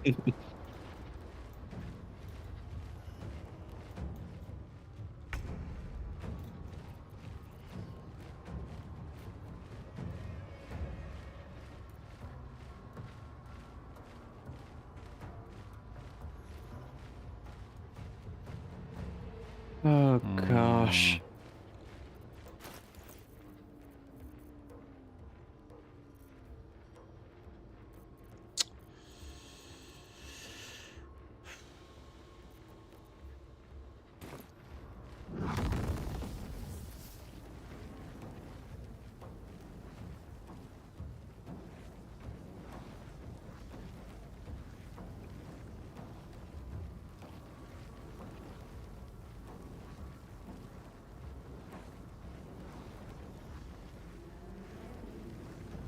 This one only has 26 health.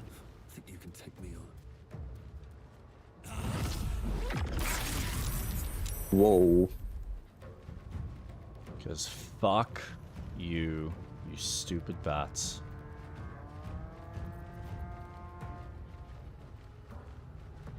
Nice.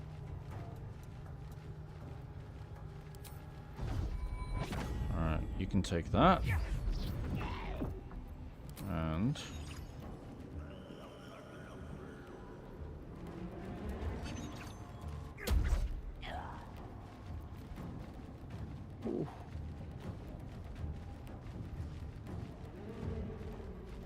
detonate the key of a creature resonating with you, hitting the creature.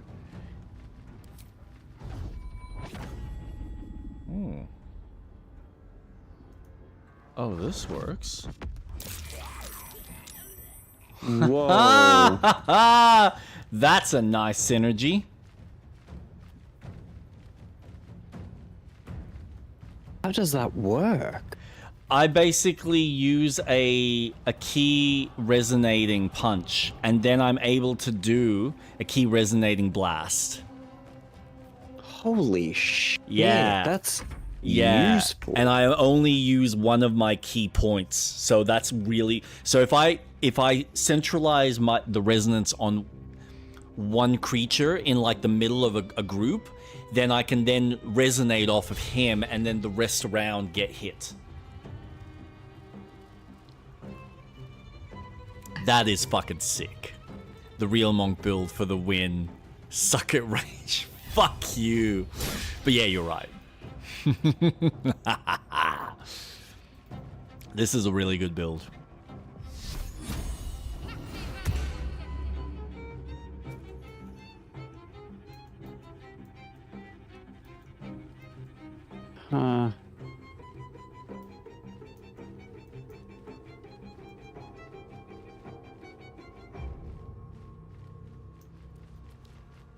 Okay, so we've got 4 wolves left, a couple of bats. Looking good.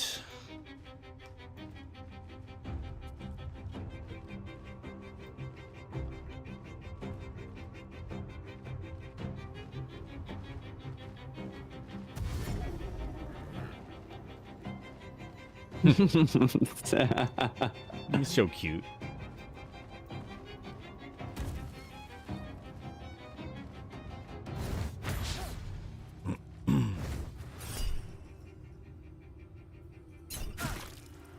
Sorry, no. I want to save the... You're right. Save those for the bigger attacks.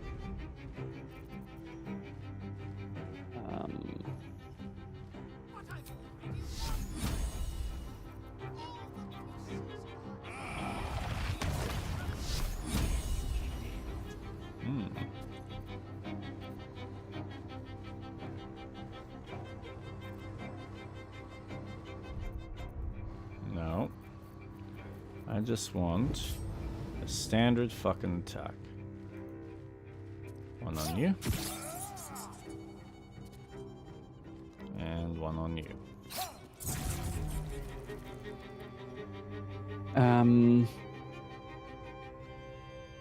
Don't like Cazador make a move. Always crowd control him, otherwise big trouble in Chinatown.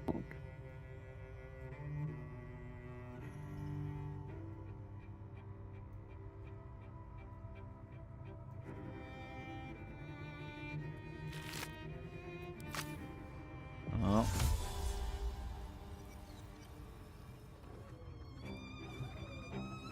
Let's go.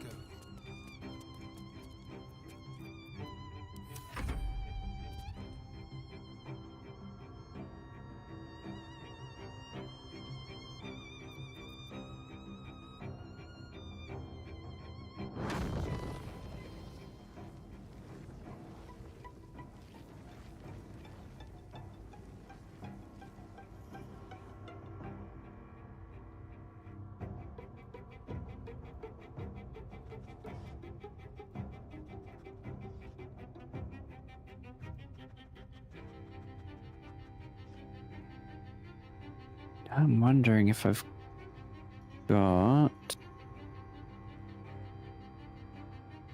By the way, those red circles give buffs if you stand in them.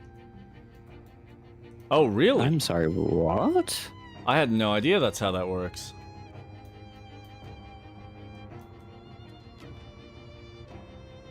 Ritual sources.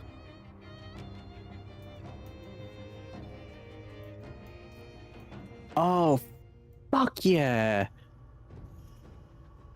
I gain 3 to 24 hit points every turn while drawing... Oh, so we can take advantage of being in them. That's good to know.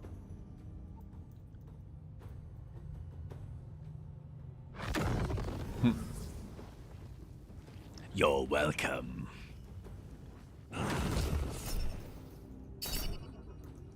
Soul catching prowess. I'll take that.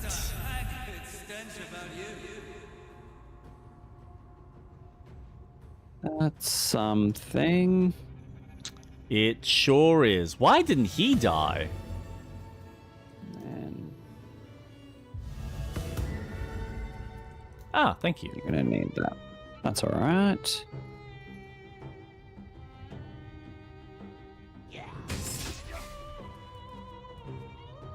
really want to hit you.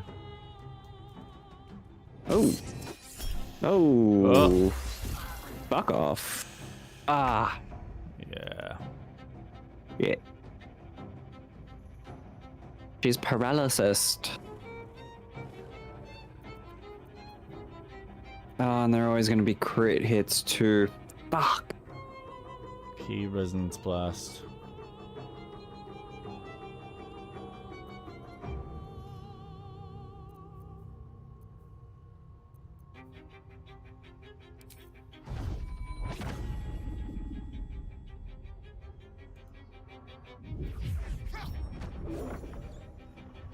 I think you can take all three out.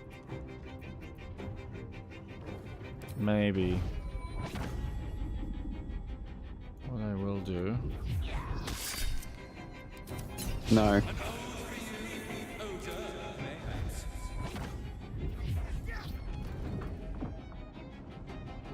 Concentration broken. Now.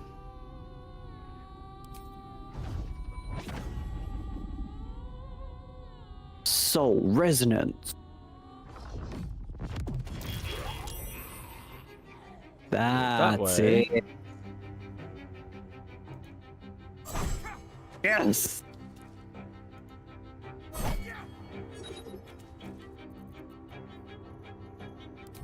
Give me strength.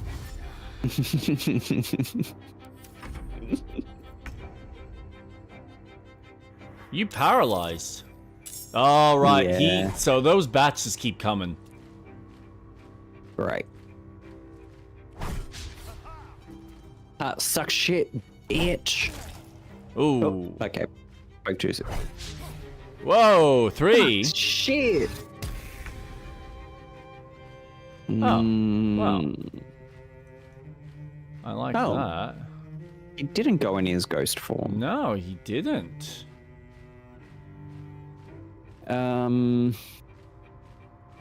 Mark a creature as you play to deal an additional 1.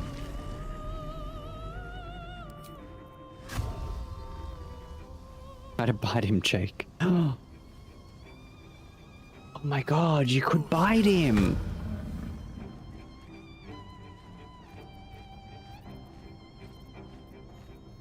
I could.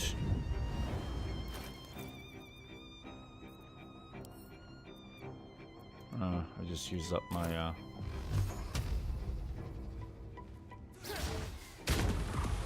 God damn it. Yeah, fuck off, cunt. Still breathing, despite everything.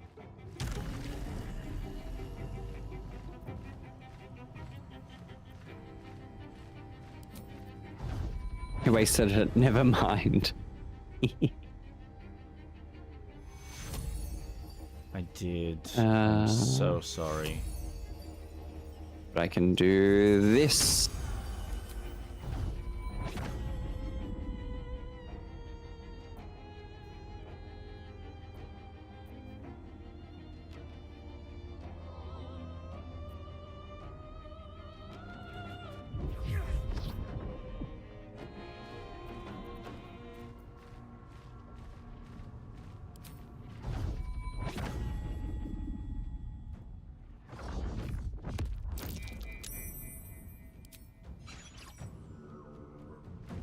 Probably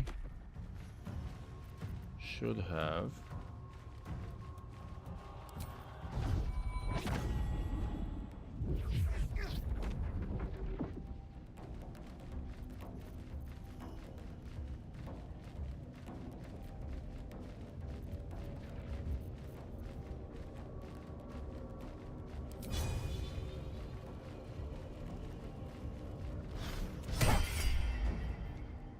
Oof.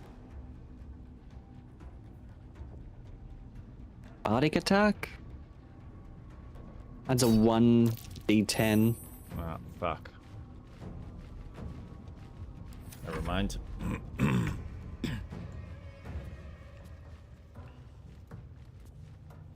Okay.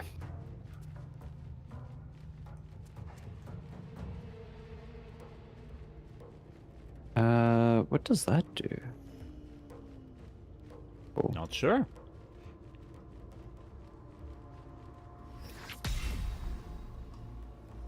Oh, that's gonna hit you.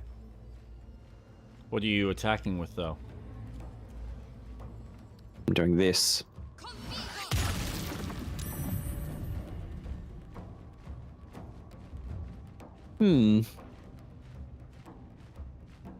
I was attacking using the bodies to attack. Ah, yeah, fair.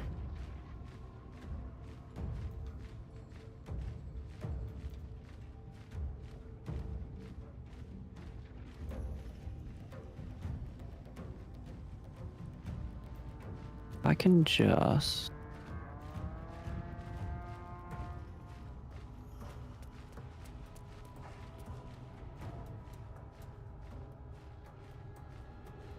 See, standing on that seems to affect one of his, ritual resources. Oh. So maybe standing on it stops it. Maybe.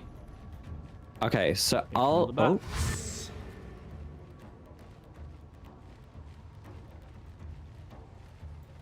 Oh, you don't have to come to me. That's okay. Jesus. Oh.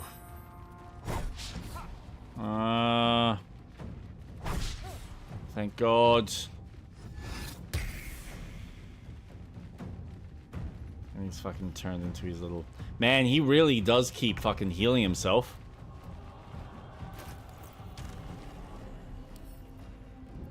Is it Yusun who does...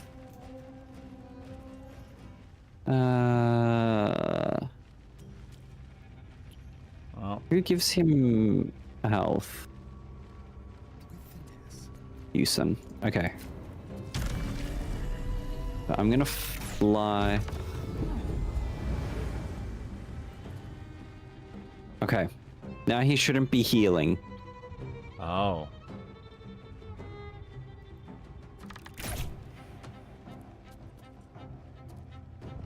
Well,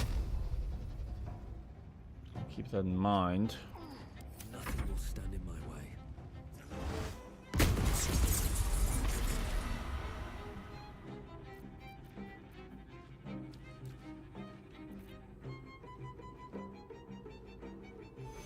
Let's get this over with.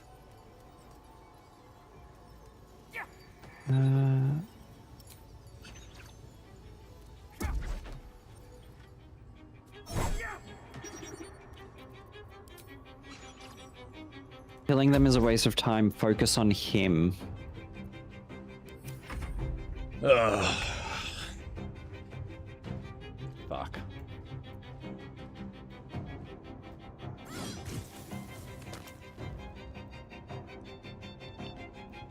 The problem is that fucking mist form.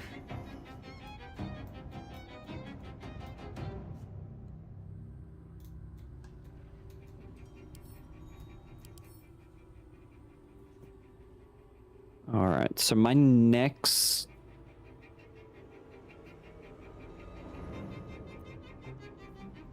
My next move will be making him stay out of mist form.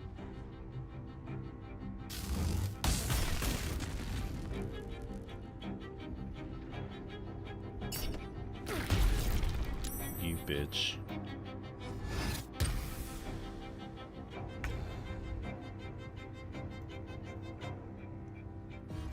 I'm gonna try something. Yep, go for it. It might work. I'm not sure.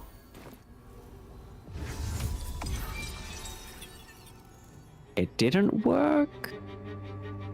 Ooh.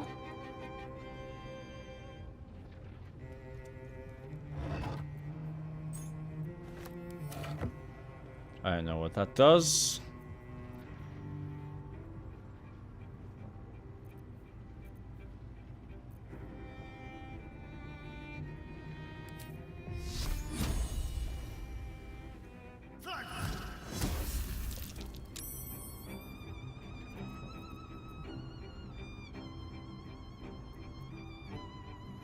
Life comes easy these days.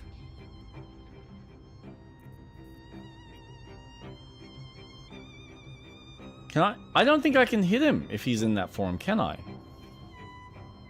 You can. Transformed into a cloud of mist, now immune to all non-magical damage. So it has to be magic. Yeah, that's the problem.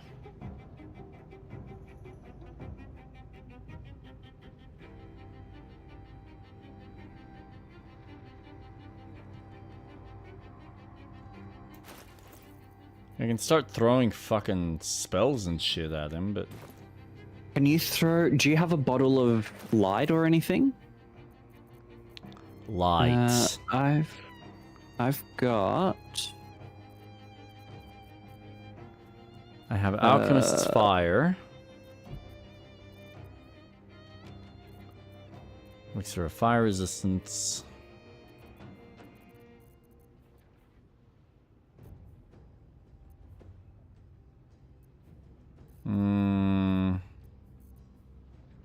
Holy Water.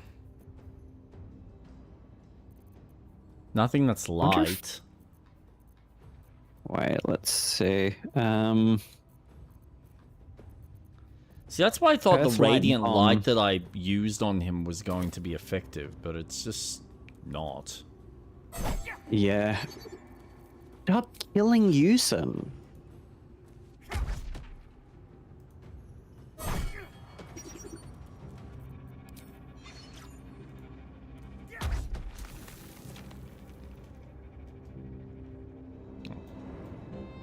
Poor guy. I know.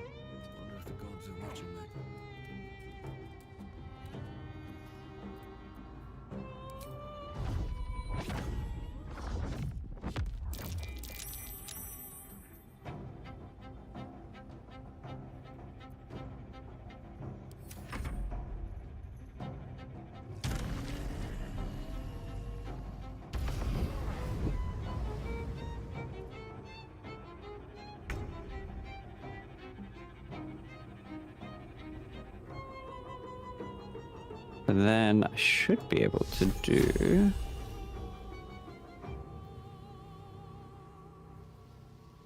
Your monk has 90% hit chance. Even on light? But if he's immune to physical attacks...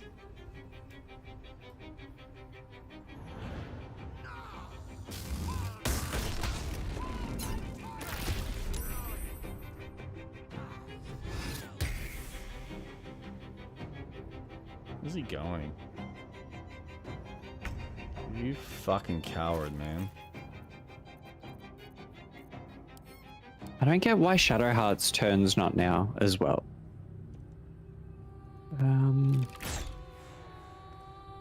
Right, so it does work that way.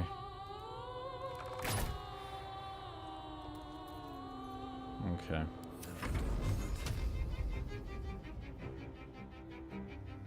Death won't take me yet.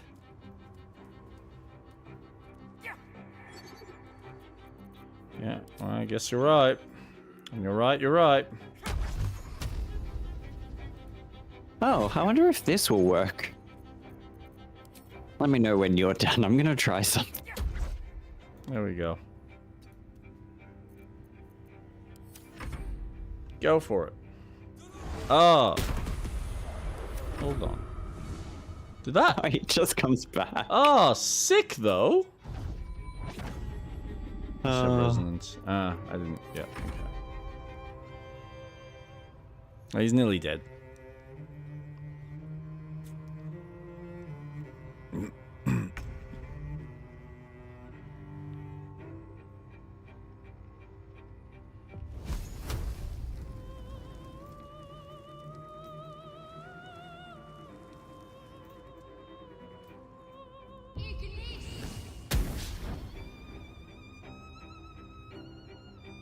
That's, yeah, I think you want to stay there. Because that does fuck him over.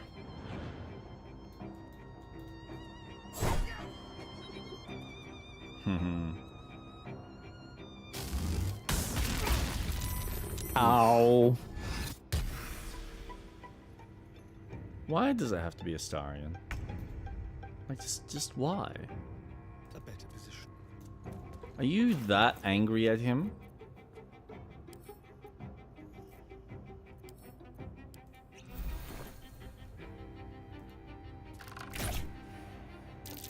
Aw, puppy. Here's your okay, sweetheart. I'll show you a good time. Come here. Oh.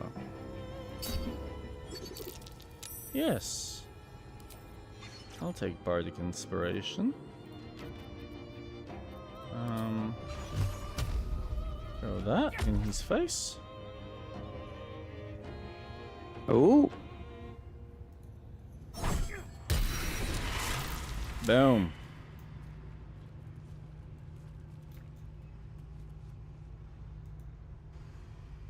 Oh,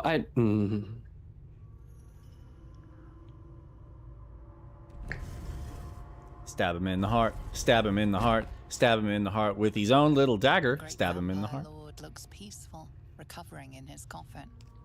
There is no trace of the fury that you fought against. Oh, you have to. Wait, what? Why are you doing that? I think Astarion should do this. Keep your distance, darling.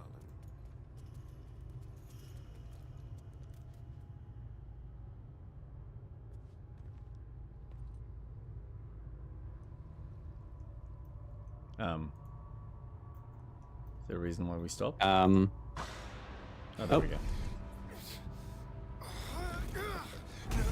Yeah, there we go. This is what I wanted to see. I'm not the one in the dirt.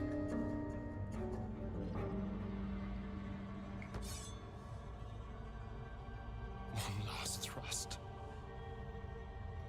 and I'll be free of you. I'll never have to fear you again. And then, Yeah. what will you be without me? A shade? A spectre in the shadow? Devoid of all purpose? Fuck you. He'll be a hero. Shut up. Free. The storm will never be free. He is my creation, now and for eternity. You might have made me what I am, but I can be so much more than what you created me to be.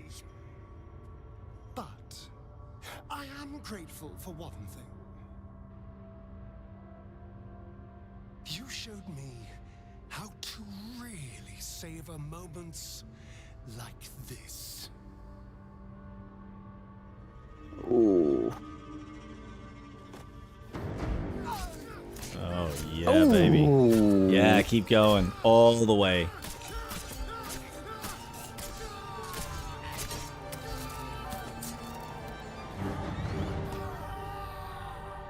That was fucking sick.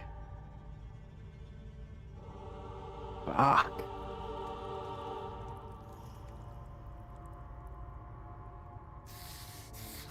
That, yeah. Poor Astarion.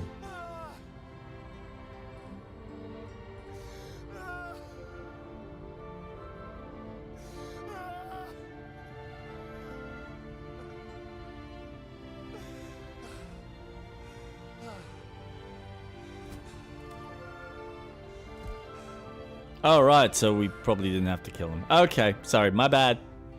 My bad. Unnecessarily just murdering people. Is it over? Hey, I told you to stop killing him. He just felt like he had to go. Yes, No, he's gone. no, you just had bloodlust. Shh. Means you're free. You can do whatever you want. Depends. Can you keep your fangs to yourself? Business is it of yours? It will become everyone's business if you try to feast on half the city. This is just a friendly war. Your choices are simple, really. You can hide here, living in the shadows like parasites. Or you could be more than what he made us to be. You can choose differently, of course. But the consequences are on your head. And what does it mean for them? Now, that's a better question. 7,000 spawn, from ancient conquests to stolen children. Cazador's staff controlled everything during the ritual. If it controls the cells too, you could decide their fate.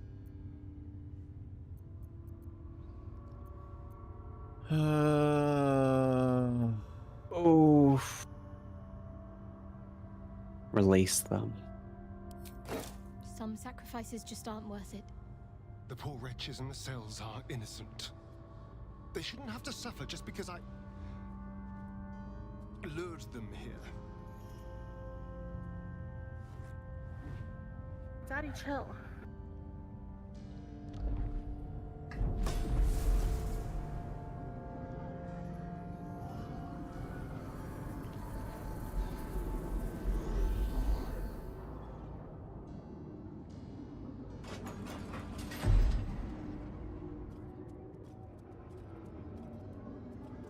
Yeah, this was the right choice. They'll need someone to lead them. Take the tunnels into the Underdark. Find somewhere, well, not safe, but less perilous. What? No, we can't. Just try to keep them out of trouble.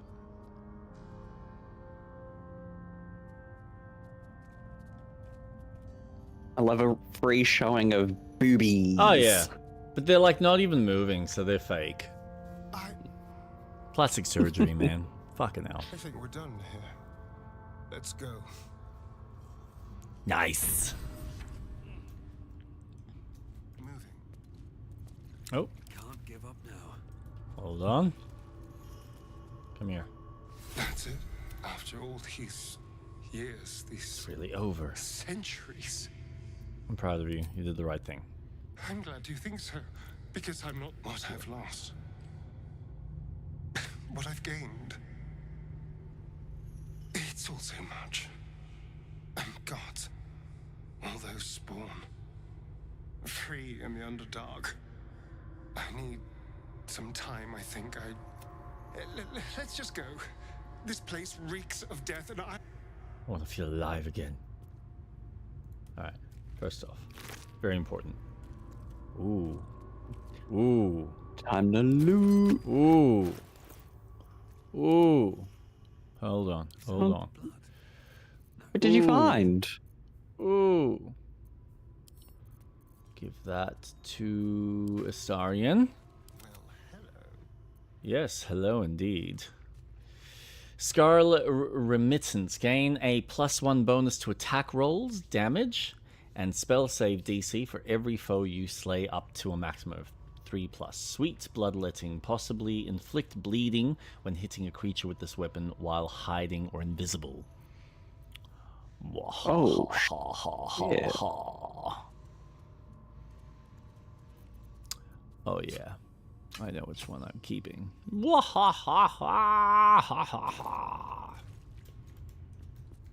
over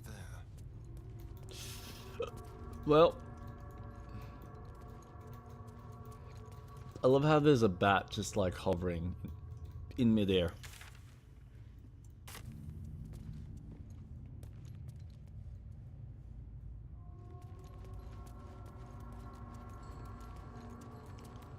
Cool beans, bruh. We did it. Fully circular.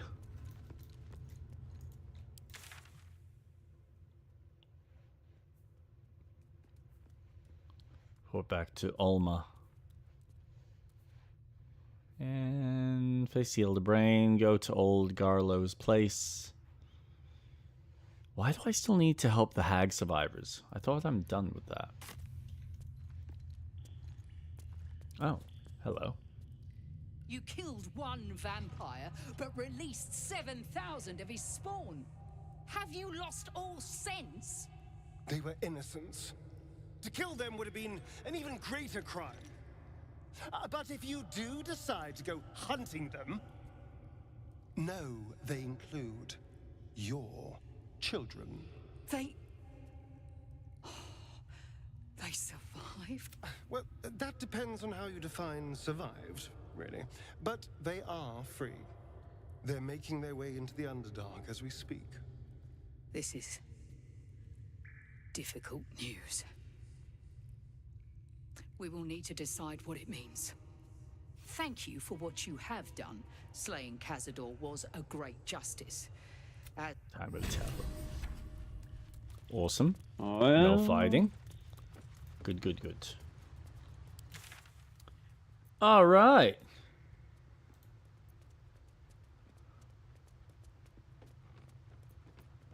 That was a good mission. Yeah.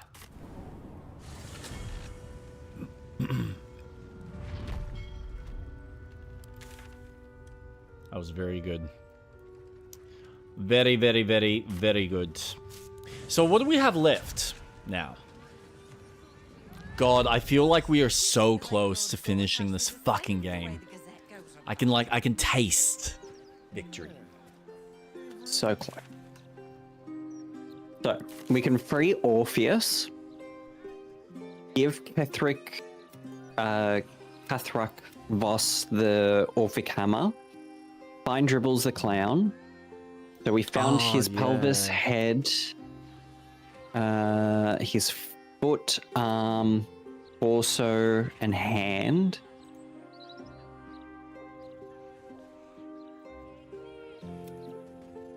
Wait for the opportunity to free Orpheus. We defeated Raphael and can leave the House of Hope. We should wait for our next opportunity to enter the Astral Prism and free Orpheus.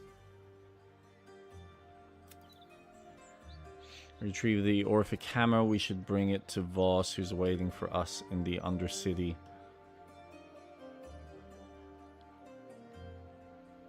We found a letter from someone called Cled. In it, he said he found somewhere new for everyone to live. He wrote that they can hide from the hag there. I feel... but we've done that.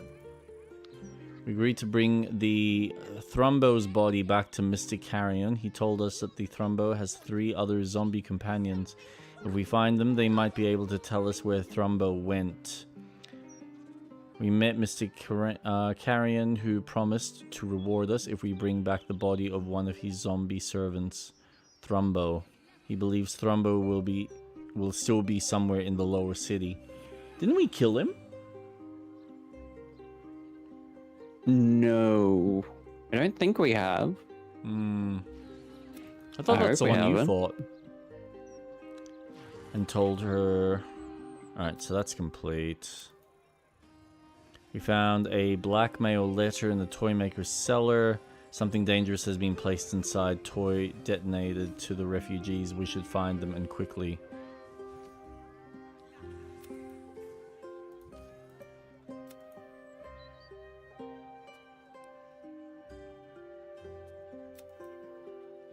We enter the sewers. The Stone Lord must be here somewhere. The High Harper.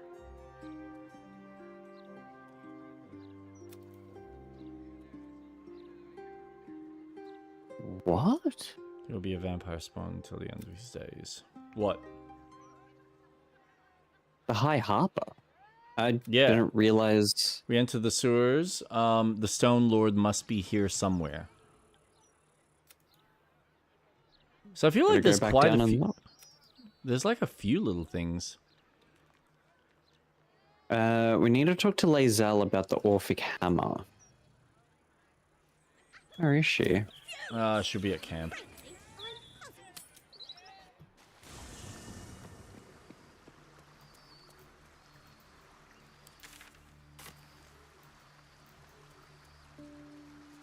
Guess what we did without you, bitch?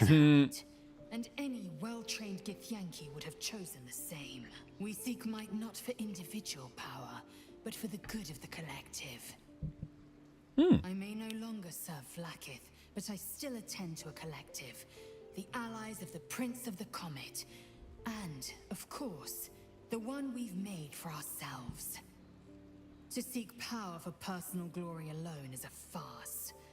Astarion was wise to see it. Okay. we've got the Orphic Hammer in hand. The hammer is ours. The means to Orpheus's release is in our hands. To the Undercity, Voss must hear of our victory. When we next enter the Astral Prism, we will break Orpheus free.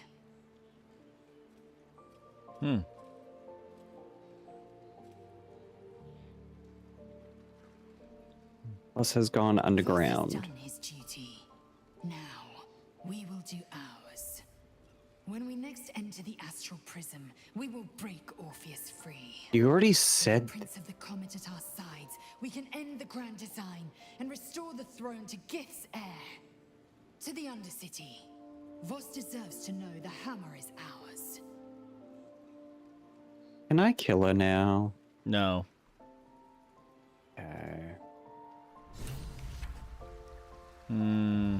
Are you sure I can push her into the water? No.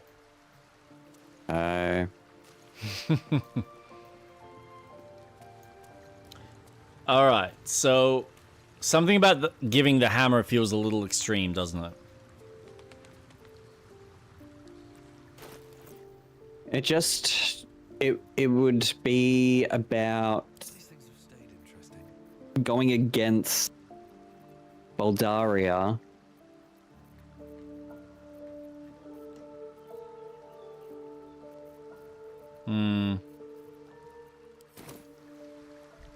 I mean, do we want to go against the Mind Flare and free the prince?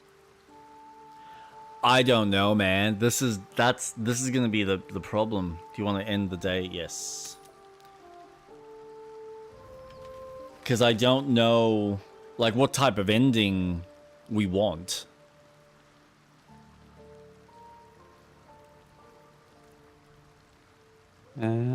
True. Like, I don't even know what the, like, quote-unquote perfect ending is technically considered.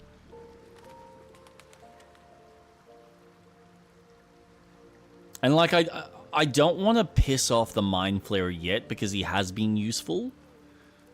And if I'm gonna, like, fuck him over, it'll be, like, right at the very end. Because I don't entirely trust him, either.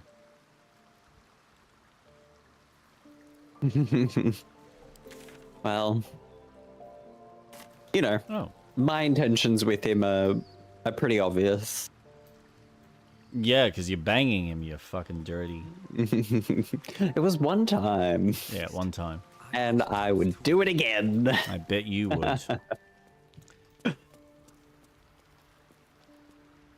That's strange. Knowing I'll never hear Cazador's voice again.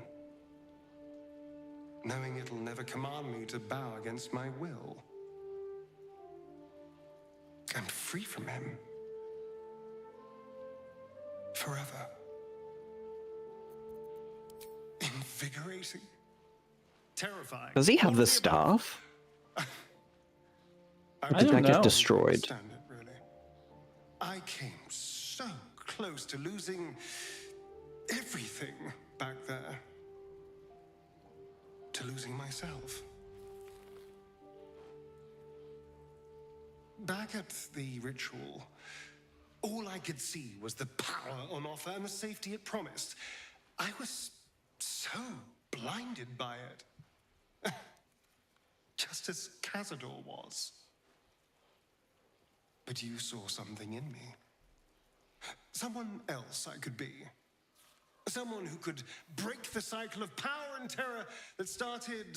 You saved me back there. I may not have appreciated it at the time, but... Thank you. I do now. Thank you. You did more than that. You... When I look at my future... Anything and everything. And everything feels possible now. You saved me from myself. And let me walk a new path where I can be free. Truly, honestly free. This is a gift, you know. Thank you. I won't forget it. You're welcome, Astarion. You're welcome. What's your name again? Dipshit.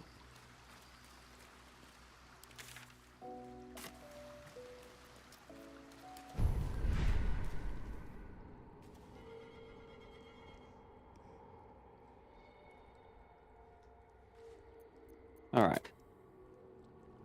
Oh, I'd love to go to bed.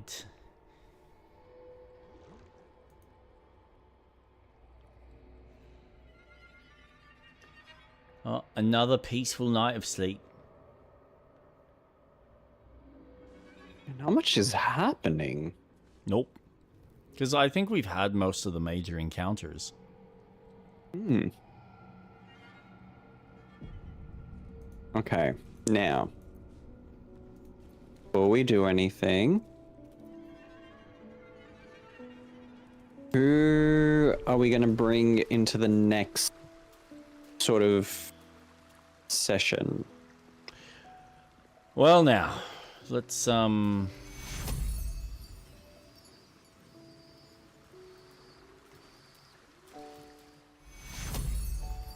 am I walking? Oh, what? Shish kebab. Because you don't have a potion. Yeah, that's true.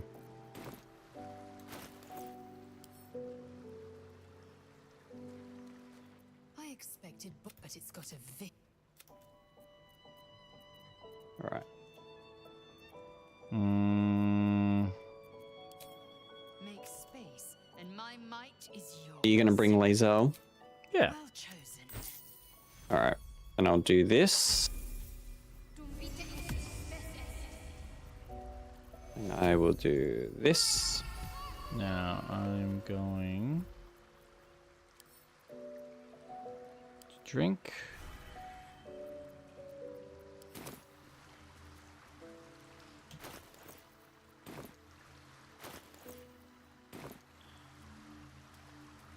There we go.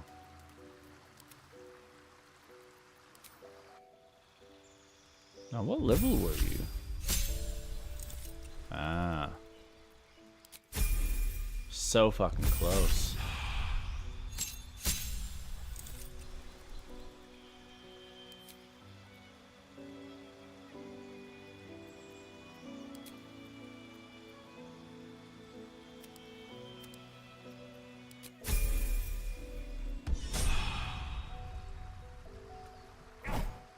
Jesus. Why? Just why? It's a practice dummy. Oh, yeah, you're right. It is too.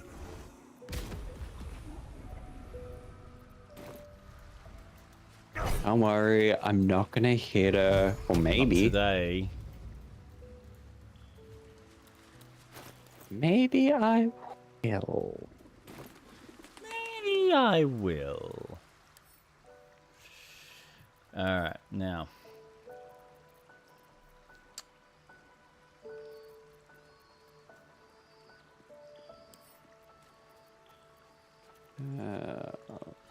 Lazel. Lazel.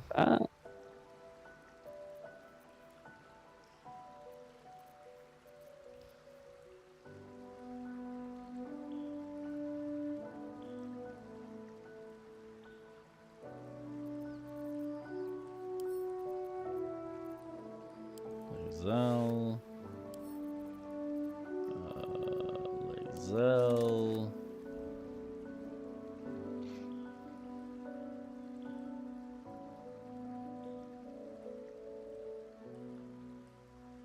When a foe hits you with a melee attack, you can use your reaction to knock it prone unless succeed. Lazel. Lazel. Lazel.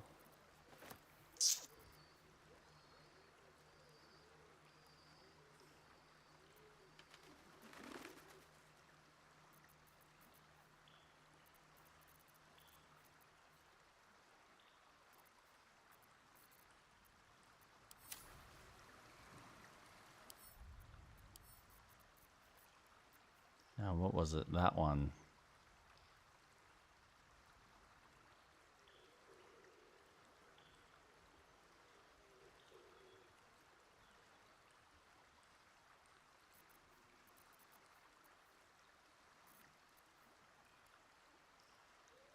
Resistance to fire damage and cannot be burned. Higher armor class. Some nice bonuses, although is it necessarily what I want? Now what I will take from you, Lae'zel.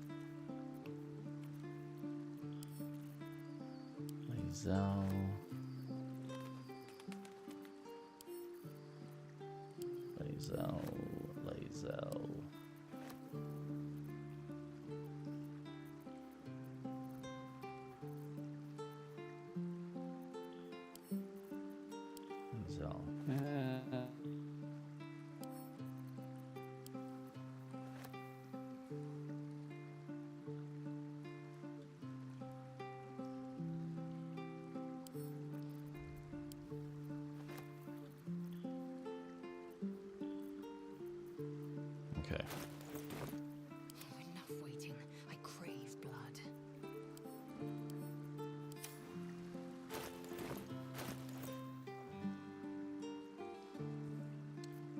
Alright, so what do I got? Attackers can't land critical hits on the wearer, grants resistance to fire, damage. Now that's an armor plate. All incoming damage is reduced by 2, intensive adamantium. When a melee hit hits you, your attacker is sent reeling for 3 turns. Disadvantage on stealth check. Attackers can't land critical hits on wearer. Alright, so this is a 19 to 22 damage. 15 to 25. Or 11 to 25. Prey upon the weak. This weapon deals an additional 1 to 4 piercing damage against targets with 50% of their hit points or fewer. When you make an attack with advantage, it takes advantage, 7 piercing. And then I can also have a fucking shield if I want.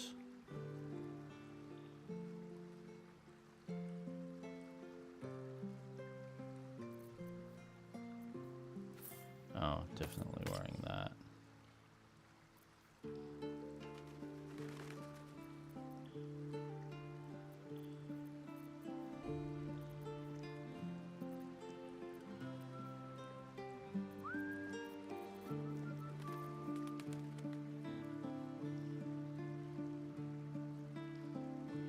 Advantage of wisdom.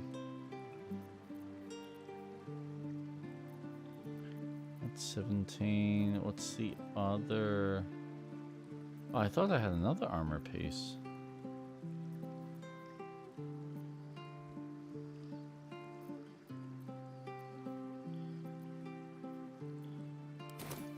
Wait, wasn't there?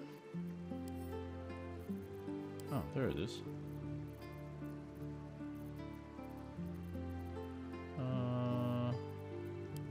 Pick up.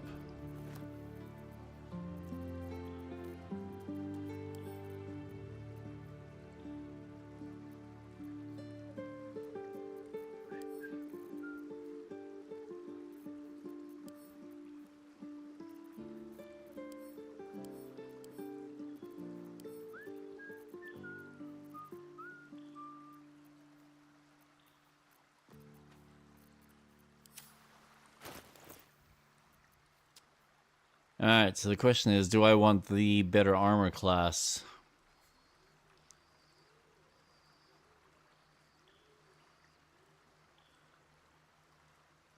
You succeed the saving throw, the caster receives burning. You reckon? Armor class? Oh. I'm just not going to get some of the other bonuses.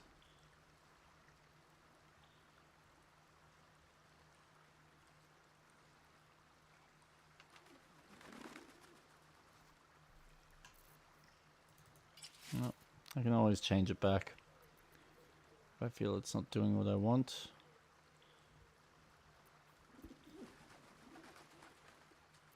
Where? Oh, yeah, no. I've already got that, so that's not going to matter. Oh. So what's this? Attackers can't land, grants resistance to fire damage. Oh no, fuck that. I'm wearing that one. Ooh, yeah. Now the real question is, do I want...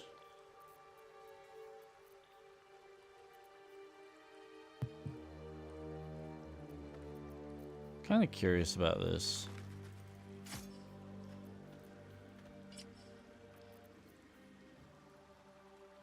Radiant Orb Gloves. When the wearer deals radiant damage, the target receives 2 turns. Yeah, but do I have even anything that's radiant? Not really. Strength saving throws. Which I get the same. The wearer's strength to 23. The enchantment has no effect. Haha. Yep, that's the way to go.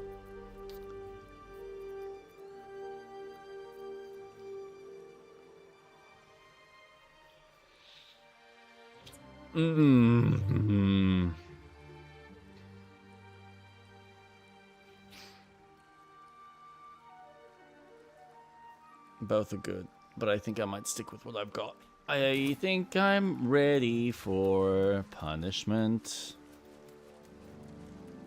Yay! Punishment's good. Punishment is awesome. Wait, are you proficient with longbows? Where is it? Martial weapons. You are. Ah, in that case. Astarian, you bitch. Give me that bow.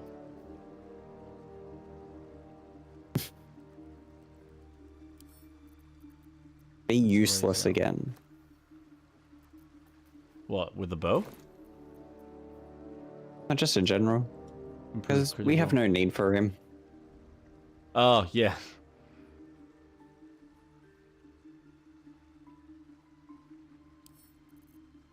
Oh, Lae'zel. Alright, cool.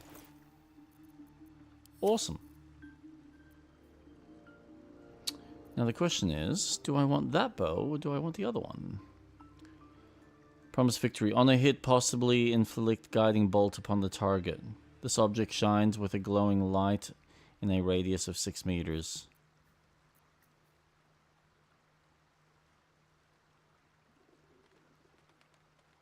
Oh, I wish I'd known that. I probably could have gotten Astarian to keep shooting that fucking bow at the vampire.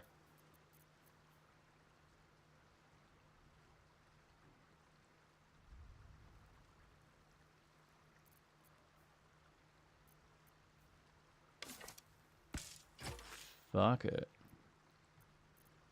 Let's give that a go. All right. So, do we want to end it there? Yeah. End it there. Save. While you were doing Save. that, I was No time to rest. organizing my bag. Oh. Gonna have to go and sell some shit now. Alright, I'm just gonna go to the restroom. I'll be back. Okay.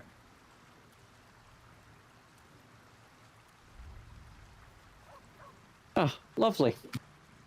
And quit. And quit.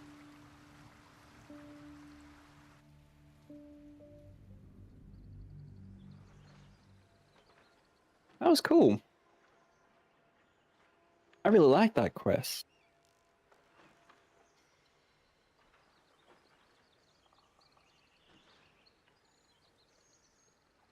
Act 3 is really fucking good.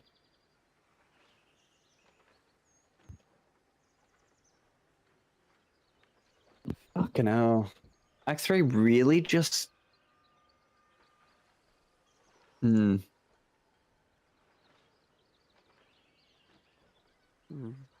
really fun.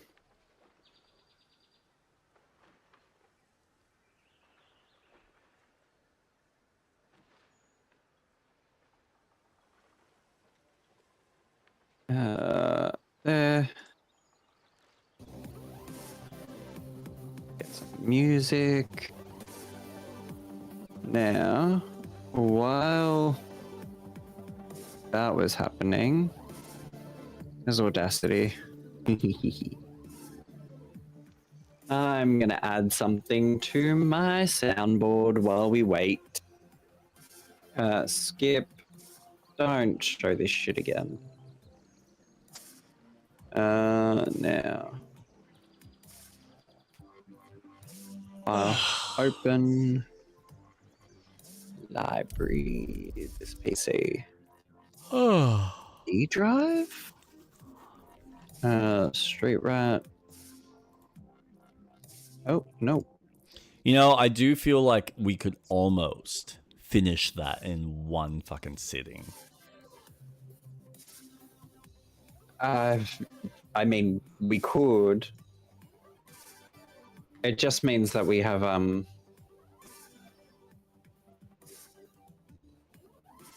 lot to go through in a sitting. Yeah. Soundboard, game captures. So D drive. I'm adding something to soundboard. What are you adding? I'm adding. Maybe it was shut up.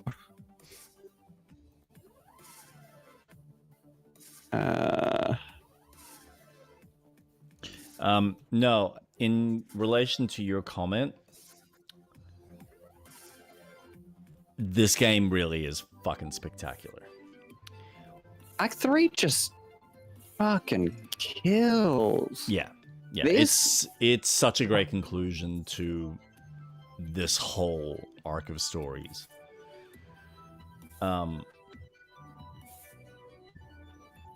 What I will say is I think what drives me nuts is playing it for the length of time that we've been playing it in like these small little bursts. And I like it's still a few hours that we're playing each time, but it's like if I was doing this by myself, I'd spend the 80 or 100 hours, go through it and feel like I've got that cohesive story. Whereas there's like these little bits of like the story and details that like just aren't always there. And then when someone comes back, it's like, wait, who are you?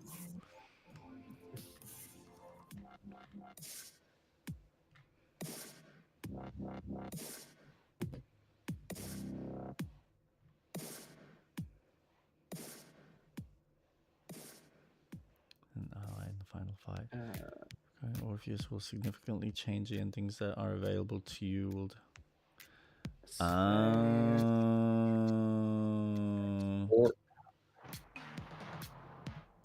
Now, as many of you are reading will know, Baldur's Gate 3 is based off of Dungeons and Dragons universe. If you've not played that before, Dungeons and Dragon characters have a moral alignment which tends to fit into the below table.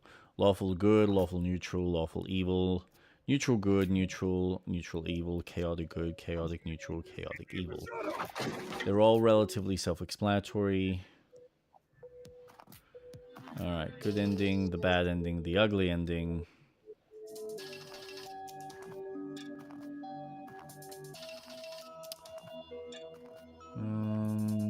You need to defeat the Netherbrain in the final battle of Act 3, then command it to destroy itself. Ah. What? Spoilers? Sorry.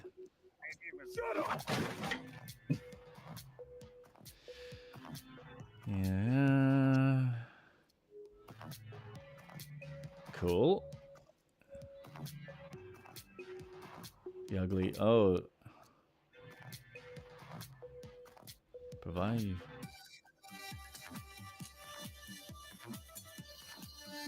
Okay.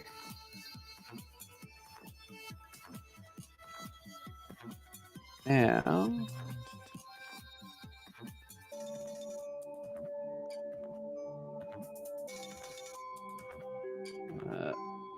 Save that.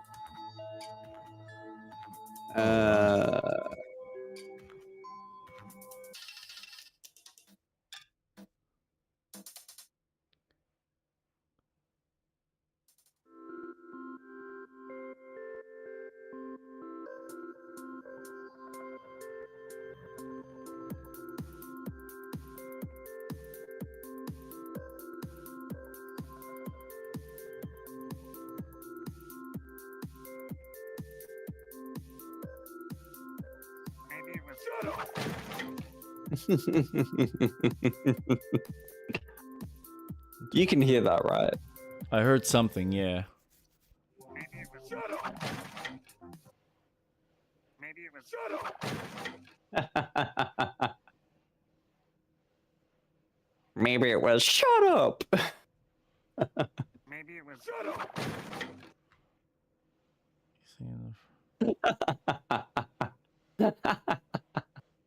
God. I love the SpongeBob movie. It's so good. Oh.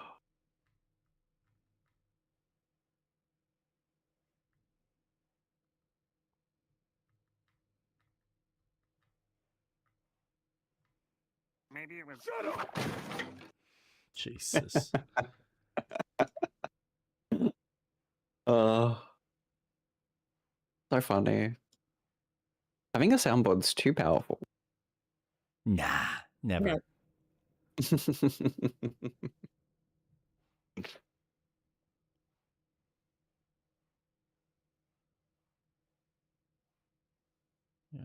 All right.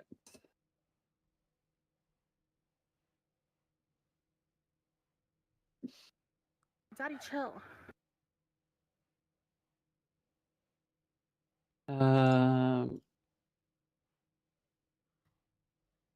Okay. Oh, my battery drained. No.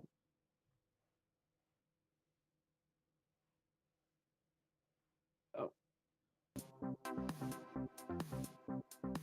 Now. Oh. Good crack.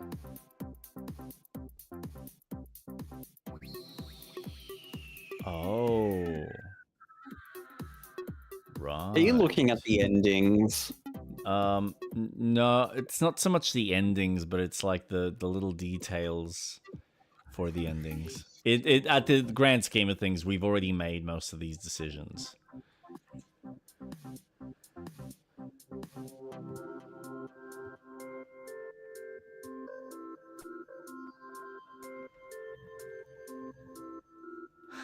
That's cool.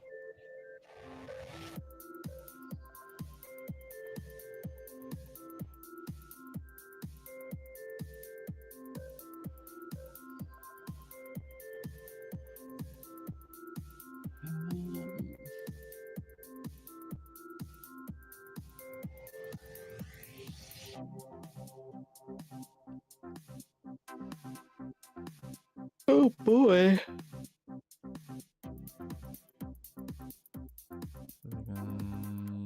Shit, that's incredible. That's really fucking incredible.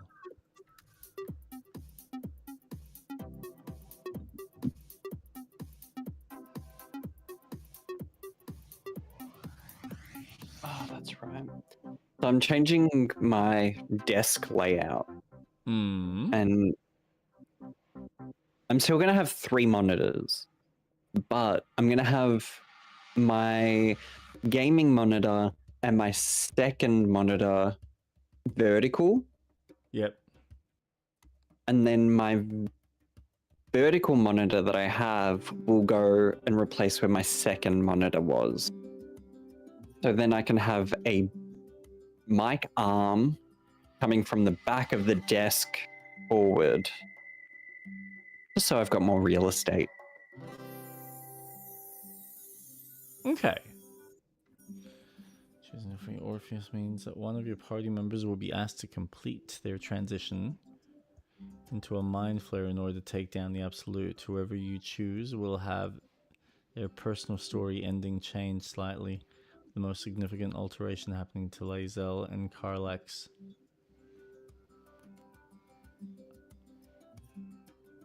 Oh. I love that you're just reading the endings. Yeah. Yeah, absolutely. Don't spoil it. Don't spoil it. We're so close. Honestly, I haven't really gotten into the full detail. They all die. Yes. Yes, absolutely.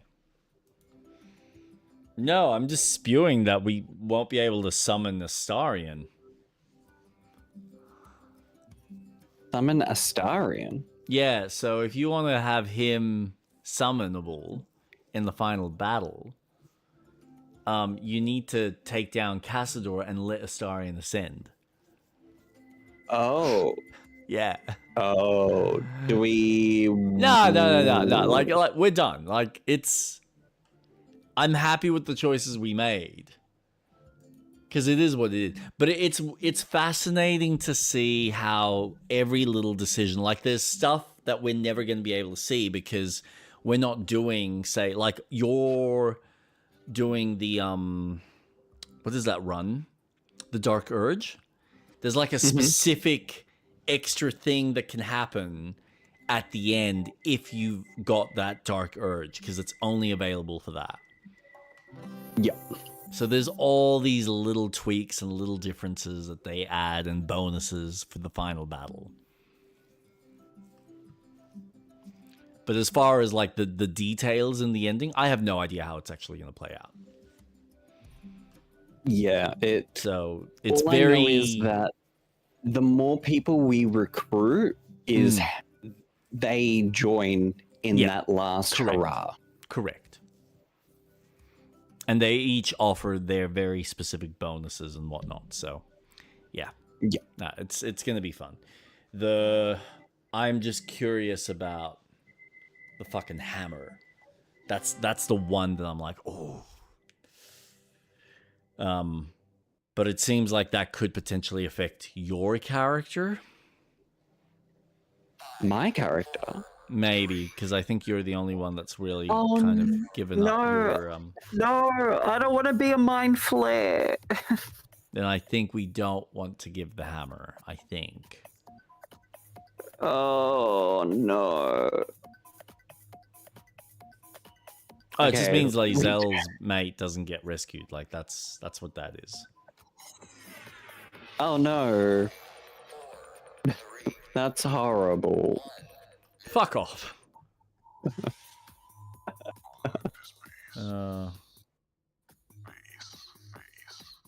There's apparently a secret ending, but like I don't know what the fuck that is.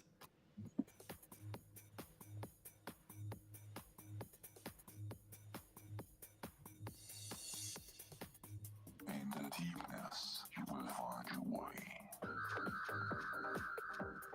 Secret ending?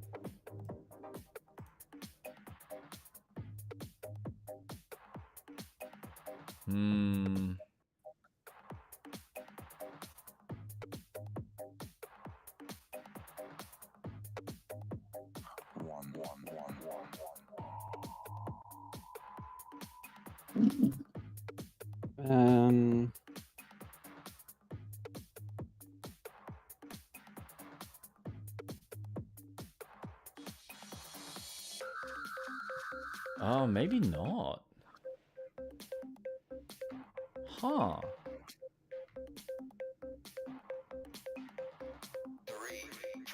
Right.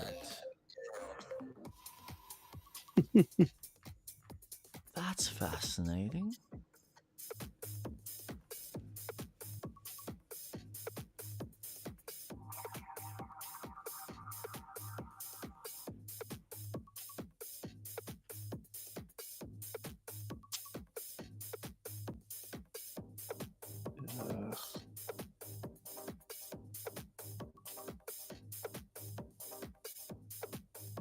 Amazon gross.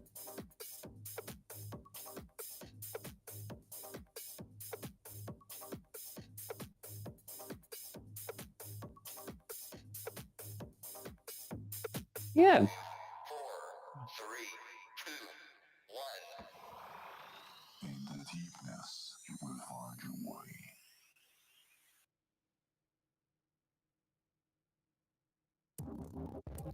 Man, I Interesting.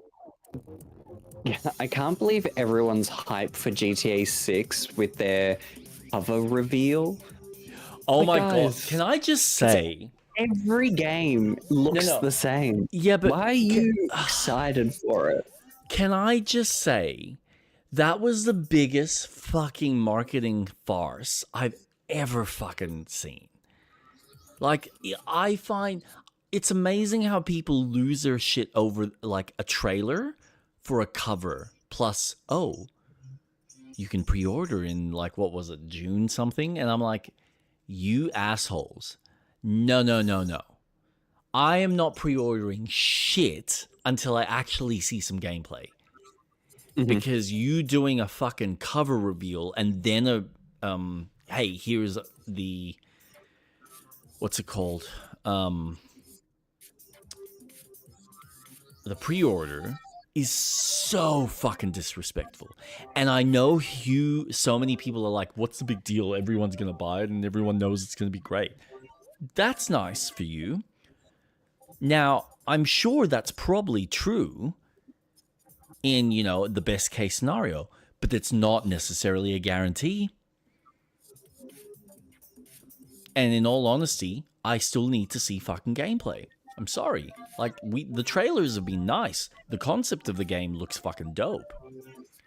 But I want to see the game running. I want to see it in action. Don't give me a fucking cover reveal and go, all right, pre-order now, let's go. Give us your money. Fuck off.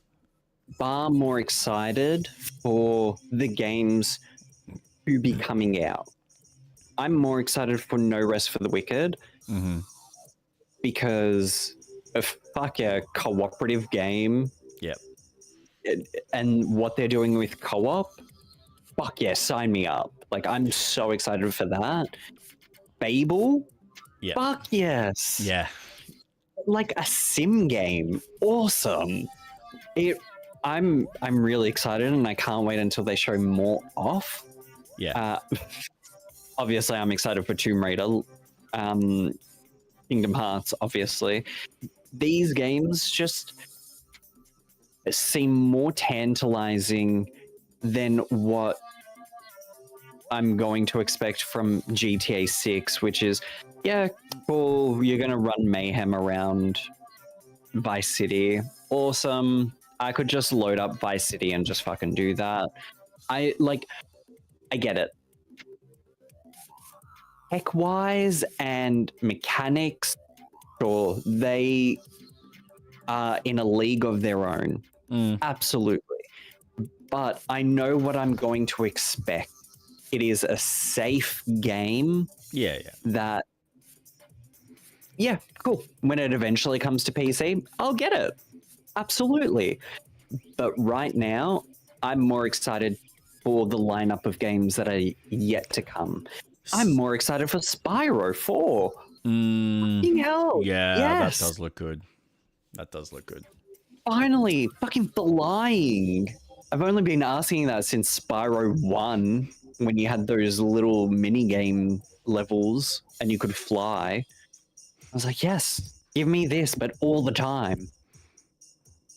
It only took decades. I'm wondering how that flying mechanic works, because if it's always on, then it defeats the purpose of platforming. So I'm curious whether that's like, hey, you have a limit of that until you level it up, or is that literally just a permanent ability and you can just fly and do whatever the fuck you want? They said in their little marketing run during Summer Game Fest is that flying is a skill that you have, but it works off momentum. Hence why you could shoot at the camps to get that airlift. You were shooting the little turbo boosts. So it's all based on momentum. And if you don't have the momentum, you can't go up. Yep. Fair enough. So there's something more to it. Yeah. Look, I'm curious to see how it all comes together. Like, yeah, I'm excited. I want another Spyro. I feel like they deserve to do another Spyro. They got to do Crash 4, which was awesome. let them do Spyro. So let's see how they like pull it off. But you're right. Like, okay, I'm excited for GTA, but I'm excited not so much. Like, the story's gonna be cool. The story's gonna be what it's gonna be. It's gonna be what every other Rockstar game is, where it's like, all right, every fucking level has to be a fucking another gunfight or another like chase sequence. It's like, okay, cool, yeah. That's all gonna follow the stock standard trajectory and the stock standard kind of storytelling. And GTA typically ends on a happy note, unless they do the same thing like the last game, where you've got like a darker tone option to the development. Maybe they might do something darker, but typically speaking, they usually end on, they give you the option to end on a happier note. It's not the dire kind of storytelling of Red Dead Redemption, which is fine. So I know what to expect, or theoretically know what to expect. What I'm more excited about with GTA is all the random potential side quests or all the random events that could happen in the world in a scripted / organic kind of sense. Because knowing what my experience was going outside of the main quest in Red Dead Redemption, and the work and all the kind of things that you would just find or discover randomly throughout the map, those unique moments, those unique storytelling beats, and like those unique discoveries are what I'm really excited about. Organic gameplay? Because while you are fucking around in the city, it is that organic sense of, well, these, I mean, person A and B are going to have a confrontation, and you so happen to come across it. Yeah, so it's an organic life ecosystem that they've built. I mean, okay. I'll use this as an example, because you've got the stuff that you know is trigger based. So like there's in Red Dead 2, there's the guy who's, putting on the horseshoe. If you go up close or you startle the horse kicks him in the face. And I've seen that 2 or 3 times through a single playthrough. So it's like, yep, that's a trigger moment that'll always happen in that location. Obviously over a course of a couple of days, it's not like every single day or every single time, but it's there. And then you get the random ones where you'll be just out in the forest and you get, instead of it just being a live animal that you can interact with and hunt, no, there's like now an interaction between 2 fucking rams that decided, oh, we're just going to go at each other. They see you, they get spooked, and they run off. And it's like, okay, that's a unique trigger that you've kind of created in an area that is organic, because it may happen there or it may happen elsewhere. You have no fucking clue. So it's those kind of animations, those type of opportunities that are just like, oh, that was unexpected. I didn't think that was something that could happen. Those are those unique moments that I'm looking forward to. Or like these weird little unique story missions where, again, they're not linked to anything. You don't have a marker. This is stuff that I had to look up online, where it's like, okay, go to this house, have this weird encounter, come back the next day, have another encounter, come back the next day, and then you're suddenly having this firefight with this family of like 3 or 4 sons to then deal with the wife inside. Like, it's random shit like that you'd either come across organically through your playthrough, and you could have those encounters at any given time, or again, like the community kind of gets involved and you figure out exactly, all right, what you need to do in order to trigger certain things. And I've seen stuff on YouTube of certain quests where, depending on the choices you make and how you play them out, will have various different outcomes. And it's like, okay, cool. Those are all the things that I'm excited to see, to fuck around with, all of those systems. But as far as the main quests, I mean, I'm sure they're going to have unique mechanics. I'm sure they're going to have unique little mini games and all sorts. And the fact that you're playing as two different characters means that, all right, there's probably going to be unique skills that one character has that the other character doesn't. Awesome. You played around with that in the last game. You're doing it here. Wonderful. No issues there. But I'm also not expecting it to break anything out of the ordinary too much. I think the surprises and the unique experiences will be like the weird little mini games. Like, okay, we're going to get you to control a fucking massive crane. You know, there might be a very unique tool that you get to use during a heist. Okay, awesome. We've got all these little one-off type of missions or these one-off little mechanics that only get used during this quest, and then we never go back to it. It's like, yep, awesome. That's all fun. That's going to be entertaining. That's going to be great. It's going to be very cinematic. And then the curiosity of what is the multiplayer going to be. Like, all of that's fine. All of that's exciting in its own way. But you are right. I think overall, my excitement level for No Rest for the Wicked, for Control 2, for Fable 2, is just through the roof. Yep. Because I don't know. Well, I mean, I know what to expect from No Rest for the Wicked, but I want to see how that concludes. I don't know what to expect from Control. I have no idea what kind of mechanics they're going to put into there. And what type of weird secrets or unique little fucking quests they're going to have. And how the story's going to play out. Like, that's a fucking, like, what the fuck is that going to be? With Fable, I want to know how I can fuck with this world. I want to know what kind of, like, quests affect the world. So that on multiple playthroughs, how are my choices going to affect, you know, the landscape and, you know, my potential for buying, purchasing, selling, and all of that fucking jazz. Plus the rest of the gameplay. Plus I'm curious about what the story is going to be, because it's such a, like, grim fairy tales type of universe in a way that I don't think Fable ever really hit. And this is hitting on those, like, traditional old classic tales in their unique, like, very overly British way. And I'm excited to experience that. And that's going to be unique and refreshing. So yeah, no, and then you get Tomb Raider just being represented in its more modern context of an old game from the fucking 90s.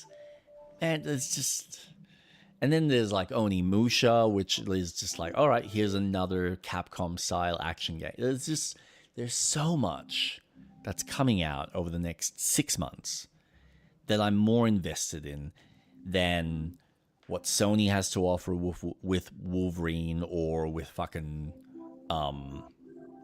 Freya or whatever the fuck it's called, the new God of War game. God of War.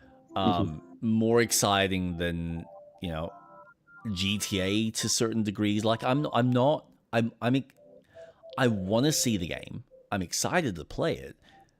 But my brain now is like so wired on like 3 titles. I'm like, I'm more excited about these 3 things, and one of them is on the other side of the year, like the next year. And then there's also the Exodus. Like that's another one that I want to see that. I want to see how that plays. I want to see what that is. I've seen some gameplay. I know sort of what to expect, but not entirely. So there's just, those are the refreshing games. And GTA is like, well, yeah, you're right. I know what to expect from a GTA. I know it's going to be high quality. I know it's going to set a really great standard. But it's also going to be another GTA. It's going to play like another Rockstar game. Just with a few extra bells and whistles. And that's great. That is worth being excited for. Because it does only come out once in a generation. But it's probably the same excitement people have when a FromSoft game comes out. Yeah. But this is the thing. I'd argue with FromSoft, apart from now, which it feels like they've really slowed down, they have been pretty consistent on almost every year and a half. And you know what to expect. It's just the coat of paint is so drastically different with the minor little differences and touches that they make each experience unique. But the general flow typically is the same. Yep. So, yeah, it's overall my excitement levels for some of the more smaller, unique titles is probably higher than what it is for Rockstar right now. And that's not to say there are that some I'm Nintendo titles that I am so fucking excited for. That's the other one. What the fuck is Zelda gonna look like? Because I'm curious about that. Because that's like a full rebuild from the ground up. That's not a HD, hey, we're just cleaning this up. As far as what I've read, they rebuilt it. Yep. With a modern kind of sensibility. It's almost like what they did with Tomb Raider. So, how is that going to play? What is that going to be? I need to know. So, yeah, this is what I mean. Giving me a trailer for a fucking, hey, here's what the fucking front page looks like. That's great. You should have had that at the end of another trailer. You should have released another fucking trailer that would have had more of the gameplay and then released a box art at the end of that. With your pre-order, but they didn't. They just went, oh, we're going to be, very coy about this. Here's your box art. And you can pre-order. Fuck you. Like, I get it. You're a big league. I get people are excited. I know most people don't give a shit. Most people will probably say, mate, you're just a GTA hater. No, you're being disrespected right now because they know that they can market it however they the fuck they want, and you're gonna buy that shit. And I get it. Yep. I know it's gonna be worth it, but also have a bit of class. Don't bend over straight away and pull down your pants because of suddenly a 12 out of 10 woman has just walked in. It's like, oh, yep, nope. I'm ready to get fucked. Let's go. Seriously? Settle down. All right? Fucking put your dick in your pants.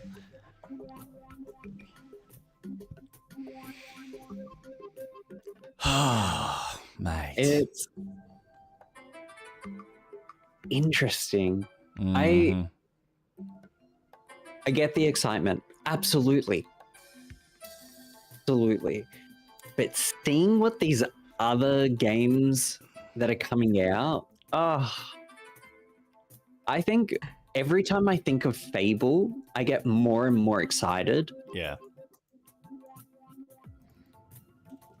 And look, don't get me wrong, I'm cautiously optimistic about Fable.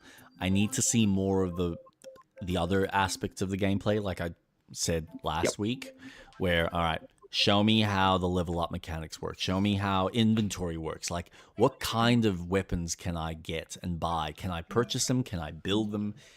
Is there any crafting capability? If not, all right, how does loot kind of work? Like, I'm curious about all of those systems, because right now it just feels like you're showing me the sim stuff, which is cool, but now I want to see what other things I can do in the game world, and I'm not seeing that yet.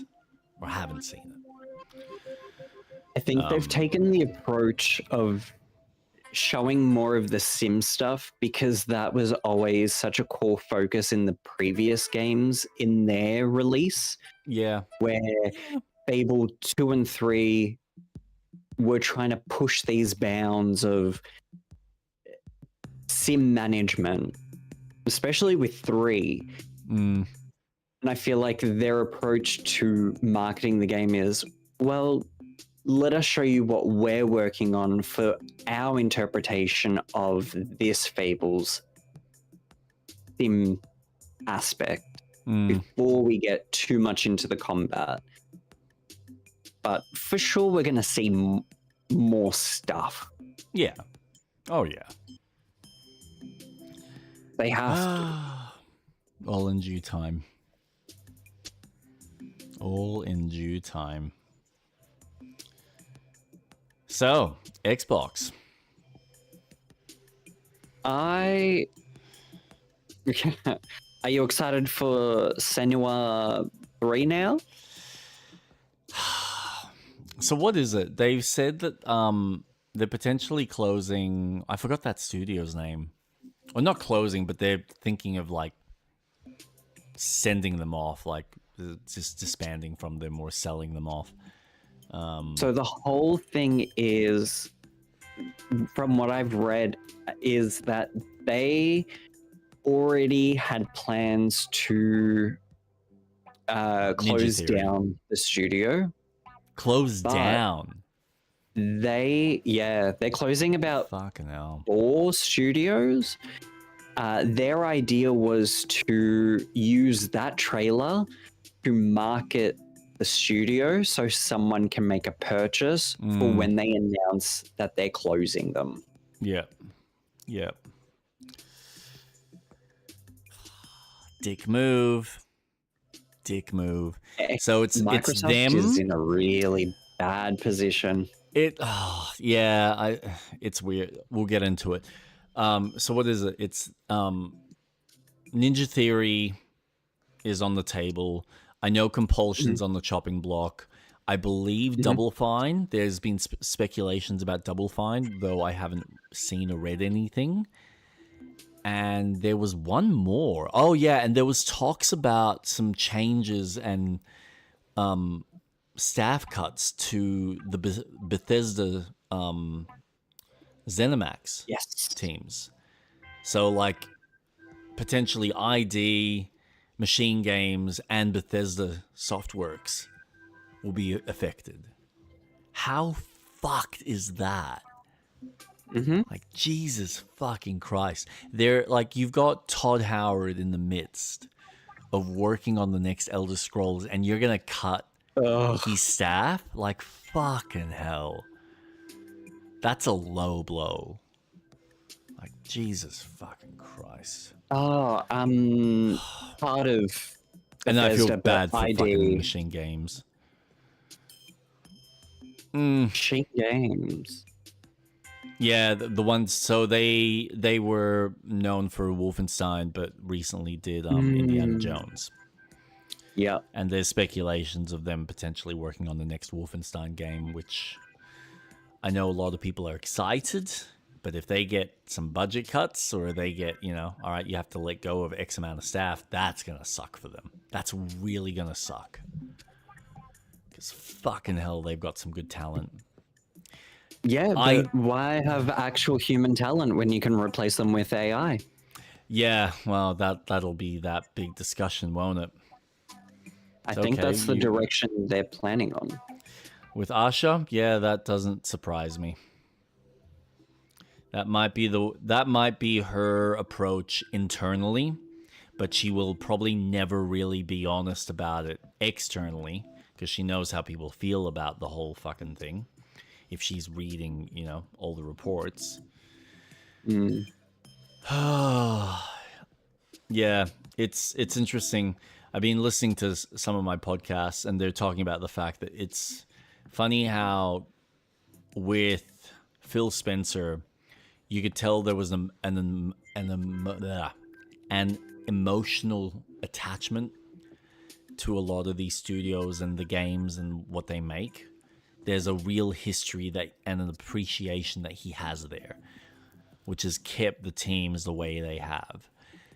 Now, unfortunately, Asha's stepped in. She has none of that, which means she doesn't know what's at risk of being lost by what she's doing. And so she's just going to look at the pure profits and go, they're not making enough, cut. They're not making enough, cut. Oh, they've lost money, cut. And she could end up costing their studio, well, the company, a lot of potential, goodwill of unique titles. And I think even the decisions that she's made around the whole exclusivity thing is just fucking bizarre. Like, really fucking bizarre. It's a weird shift.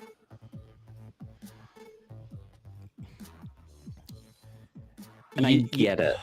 Because Sony's now doing it. Yeah, but okay. Sony is in a better position in order to say, you know what? No, our studios are not going to be releasing on PC. That's fine, right? The weird thing with Xbox is this interesting double standard. Now, I would understand that they sit there and they go, we're not releasing on Switch, we're not releasing on PlayStation. It's only going to be on Xbox. Okay. Now, you're still talking about your potential loss of 30% on your games because you're still technically releasing it on Steam. And you're then also trying to entice people to buy this box. You're walking a really interesting double standard, and I don't think you're fully committed to your decision. And I get that you're wanting to make sure that you're still continuing to garner those profits and make money. If they were serious about it, they would be looking at fixing up their fucking storefront on PC, on Windows, and going, okay, all these Microsoft games, yes, they're coming out on PC, but they're coming out on our storefront. We're not releasing it on Steam. Now, they might choose to do like we might release it on PC in like 4 or 5 years on Steam and on Epic, but we're not going to tell you that. And we're going to be very coy about, when we choose to release it. It might be 3 years, it might be 5 years, it might be 7 years. That's up to us, up to our discretion, as opposed to kind of sitting there going, no, it's going to be on the Microsoft Store for a year. No, don't fucking say nothing. Make it as obscure as possible and commit to it being purely on Microsoft, on Xbox.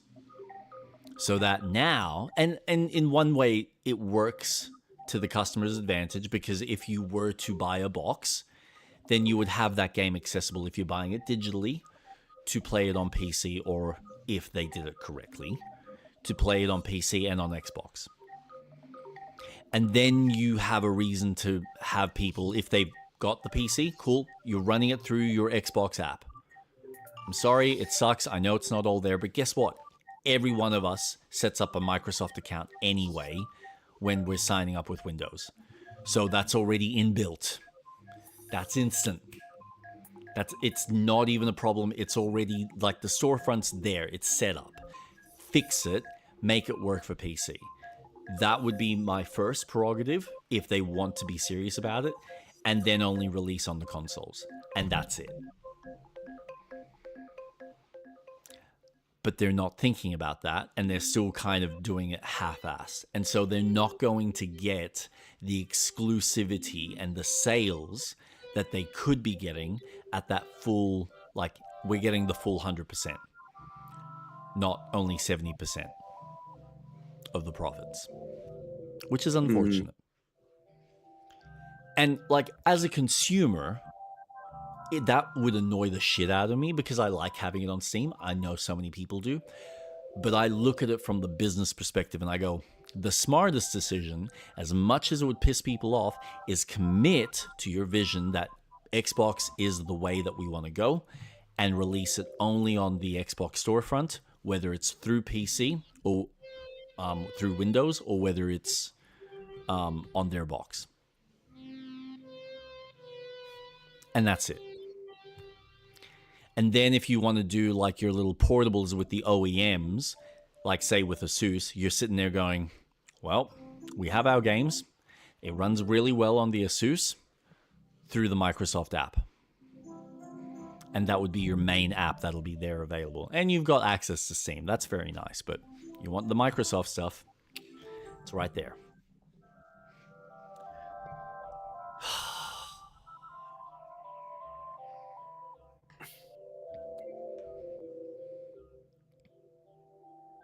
They could do it. They have the potential.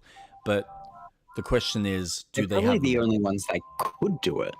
Because isn't it rumored that the next console is essentially a PC? Well, we don't running know. Windows. Yeah, and this is Colin Moriarty said this perfectly. If you're doing that, that's not what people want. Because when they buy a console, they want that console experience, whether it's Nintendo, whether it's PlayStation. They don't want to fuck around with an operating system. They just want the gaming side. Now, if they've changed the architecture of Windows and they've got like this, hey, we got like 2 modes. We've got the gaming mode that is very just focused on the gaming side of things without any of the other bullshit. And then we've got the desktop mode. Awesome, fine. I have no idea how they're going to work with that. I don't know how that's going to be patched and maintained. But if that's the that sounds very Steam-like, where you've got the Steam app and then big picture mode, which becomes your console-like. And they might be looking at it from that perspective. They also know that they can't just get rid of Steam, because Steam will just turn around and say, well, all right, if you're going to be assholes about us, then we will just, you have a lot of people that'll just jump ship to run Steam off of just their direct fucking, operating system, or through a fucking Ubuntu or God knows what kind of Linux system. And then you get a real divide in the community, and then you get other problems, and that just fucking creates more of a hassle for all the fucking developers. So it's just... It's amazing how all of a sudden these companies are just creating these fortifications because they need to try and keep some level of like, no, if you want our stuff, you're coming into our little ecosystem. You want their stuff, well, you have to buy their whole box and their whole system just to play their games. So it's, yeah. I will say, and this is why it's slightly from a purely, if I'm looking at it from a purely business perspective, Microsoft has a better opportunity if they position themselves and they were serious about it. And like I said, made it so that their games, all of their games that they are producing, that they are investing in, are exclusive to their storefront or their console. They are in a better position to outsell PlayStations to some degree. Because right now, they would have a lot more titles coming out year after year, even if they kept your Compulsions, your Double Fines, your fucking Ninja Theories. You would see people kind of go, well, now I feel like there's slightly more better exclusives from a like vaster gaming catalog on top of the Game Pass stuff that seems to have a lot of these games coming out. So it's just, you'd have people now going back to the old ways of, deciding, well, do I want a PlayStation just, for the occasional Marvel game and then a God of War game, which seems to be all that's coming out? Or do I want an Xbox, which has a little bit more variety and there seems to be more coming out on a regular basis?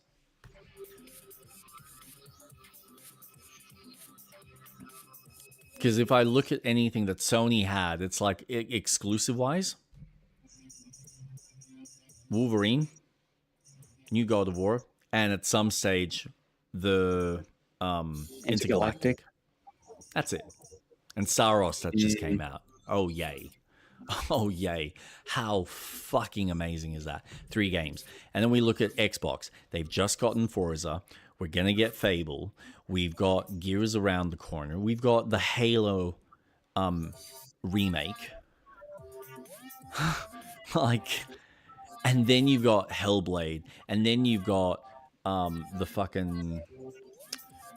Flight Simulator, as well as the game that's coming out, the Plague Tale Resonance game. Like, you've already got so many titles that you can just go exclusive.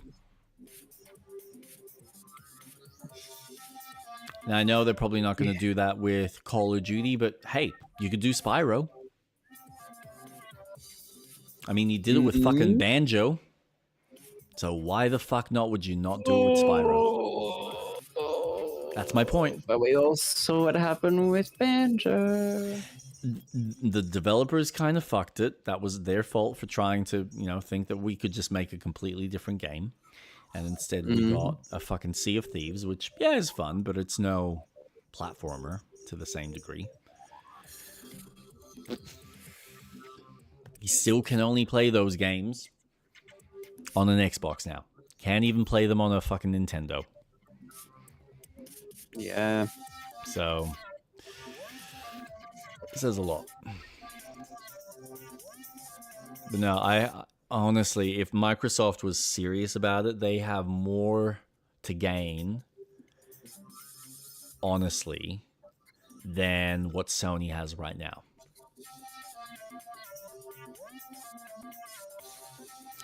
Isn't it funny that they're not touching Activision?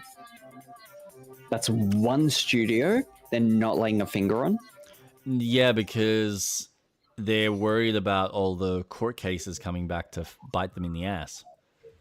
What court cases? The court cases when they bought the fucking studio in the first place. Because a lot of the fighting started when there were concerns that Microsoft was going to turn around and make Call of Duty an exclusive. And so that's when they started getting the what are they called? Like the monopolizing type of cases against them. That essentially they were very much becoming a monopoly. You're buying this massive title that should be available on every system. And they had to sit there and convince people, no, we're going to continue releasing it just because we're producing it, just because we're supporting it. We're still going to release it on other systems. We're not trying to monopolize anything. No, blah, blah, blah. Yada, yada, yada. So, yeah, that is a big money maker, and I think they are always going to release it on every system. But fuck, wouldn't it be like ballsy if they turned around and said, nah, fuck yeah. Call of Duty's now only on Xbox. God, that would be amazing. And as amazing as that sounds, they couldn't. They are getting too much money that they can't do that. No, but this is my point. Is if they did that, suddenly Sony would be up their ass with court cases. Sony lawyers would be coming in, knocking on the door. Nintendo would be knocking on the door because there were deals made prior saying, you said you were going to release these games on our system, and now you've suddenly stopped. I'm sorry, get fucked. So, yes. There's a lot that they're working with. And I can see why they're, going through their catalog of developers and kind of going cut.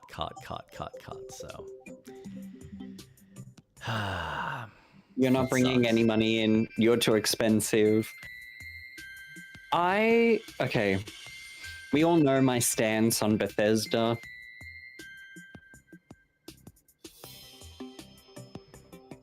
Elder Scrolls 6. Fuck right off. For the amount of time that game has been worked on, I assume they're working on it now. Yes. Even though it was announced 8 years ago. Mm-hmm. That game won't be the game you get until 2 to 3 years, where they finally patch things. You've got your anniversary edition, enhanced edition, remastered edition, whatever the fuck editions that they release, and that's your game. Look how long it took Fallout 76 to finally get good. And the praise. It took them years. And it happens every single fucking release. Get rid of Todd Howard. He's holding that studio back. So, Mr. Maddie Plays has talked about this. The issue is the fact that they have lost, over the years, they've lost a lot of the core developers that had been at the studio. I don't think Todd's so much the issue, and I feel like, here's the problem, right? If Todd leaves, I guarantee you the team in the studio would turn around and say, why are we still working on this old archaic engine? Let's do Unreal.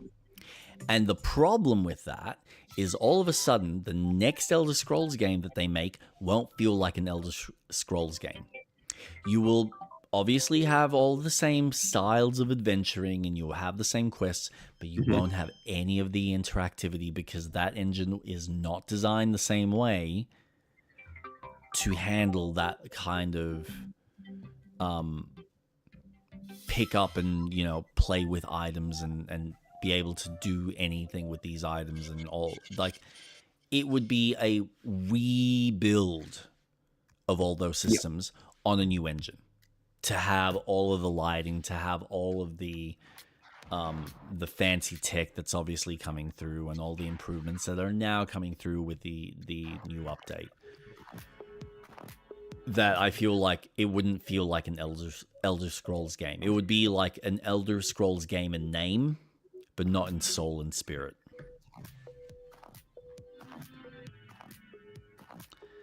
So, I don't know, man. Just getting rid of Todd like that. I think he is holding. They are doing 1 and 2. That's right. Too much back. Personally, I don't really feel like that. I think he's always been a really good visionary. I think he's always got good ideas. Starfield for me was something that I think still felt like a typical Bethesda game. The problem is that he's been so focused on some of the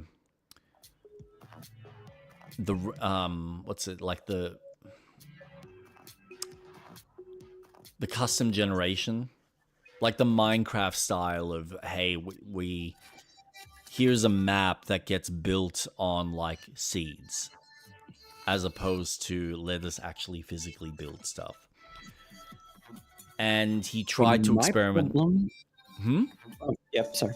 He tried to experiment. He tried to experiment with something of that level on a bigger scale with space, while still having, you know, the stock standard.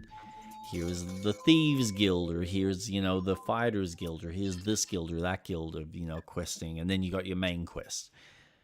And I think what he achieved is there, and it's pretty coherent. It just didn't resonate with people. It didn't resonate mechanically. It didn't resonate story-wise and gameplay-wise. So it's like, okay, cool. So I think if he goes back to the drawing board and just focuses on, here's another landmass, here's fucking, you know, the next Elder Scrolls game in this location, we're doing this main quest, and then we've got, you know, these other 6 or 7 faction quests. Awesome. And then have a bunch of random dungeons that they'll probably find ways to generate and fuck around with and make unique things and stories and all this other side. They have a better opportunity of making a fun experience doing that, with all the build crafting and everything else that they've implemented into Fallout and Starfield over the years. And it'll feel like another Bethesda game. The question is that actually what people want? Or did we all have such a great time with Skyrim that we've kind of, you know, like we've grown up from what Skyrim is? Who knows? Time will tell. Starfield took 8 years of development, and that's the game we got. Yeah. And then it took them 2 years to finally add in extra things. That's a pretty massive fuck you. Well, as far as I'm aware, they've always worked as a much smaller, tighter team. So I don't know. It's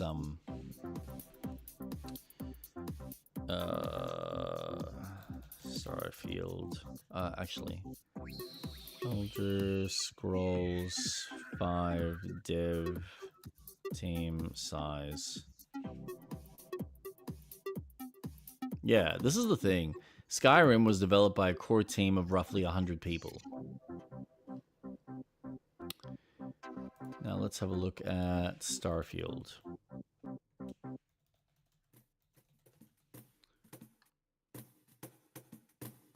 Starfield development team consists of about 500 developers across Bethesda Game Studios.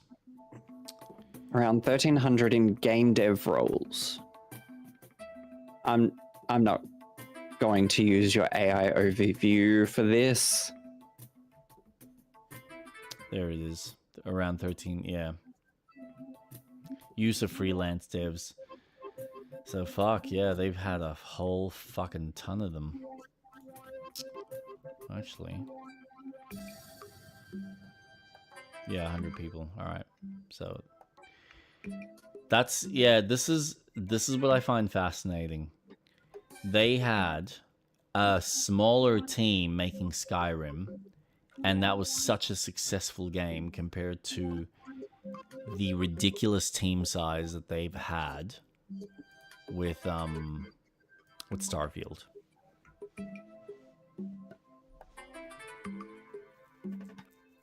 Yeah, man. I don't know. Can you see what Elder Scrolls 6 dev size is? Because surely there's something about 6 dev size.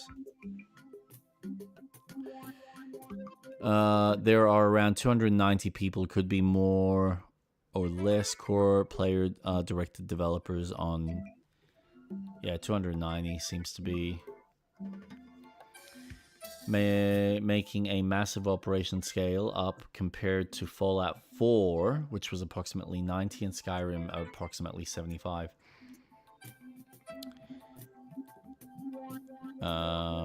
Despite the massive increase in headcount compared to prior single-player titles, Bethesda's studio size is still much smaller than mega studios like Rockstar, which is roughly 1,600 developers for Red Dead Redemption 2. So again, this is what I mean. They have increased their team size, but they are still considered small when you look at all these other bigger AAA studios. Yeah. And I know this because I remember reading about Skyrim, and I think even Fallout, where they would have one guy just in charge of designing dungeons. It's like, are you fucking serious? One guy, maybe two max, doing every single dungeon in all of Skyrim? Fuck me. It's no wonder so much is rinse and repeated, because they've only got like a handful of people working on very specific content. And it's most likely going to be the same thing with the next Elder Scrolls. It's just going to look slightly prettier. I guess. Because they're using the same engine as Starfield was, so... Yeah. They are updating the face models again, so they are updating the graphics. Because I heard the complaints from people again, and I'm kind of like, man, just, I don't know why people are fussing about the graphics. The graphics are fine. Just make a more compelling game. That's all I can ask. Wait, this is a thing? I didn't even realize they're bringing out a sequel to this. Holy shit. Can we just not have, like, the volume so loud? Jesus. Yeah, I don't know. Overall, I'm concerned, like, Bethesda, whatever, like, how that plays out, whatever happens. Like, I know Todd's only got a handful of years left in him before he kind of goes, yeah, I'm retiring. So I'm not too concerned. I'm more concerned about Machine Games because I feel like they did such a great job with Indiana Jones for a first attempt that I would love for them to make the next game. I'd love for them to make the third Wolfenstein game, and it's concerning that they could get cut.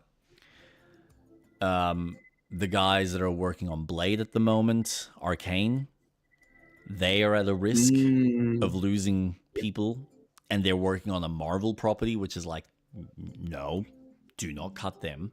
Let them see if they can figure out this game, see if this will garner the success that they need financially. Please let them cook. Oh, for fuck's sake. ID Software, I wasn't a big fan of the Doom games. Like, the 2016 Doom's good. I've heard good things about the one after that, but... Eternal. Yeah, I'm just like, I don't want a thinking man's fucking shooter, as they like to advertise it. And the recent Doom game was just like, that was fucking boring as all hell. I wouldn't even waste my time. But if you like that sort of game, awesome. Power to you. So yeah, if they cut that studio down, it's shitty, but no real loss for me. But yeah, so I feel bad for Double Fine. I feel bad for Ninja Theory and anyone else that could potentially be on the chopping block. Compulsion Games. I just feel bad that all these studios were purchased by Microsoft, who then just be hit with, "Oh no, we're going to cut you now." Yep. Like, well, it's like what EA. Choice for Bob. Yeah. Bought their independence in time. Or it's like what happened with a lot of the EA studios. They got bought out by EA, and then EA just went, "Yeah, you're not making enough profit.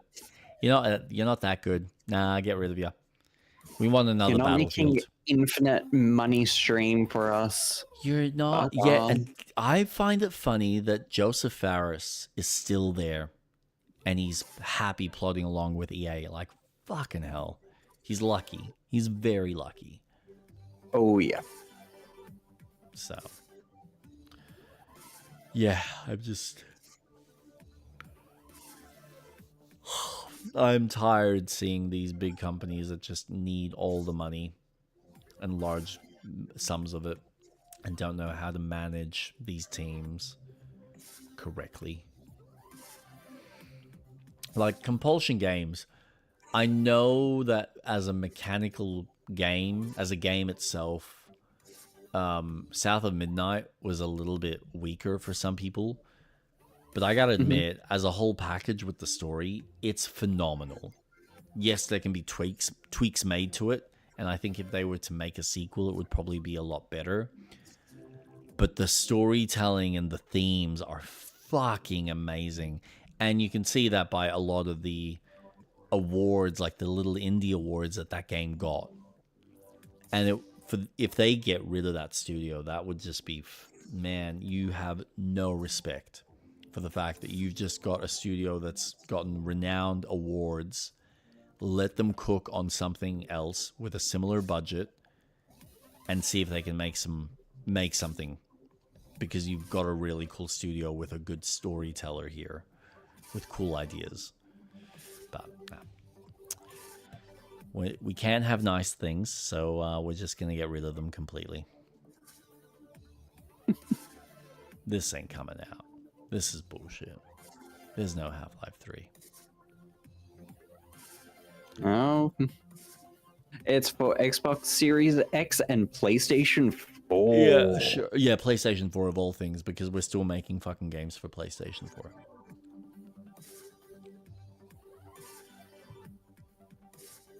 I'll believe that when I see it. I'd love to see Alice 3. That would be sick. No, wouldn't it? Wouldn't it? Jesus.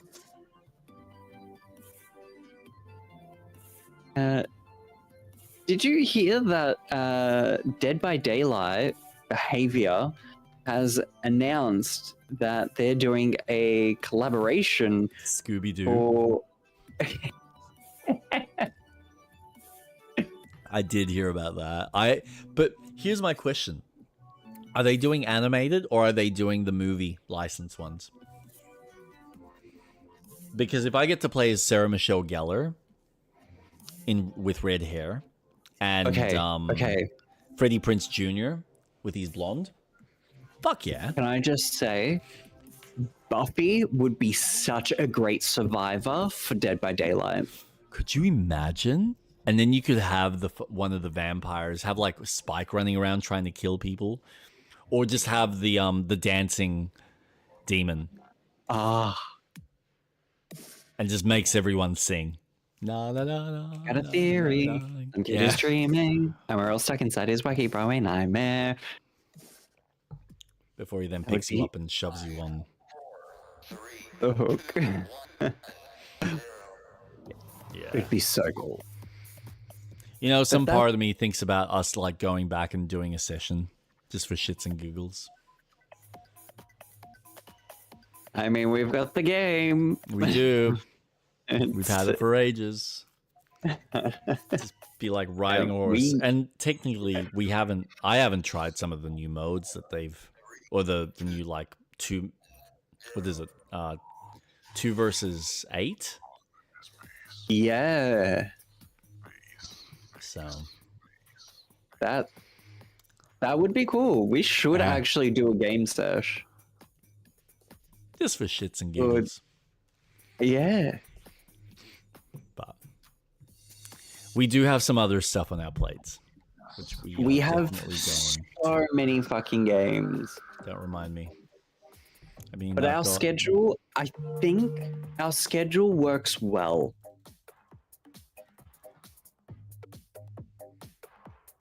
Think. Because once we finish Baldur's Gate, which might be 2 more streams. Yeah, I'm getting that sense. And then we've got Split Fiction, which will probably be maybe 2 or 3 streams. I don't imagine that will take very long. No. I Far feel like Far it's... West is definitely a game I want to play. Yep. But that is very much like Dead by Daylight, where it is just like we can go in, do a couple of matches, and then we can fuck off. Because I don't want to commit, and I'm sure you feel the same, you wouldn't want to commit a game after finishing Split Fiction that will then bleed into No Rest for the Wicked's release. Well, I mean, so when's this coming out now? October... It just says October 2026. They haven't announced an actual fucking... That's, yeah, it feels like it's still a while away. So we've got, what is it, can I do it this way? 1, 2, 3, 4, 5, 6, 7, 8, 9, 10, 11, 12, 13, 14, 15. 15 weeks. Minus 2, 13. Maybe minus another 3. So now we're down to 10 or 9 weeks. Yeah, like I get it. Like doing something large scale is probably not the best idea. So doing some smaller stuff, which we've got. Like I know we've got like the one Far Far West is one. You know, we could do, like I said, a Dead by Daylight type of thing because that'll be coming up to that Halloween type of period. We've got that Magic one, which is like the friend slot game. Where you have the magicians. Yeah, that's it. Which I'm curious about that. Potentially, if we can figure out how to get it to run, the what's it called? These nuts. These nuts. What is that called? The Switch exclusive fucking co-op Orbitals. Game. Orbitals, yeah. Yeah, need to figure out how we can play that. I know. Because I am getting that. Oh, I know. I'm aware. Fucking A1, I'm getting it. So I'm kind of curious about if I can play it through like a friend code on the standard Switch. Do I need to purchase a Nintendo account, like their online subscription type thing? Or will I just be able to play it? In which case, awesome. I just connect up the little Switch dock to the Elgato. We try it. We see if it works. Off to the races.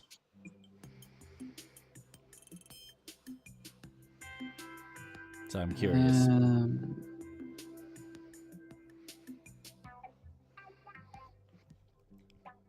Let's see.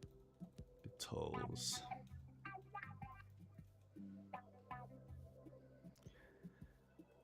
I wish it came out on PC. Maybe one day. It might be a timed exclusive. It might be. Doubt it. Yeah, I know. That's my problem.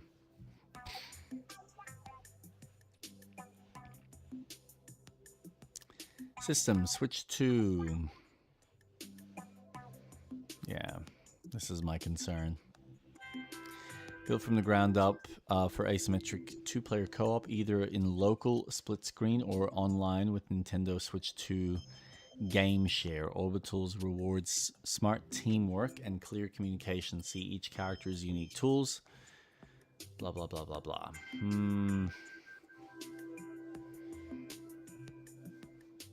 Yeah. The software includes modes or features for which an internet connection and a paid membership to Nintendo Switch Online are required. So that's like my other, like, for fuck's sake. Okay. So I'm going to have to set up a pay for like a month subscription just to play one fucking game. Potentially.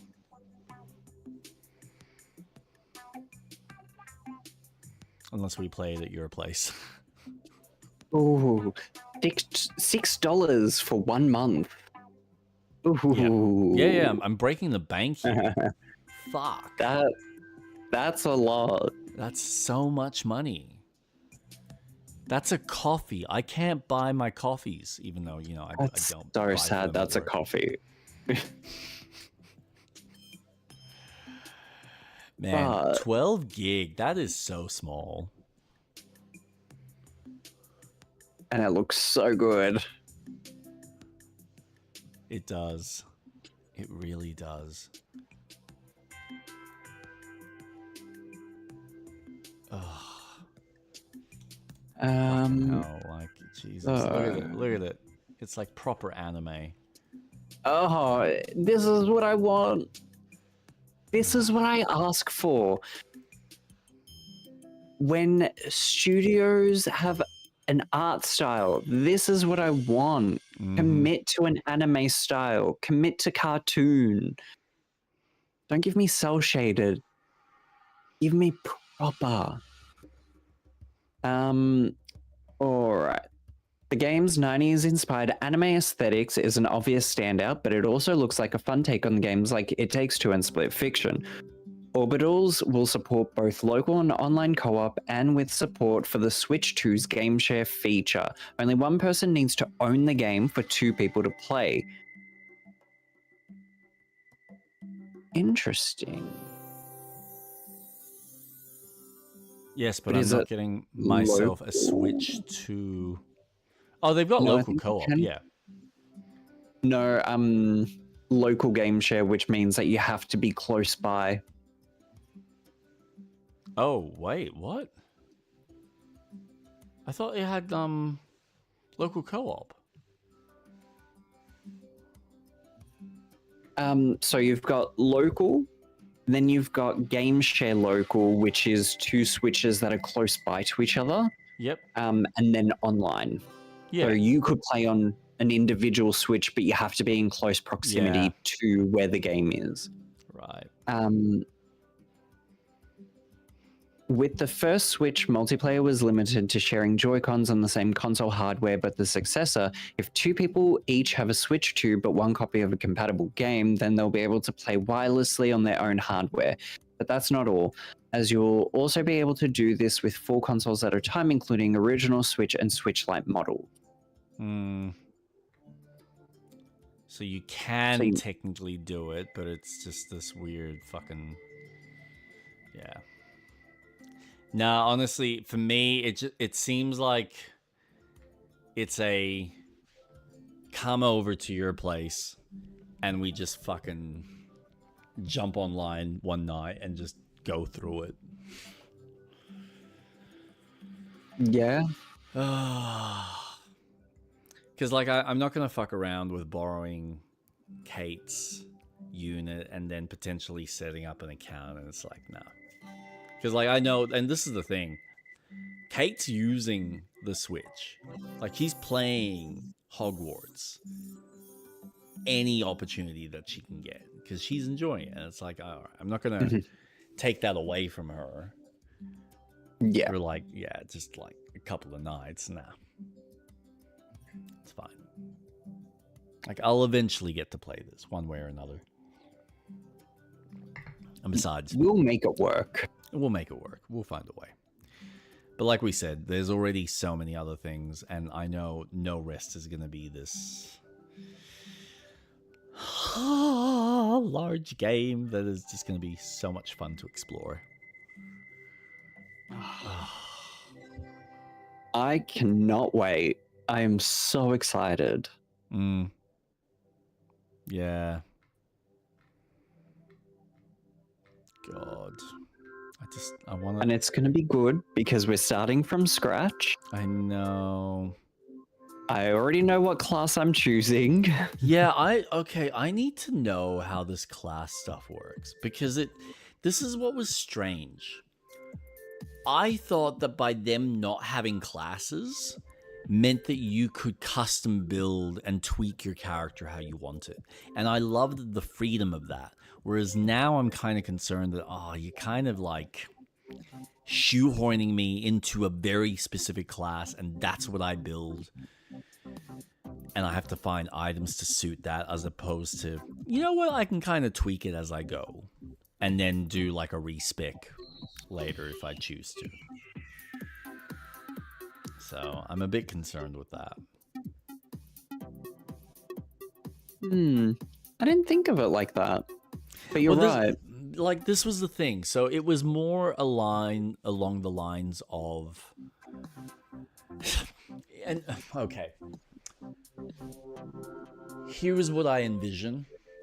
Maybe it's kind of like the way FromSoft does it, where you pick a starting class. Jake the Range Monk is worried about building classes. Yes. No, maybe it's something along the lines of the way FromSoft does it, where you pick a class and it has, slightly tweaked stats for that class with maybe some basic starting equipment. Potentially, I don't know. I doubt that, considering you usually are meant to start on the island with fucking nothing. Yeah, I don't know. It's so bizarre. Because again, like the way it was designed was you start as an empty slate and then you develop the character. You choose where you put your stats based on how you want to build the character. And then you just find the appropriate weapons for the kind of class that you're building. And then along that, you're also choosing and equipping the types of specials or the stones, the runes that you need in order to have the abilities that, again, complement your class.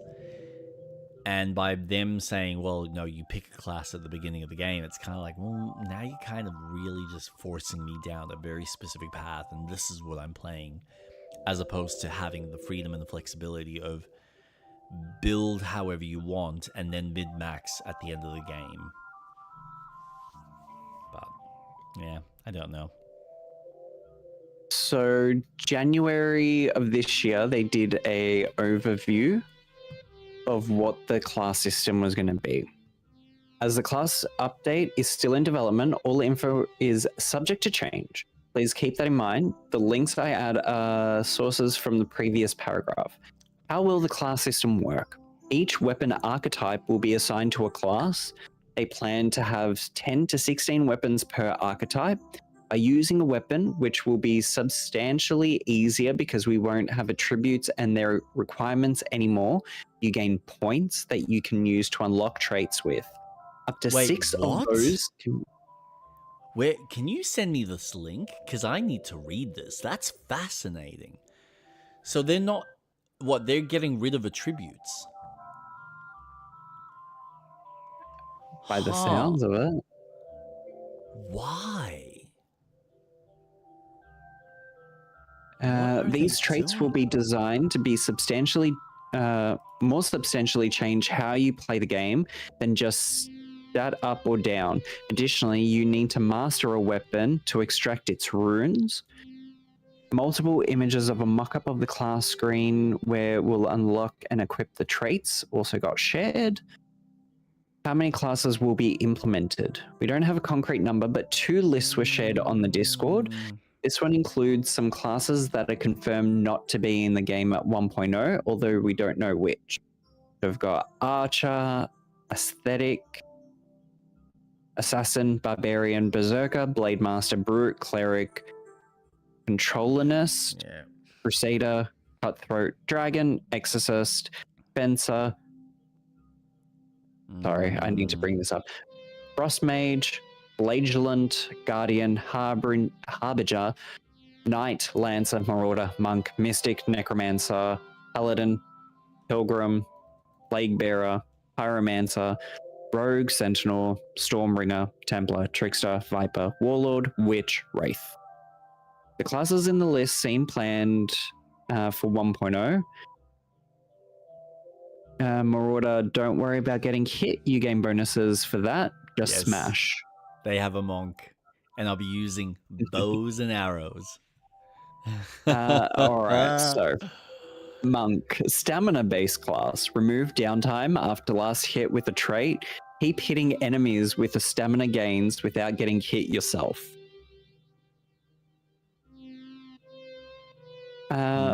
One of the classes confirmed not to be coming in 1.0 is the Necromancer. Thomas, the lead dev, will still shed an early concept video. I can't post the video, here's a link. Thomas also seems interested in making the Necrom being able to possess enemies so that you'll be able to play as them. We'll just have to wait and see how that turns out. Interesting. Fucking hell. Very. So what they're linking classes to the weapon, so whatever weapon you're using will determine what class you're then playing. So then what are you leveling up? That's my concern. But that's from early like concept. So that's not fully confirmed. Rest for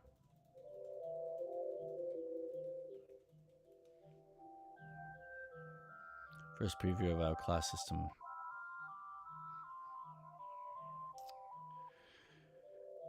Posting this here so people can already contribute a little bit to what I've laid out. And yes, we will still make changes to all this. And yes, some of the stuff you might not agree with. Why is Barbarian set to plate? Have you ever seen Conan? But here goes. High level class breakdown. All right, so single attribute classes, 16. Brute description: a savage fighting, swinging single-handed axes with brute force. Weapon: axes, one-handed. Armor type: plate. Warlord description: all right, so great axes, two-handed. Armor type: plate. Barbarian, great clubs. Sentinel, great spear, two-handed. All right, so these are mostly two-handed except for the axe, one-handed. Plate. Dexterity, swashbuckler, curved swords, rapiers, fencer, great bows, archer, double daggers, rogue. Your faith, maces, gauntlets for the monk, scourge for the flagellant, exorcist, censer, sorcerers, wands, mage staffs, tombs for the priest, orbs for the oracle, combined attribute classes. Strength plus dexterity. Yeah, so then you've got your mix. So at the Pugilist. start of this year in February, the lead dev Thomas has posted on Twitter, since we released No Rest for the Wicked together, we've now officially given the internal green light to make the new class system the default. Let me explain why we're making what looks like such a drastic change. For the last couple of decades, most ARPGs have picked one of two approaches. One, hard class systems. Games like Diablo PoE asks you to pick a class up front, and that decision defines your character forever. You can branch a bit within the boundaries designers allow hammered in D2, but you can't truly craft your own class. You're always working inside a predefined box. Yep. 2. Attribute systems. Games like Dark Souls or Fallout let you allocate stat points as you level up, and your build emerges from those choices. From Software has used this model for around 17 years.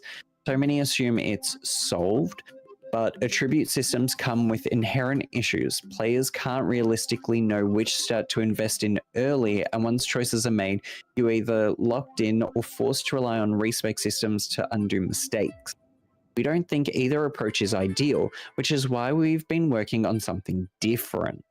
With the upcoming job system in Wicked, your character's class adapts dynamically based on how you actually play. If you spend a lot of time swinging your swords, you'll naturally become a better swordsman. If you switch to wands or staves, you'll start progressing as a mage. Each class has its own weapons, traits, and runes, and players will need to use and master that class to fully unlock its potential. And once mastered, all of the class's skills can be used on other classes as well. Your class isn't chosen in a menu, it's earned through play. This system is clearly inspired by Final Fantasy Tactics, and we genuinely believe it could change how players and even other developers think about progression systems in ARPGs. I've learned a lot about this as a developer. In Ori and the Blind Forest, we introduced a traditional skill tree and quickly ran into a problem. Players want to min-max, and they don't want to be forced to invest into X just to reach Y. That's why we moved to the Spirit Shard system in Will of the Wisps. In a similar way, we believe this new job system finally breaks through some long-standing barriers in ARPG progression. It's always scary at first to make change like that deep into development, but I'm very much convinced that this is going to be a major step in the right direction, not just for Wicked, but for ARPGs in general. I really think Yasumi Matsuno has figured out the proper answer 30 years ago already, and most Western developers just haven't paid enough attention. Interesting. That So is it's fascinating. Going off a proficiency of that weapon. So the more you use it, then you can unlock Come it. at it, right?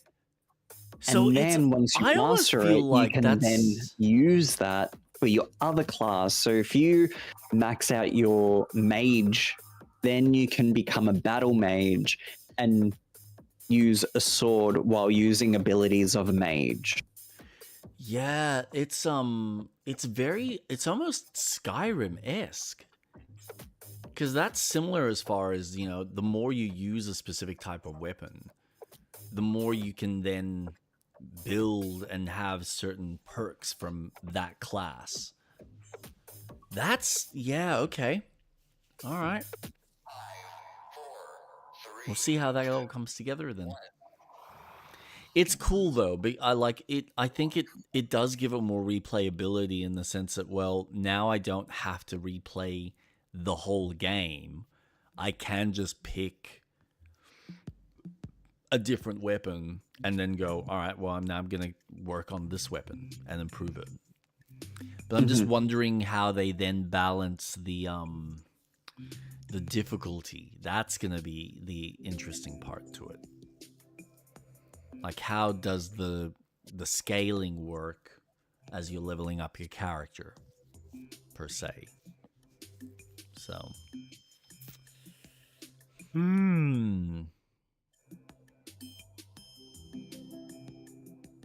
I guess time will tell when I'm sure they'll release a trailer for it.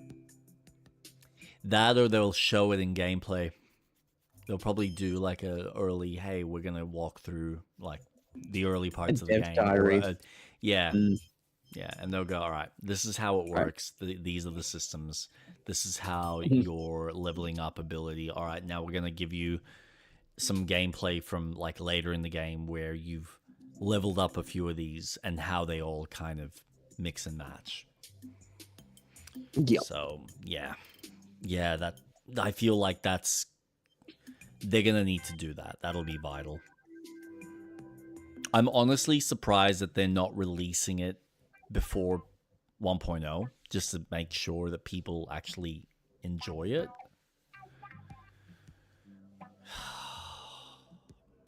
Fuck. I definitely think it is something that you're right. It would be smarter to release it just before 1.0 as a beta test. Yeah. So that then you can refine it rather than leaving it for a full release. Yeah. Well, they might not want to ruin it completely, so I don't know. I'm fucking curious about it. If you don't release it, at least show it. Like, I get that if you don't want to ruin the surprise and you've kind of, figured out, all right, maybe this works better, at least show it so that people have okay, all right, no, we understand what you're doing. That's fine. We can't wait to experience that and actually go through it. And then, yeah, you might tweak it after the fact. But,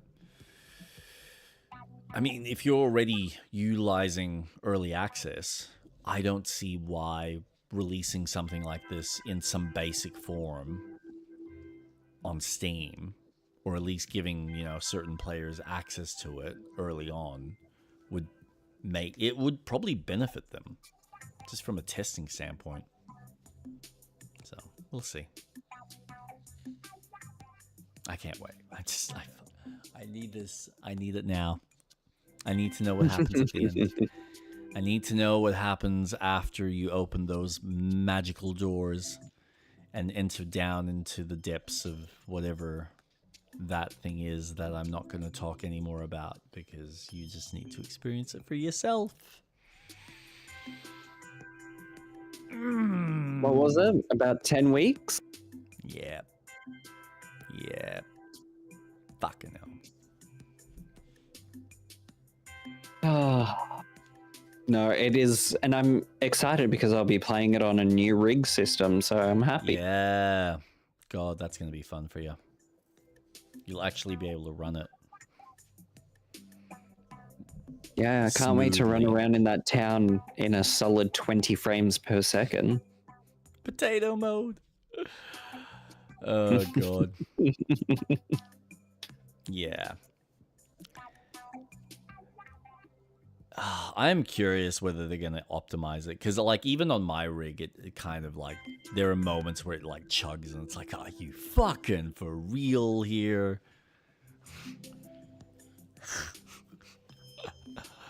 Like, I get it, there's a lot of detail, but like, come on, man. Like, fix your rendering pipeline or do something to just... Anywho. Was there anything else that you felt like talking about? It feels like it was a pretty quiet week. It was. And I have to say, I kind of like this approach of just having conversations. Yeah. Nice and chill. Yeah. It doesn't have to be topic based. It's just more organic this way. It's nice. Yeah. It's nice. Yeah. Considering that, Summer Game Fest, it was very like, okay, these are the games we have to talk about. I think this is a better format. It'll work better once we're done with some of the story stuff, because it's hard with something like Baldur's Gate that's so story driven. But yeah, if we can then like incorporate the conversations through the gameplay, like when we're just kind of like fucking around, that'll just combine everything in more of an organic sense, which I think we'll play around with that. as time goes on. Yeah. Oh, I wanted to see this. Because I am curious about this fucking thing. Desktop. This is that Crimson Moon game. Co-op Oh, the action. cooperative one? Yeah. Like, this looks fun.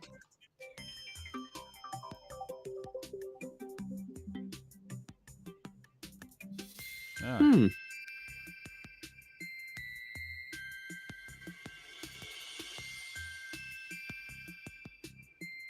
Where is...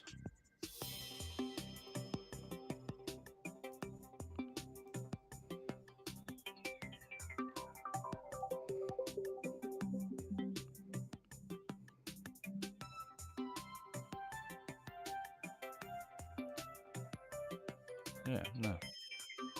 Interesting.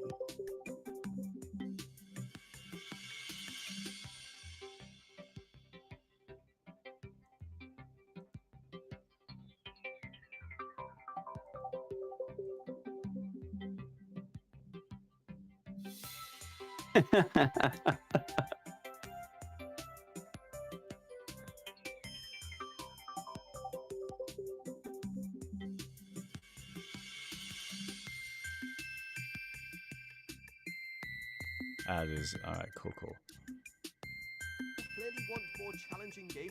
Elden Ring is such a special game.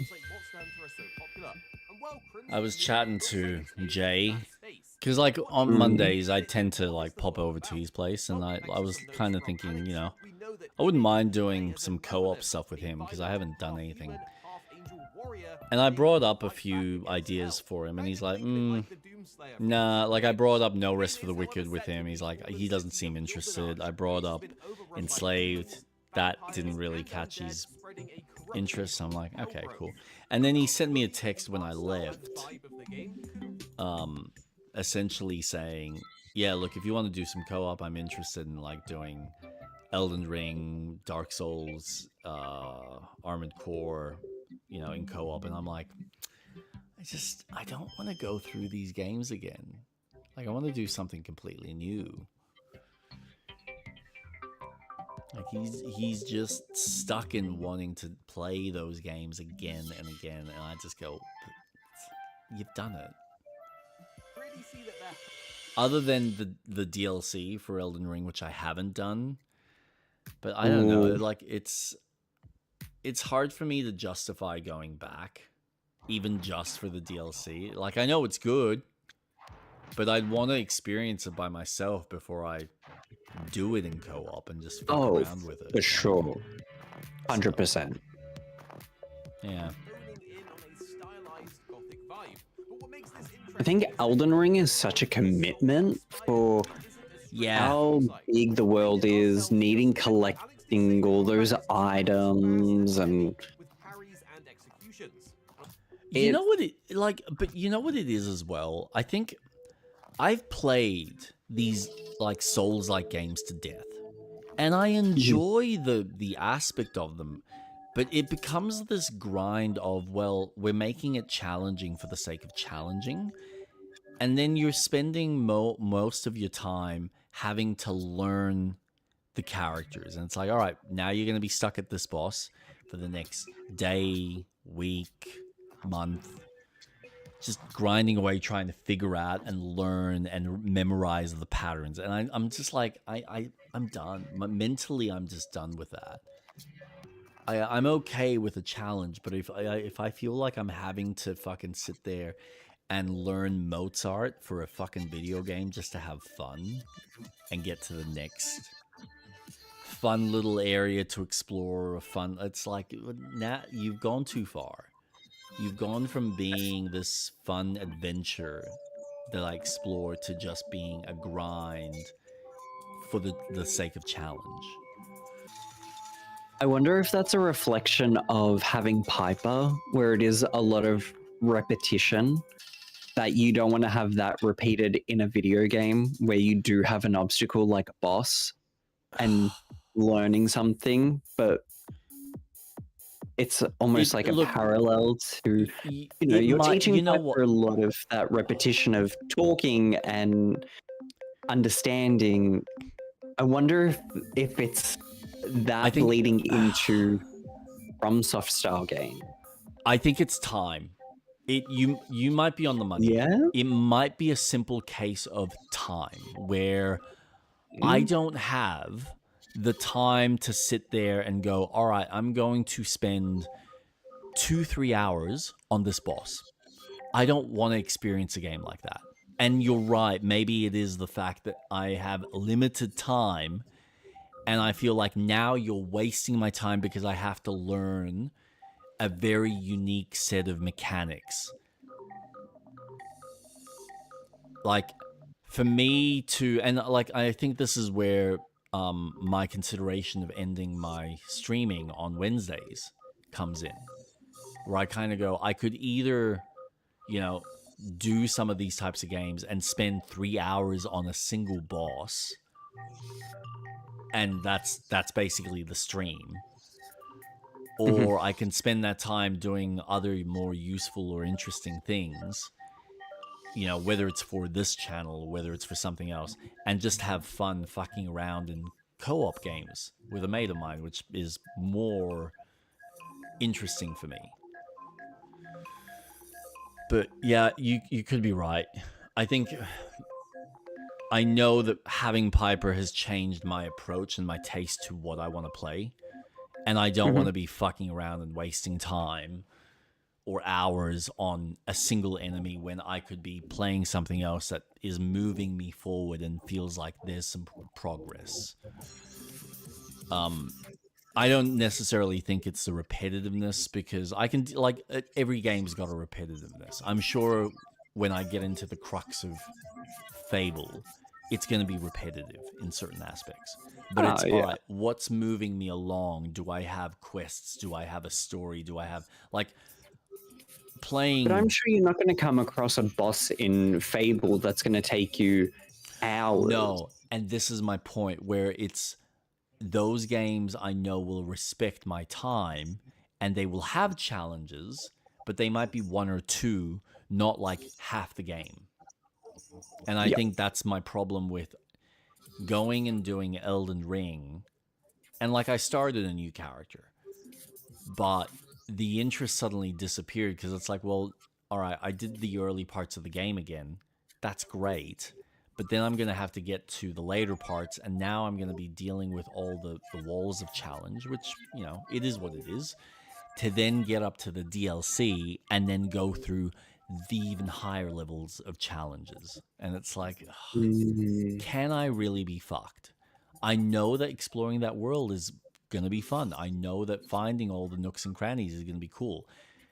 But if I have to then, like, and I think this is what probably also put me off with fucking Mina the Hollower, where it's like, I don't want to sit here and keep repeating this little sequence because you're killing me, and then I'm losing my experience again, and I have to then, like, travel back and deal with this annoying single fucking enemy that is just constantly barraging me with his stupid little fucking down attack and tracking me. It's like, man, this isn't fun. This is tedious. And you're wasting my time. Versus, you know, Tomb Raider, I can save when I want. And yeah, okay, it's counting how many saves. Cool. I don't give a shit. I play it at my pace, and I can do whatever the fuck I want.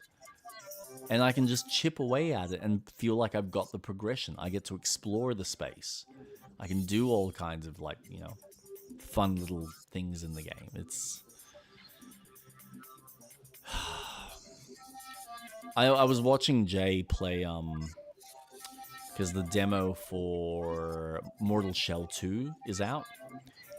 And it looks like a cool little game. Like, it in certain ways, it feels like they've learned a few things and they've eased up on a certain handful of things. And in other ways, he's struggling because they've decided to make certain enemies hit harder, not give you as much healing when you heal, and all this other shit that I'm like, this is fucking bullshit. No, I'm not spending fucking money on this piece of shit. If you guys want to have fun dealing with this crap, by all means. I'd rather wait for the next Lords of the Fallen, which I feel like that would be a fun co-op game to go through.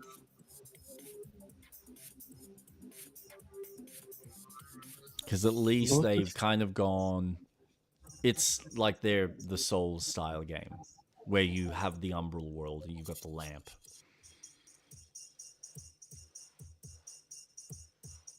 Yep. And playing that, especially after the updates that they did to the game, it feels like such a better experience. It actually feels more easier and lighter in certain ways. It feels like you can fuck around with all the different systems, the different weapons, and be rewarded by that. So, yeah. That's more of an exciting, hey, here's a Souls-like experience, but in a more lighter, kind of action-y sense. We're having a bit more fun with it.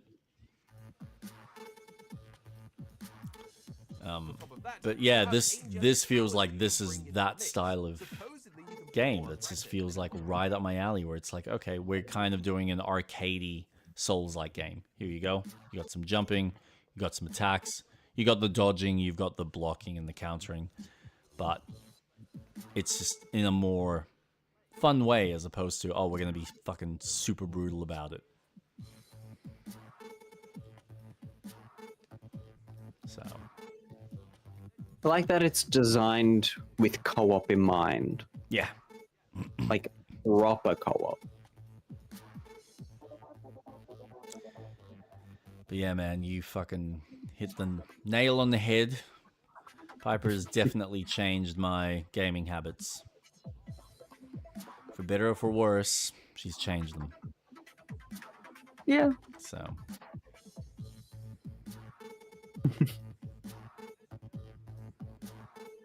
Fucking. It's weird, like, I can't even mentally, it's hard for me to go back and want to continue, even though I restarted it again. Fucking hell. Why can't I think of the name? We're getting a sequel for it too. The Pixar-looking Souls action game.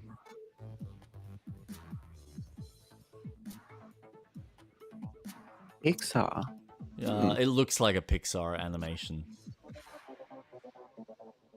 God, Kenna? Kenna, Bridge of Spirits, yeah.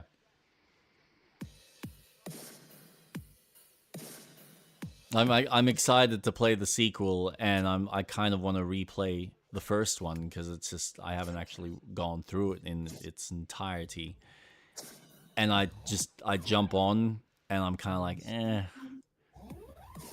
do I really want to? Can I be fucked?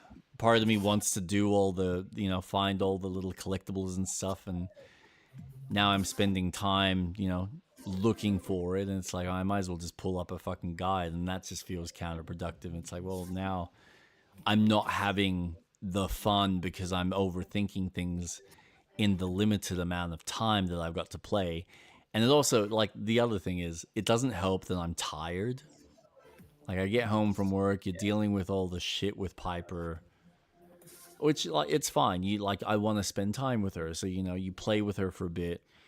You do, the dinner, the cooking, the cleaning, giving her a bath or a shower, then getting her to bed. And depending on how long it takes her to get to bed, it might be 7:30, it might be 8:30 by the time she goes down. If it's 8:30, well, you're lucky if you get an hour by the time you brush your teeth and maybe watch a show. And so it's like, well, it's time to go to sleep now. Repeat the day. So it's hard. And I will admit, of the story is don't have kids. Yeah, that is exactly what we're learning. But you miss out on other things when you don't have kids, so there's pros and cons to it. There's always sacrifices you make. There's a magic in that chapter in life. I'll never have that experience. It's not the path that I was born to have. I'm fine with that. But seeing you and Kate, seeing my other friends like Sophie and her partner, it makes me happy because I can see how much of a positive change it's made in your lives. Yeah. And how you've adapted to that chapter. And it's that's incredible. The thing. I would never give it up. Perhaps, like, every time I look at her, every time I see something that she's figuring out or the changes in, like, her learning, like, picking up new skills. Like, today I had a fun moment with her. I'm doing breakfast. You know, Kate's just kind of, like, dumped her on me. And it's like, all right, I'm going to go have a nap. I'm like, cool. You woke up at 1 o'clock. You have to deal with her. No issues. I'll get up and do breakfast and, you know, spend some time with her. And that was great. I was still tired, so I ended up having a nap while she was, you know, fucking pulling apart half of the bookshelf in her, like, little playroom. And she's woken me up when she's, like, looking over the top of me going, what the fuck, man? You were playing with me. And I've, like, gotten up from my little nap, looked at the bookshelf, and it's, like, just a mess. But anyway, we're having breakfast, and I've made wheat bix for her, and I've got Nutri-Grain for myself. And she's obviously started to eat the Nutri-Grain, and she's really liking it. So she's like, she's grabbed one of the spoons, and of course I had my spoon and her spoon, completely different types of spoons. She's now holding both spoons, and she's like shoving it in, you know, one spoon in, trying to grab as many of the Nutri-Grains as possible. And she'll only, like, when she puts it in her mouth, she's only able to get one out of the 4, and the rest fall down, you know, on my lap or down on the floor. So it's like, oh, fucking okay. But anyway, so imagine you've got this, like, where my microphone is, this head that's there, and you're kind of above it. And all of a sudden, she's decided, oh, Daddy probably wants some too. So she's, like, put her spoon in the wheat bix and then lifted it up to my mouth.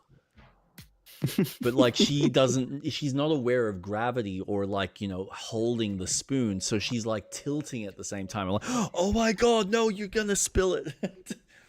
And it's like, that's really cute, but also don't do that. And it was fine. You know, there was no issues. There was like, I can keep going on. There's like all these little things. We had a moment today when we were playing on the floor, and near the coffee table, we've got, you know, the little, what is that book series? Fucking Game of Thrones.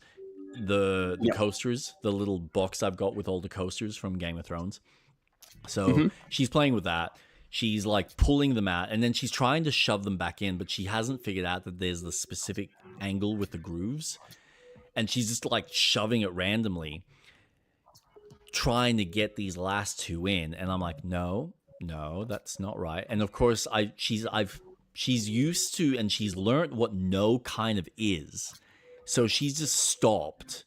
And it's almost like she's gone, well, fuck it, I don't care. I'm like, no, that's not what Daddy meant. Oh my God, okay. And I'm trying to explain, and now that's not working.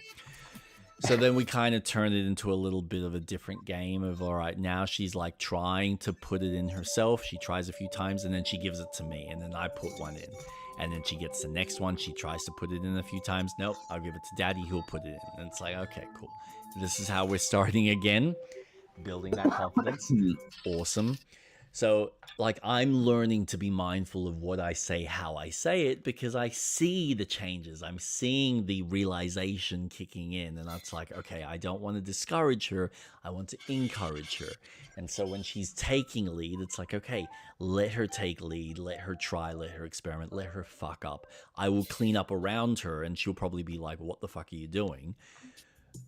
Which is my OCD, but it's just like, and that's my way of like controlling it to some degree. Yeah. But I still want her to feel like I have the freedom and flexibility to make mistakes and make a mess and do stuff. It's like, yep, cool. Make a mess. Daddy will clean it up, or Daddy will maintain it in very specific ways. But this is how you're learning. This is how you build hand-eye coordination. This is how you learn these skills and build the confidence and deal with all of that. So as much as possible. Like today we were walking around in the shops and I've just like, we're waiting for lunch to get made. And so she decides to just start exploring and I'm just like following her behind her. She's going from one place to another. And that's fine. It's like, okay, you're building your confidence. Occasionally she's looking back to make sure I'm still there. Yes, I'm still here. Okay, she continues walking. Finding the next thing to look at, to touch, to feel, to inspect, and, you know, point and go, oh, la, la, la. It's like, yeah, cool. So, no, I would never give it up. Never change it for the world. I love every moment, and I feel blessed that I get to experience that with Kate. But I still love video games, and it sucks that I just don't have the time. It's like, oh man, there goes my hobby. And it's like even TV shows, for instance, like I've still got the new season of Invincible that I haven't finished yet. Rick and Morty started. Vox Machina, the new season started. Clarkson's Farm has started. I still haven't seen the recent We're watching season. Clarkson's Farm. I don't want to know. I've heard he's got cancer. Like, what the fuck? Yeah, someone spoiled it. Oh, God. Fucking, like... And the girl at work, she's like, have you heard? And I'm like, I'm not up to that episode. What are you saying? And she's like, no, it's like news. And I'm like, no, it's in the next episode. I haven't watched it. Yeah, fucking, So... there is so much that I'm missing out on, and it's time. And a lot of the times, it's just unfortunate that, you know, the little one just doesn't want to go to bed, and the last couple of weeks have been tough with her, and it's like, well, there goes another night. I'm basically going straight to bed and waking up the next day, and it just sucks for me. But I also love it. I am going to add to your list of shows to watch, The Great. Yes. Yeah, it is a really good show. Yeah, I'll get right on that in about 10 years. Yes. Get onto it. God. Man, there's like, we still haven't even seen the recent season of The Boys, because that's now complete. I've heard mixed. My mate was telling me at work where he's like, I was expecting Endgame and like End of the World, and they fucked it. I'm like, oh, don't tell me that. Now I'm slightly disappointed, but now I want to see it and see how bad it is. It's fine, but the ending, it's a fine ending. It is what it is. Yep, fair enough. I'm curious, but there's that. There's the new Foundation season that I haven't watched yet, and I feel like I need to rewatch the whole show again because there's bits of it that I've completely forgotten, and that's a real dense sci-fi to deal with. So yeah, there's so much. It doesn't help that we've also decided, oh yeah, let's go and watch fucking all of Scrubs and Top Gear, which we alternate depending on how much time we've got. If we've only got like half an hour, we'll do 1 or 2 episodes of Scrubs. If we've got, you know, a full hour or 2 hours, then we'll watch Top Gear. So, which are great shows. Like we're enjoying them, but it means that okay, we're watching older stuff in favor of the newer shit. Yeah. So I think that's a good way of doing it. Yeah. It works for us. We're like I said, we're enjoying the shows. It's not like we're sitting there going, oh no, we're missing out on all this stuff and, you know, because we're watching this thing. No. We're enjoying what we're watching and we want to get through it and like experience it all. And we also know that the other stuff is still coming out. So it would annoy the shit out of us if we're like, all right, we watched, you know, this episode of Clarkson's. Gotta wait a week for the next one. I just really want to watch the next one. Like, you can't binge it. So in some, like, I've already written a list of the shows that I want to watch that are coming out, and it's like, cool. All right. Just as a note for my personal brain, here are, the handful of shows that I will watch when they're in their entirety at some stage. When that is, I have no fucking clue, but what is it? Yeah, that's my issue with watching One Piece at the moment. Yeah, but now I'm just like, you're up to date. Like, that helps. Yeah, but it's weekly. Oh, what, 20 minutes? That's not a big deal. Oh, right. Like, you have to wait. Yeah, that would suck. 20 minutes, and then I have to wait a week for another 20 minutes? Oh, no. Fuck that. Oh, Give it no. to me all. Oh, no. But I haven't watched it in the last 2 or 3 weeks, so I do have a couple of episodes that I can just binge watch. Mm-hmm. But I am enjoying going back to series that have finished because The Great is from 2020 to 2023. It's only 3 seasons. I say it's only. They go for an hour long. But it's just so nice that I can just go, yeah, let's put the next episode on. Keep going. I want to know what happens next. Fuck, I think I lost my list. When did I delete that? Jesus Christ. That sucks. Oh, man. That actually does suck. Rookie. Yep. That's all right. It's easy to figure out what I need to rewatch or, like, write down and watch. Oh, dear. We are in trouble. But yeah, time's the issue. I mean, like, Friday night, because I basically went straight from work, I went up to Latrobe Library and was like, all right, I got my laptop, I'm going to sit down and I'm going to play like an hour and a half of Kingdom Come before I catch up with my ex-workmates at like 7 o'clock, just down the road. And I only got like 20 minutes because then Kate's calling me because, she wanted Piper to know what the fuck's happened with Daddy. And of course, I'm now engaged in that conversation, but it means, all right, well, game time's over, close the fucking laptop. Yep, cool. I'm, hey, sweetheart, how you doing? So it's like dad mode kicks in.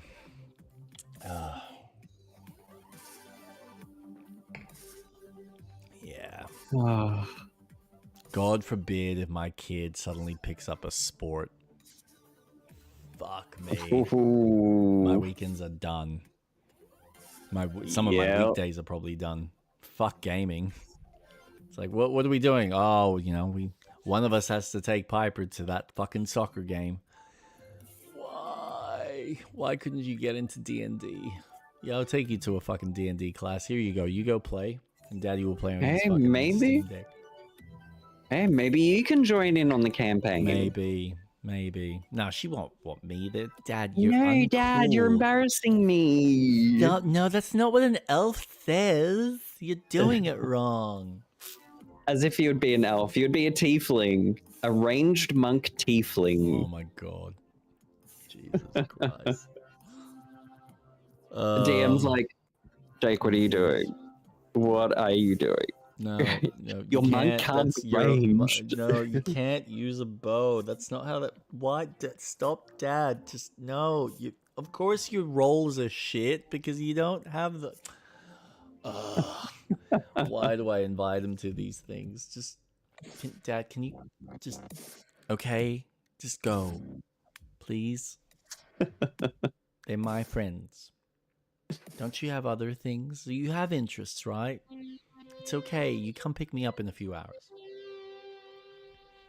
I'm not driving all the way back here for, you to have fun for a few hours. No. I'm sticking around. Deal with it. It's okay. I'll be in my corner with my laptop. Decisions you make. Oh my god. I'll be playing Kingdom Come Deliverance 2 in the corner. Yeah. Dad, you've that been game came out like 10 years ago. You've been playing Finished that it for like already. 4 years. How long does it take you to finish a game? If you stop distracting me with your mother, I'd be done with it. But no, you guys gotta have my attention at every point. Yeah, fucking, that's gonna be my life. Still playing Kingdom Come. I'm near the end. I think the credits. Oh god, there's another piece of DLC. And then here I am, and I'm like, Jake, there's like 5 other Kingdom Come deliverances that come out. Yeah. Okay, so you're done with 2. Okay, now you can play 3, and then after 3, you got 4, and then 5, and then oh fuck off! I'm done with this fucking. Oh god, too much fun. And you'll still be like, did you play Kingdom Hearts 6 yet? Oh, it's so good. Oh, you gotta play 2. Why haven't you played 2 yet? And I'm like, fuck you. Make sure you play all the side games. I haven't even played Remnant 3, you bastard. Oh my gosh. I haven't even finished 2. No, you haven't. I've done everything, and I've done it in the hardest difficulty. God, that was painful. Show off. It was, I don't call it showing off. I call it stubbornness because I wanted that goddamn final blade. I wanted that end of world fucking sword. Oh, it looks sexy. It looks so good. Was it worth it? Debatable.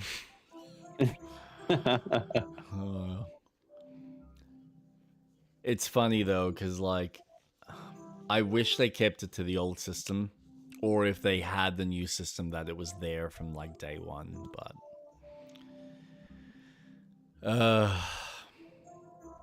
I want them to make the 3rd game. It saddens me to know that they're making that the next thing that they're working on is the fucking 4th Darksiders. But one day. It's the same thing. Darksiders would be a decent game. Maybe. We don't know. No, you know what what it is for me with Darksiders is I feel like that universe, the world building is just all over the shop. I don't feel like it's had a proper consistency. I feel like the kind of the style of games have changed from 1 to 2 to 3. It's like there's no consistent through line. Like, you started off with something that was Zelda-esque, and then you kind of went Zelda Diablo for 2, and then you went Dark Souls for 3, and it's like, what the fuck's 4 gonna be? A 4-player co-op? 1 was the most consistent.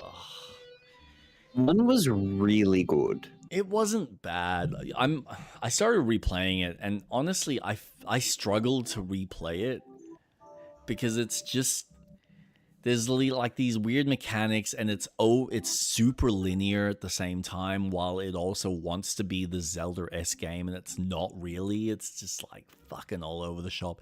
And I still remember the last leap of the game where you're dealing with the little laser beams that you're trying to get up to the top of the temple to have your final battle with some random angel. And I'm like, yeah, this is all over. Like, the storytelling, the world building, it's kind of like, yep, this is set in the apocalypse because, you know, shit's happened. Someone's called you in when you weren't supposed to come yet, and you got to figure out what the fuck. And the weird politics in the world is just like, fucking hell, man. This is just such a bizarre game. Such a bizarre game. Such a bizarre world. And, man, the character art, the world art is really cool, but just conceptually everything just doesn't make sense. It's so like weird high fantasy. Whereas at least Remnant I can get behind because it just makes sense. It's like, all right, cool. This is like Stephen King's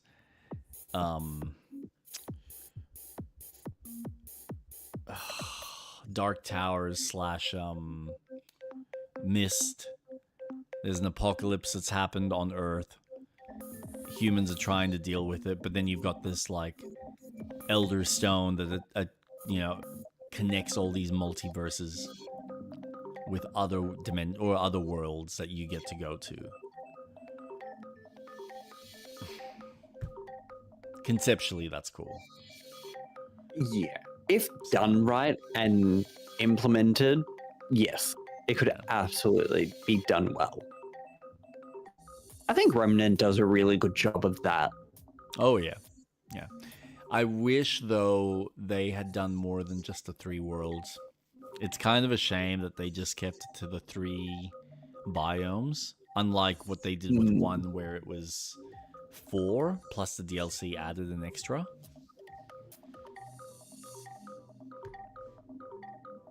Like, it would have been nice if they'd gone, all right, we're going to be, like, the next DLC, we're adding a 4th world. Another DLC, we're adding a 5th world.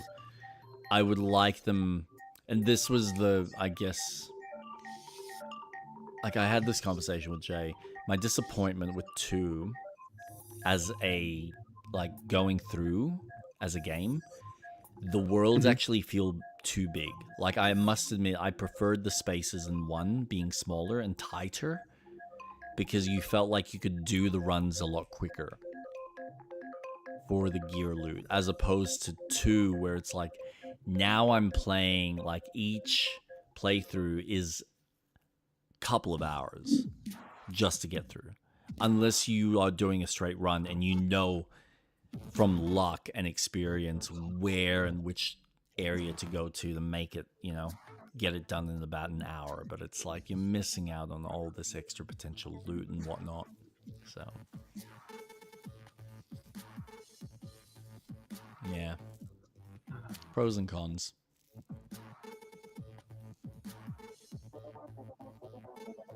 Well, shall we call it there? Shall we? Yeah. It's getting late. I have a christening and a first birthday tomorrow. Ooh, that'll be fun. And I have swimming and seeing my dad and his wife. So, God, I'm kind of like, I'm grateful it's just them coming for coffee, because they'll only be here for about an hour before one of them gets bored or both of them gets bored. But yeah, still got to deal with Piper losing her shit in the pool. So, anywho's, where can we find you, Street Rats? You can find me on all major platforms: Discord, Blue Sky, Instagram, YouTube, Twitch, yada yada yada. StreetRat_Atlas. I'll go live playing Mass Effect on Wednesday. Almost finished with Mass Effect 2. And then streaming on Saturday with yourself, where playing co-op games and podcasting. Yep. Well, just all, like, just gaming in general. We'll be doing more Baldur's Gate and just chatting about the games for the week and any other fun things that we, you know, love about this industry. Yeah. So all exciting. That's actually a good way of putting it. Yeah. Putting it. Yeah. Well, I mean, there's no point calling it a podcast anymore, since it's not a podcast. We're just focused on playing our games and chatting about games. So yeah. I initially called it a talk show. Yeah. Yeah. Yeah, that is another way to refer to it. But yeah, it's essentially a hangout. Pretty much. But yeah, as for myself, you can find me at Twitch or YouTube at Jake_Starvik. I will be beginning my journey through Gothic Remake, which I am making the thumbnail as we speak. Trying to figure out how to assign everything and set it all up. So that'll be Wednesday, 7:30 Eastern Australian time. Yeah. And then, of course, doing Baldur's Gate and doing the regular Worth a Damn Gaming, as we call this little show. So stay tuned for next week for more Worth a Damn Gaming. And yeah, you can see us on our corresponding shows on our other corresponding days. So thank you so much for joining us, and have a wonderful, safe time.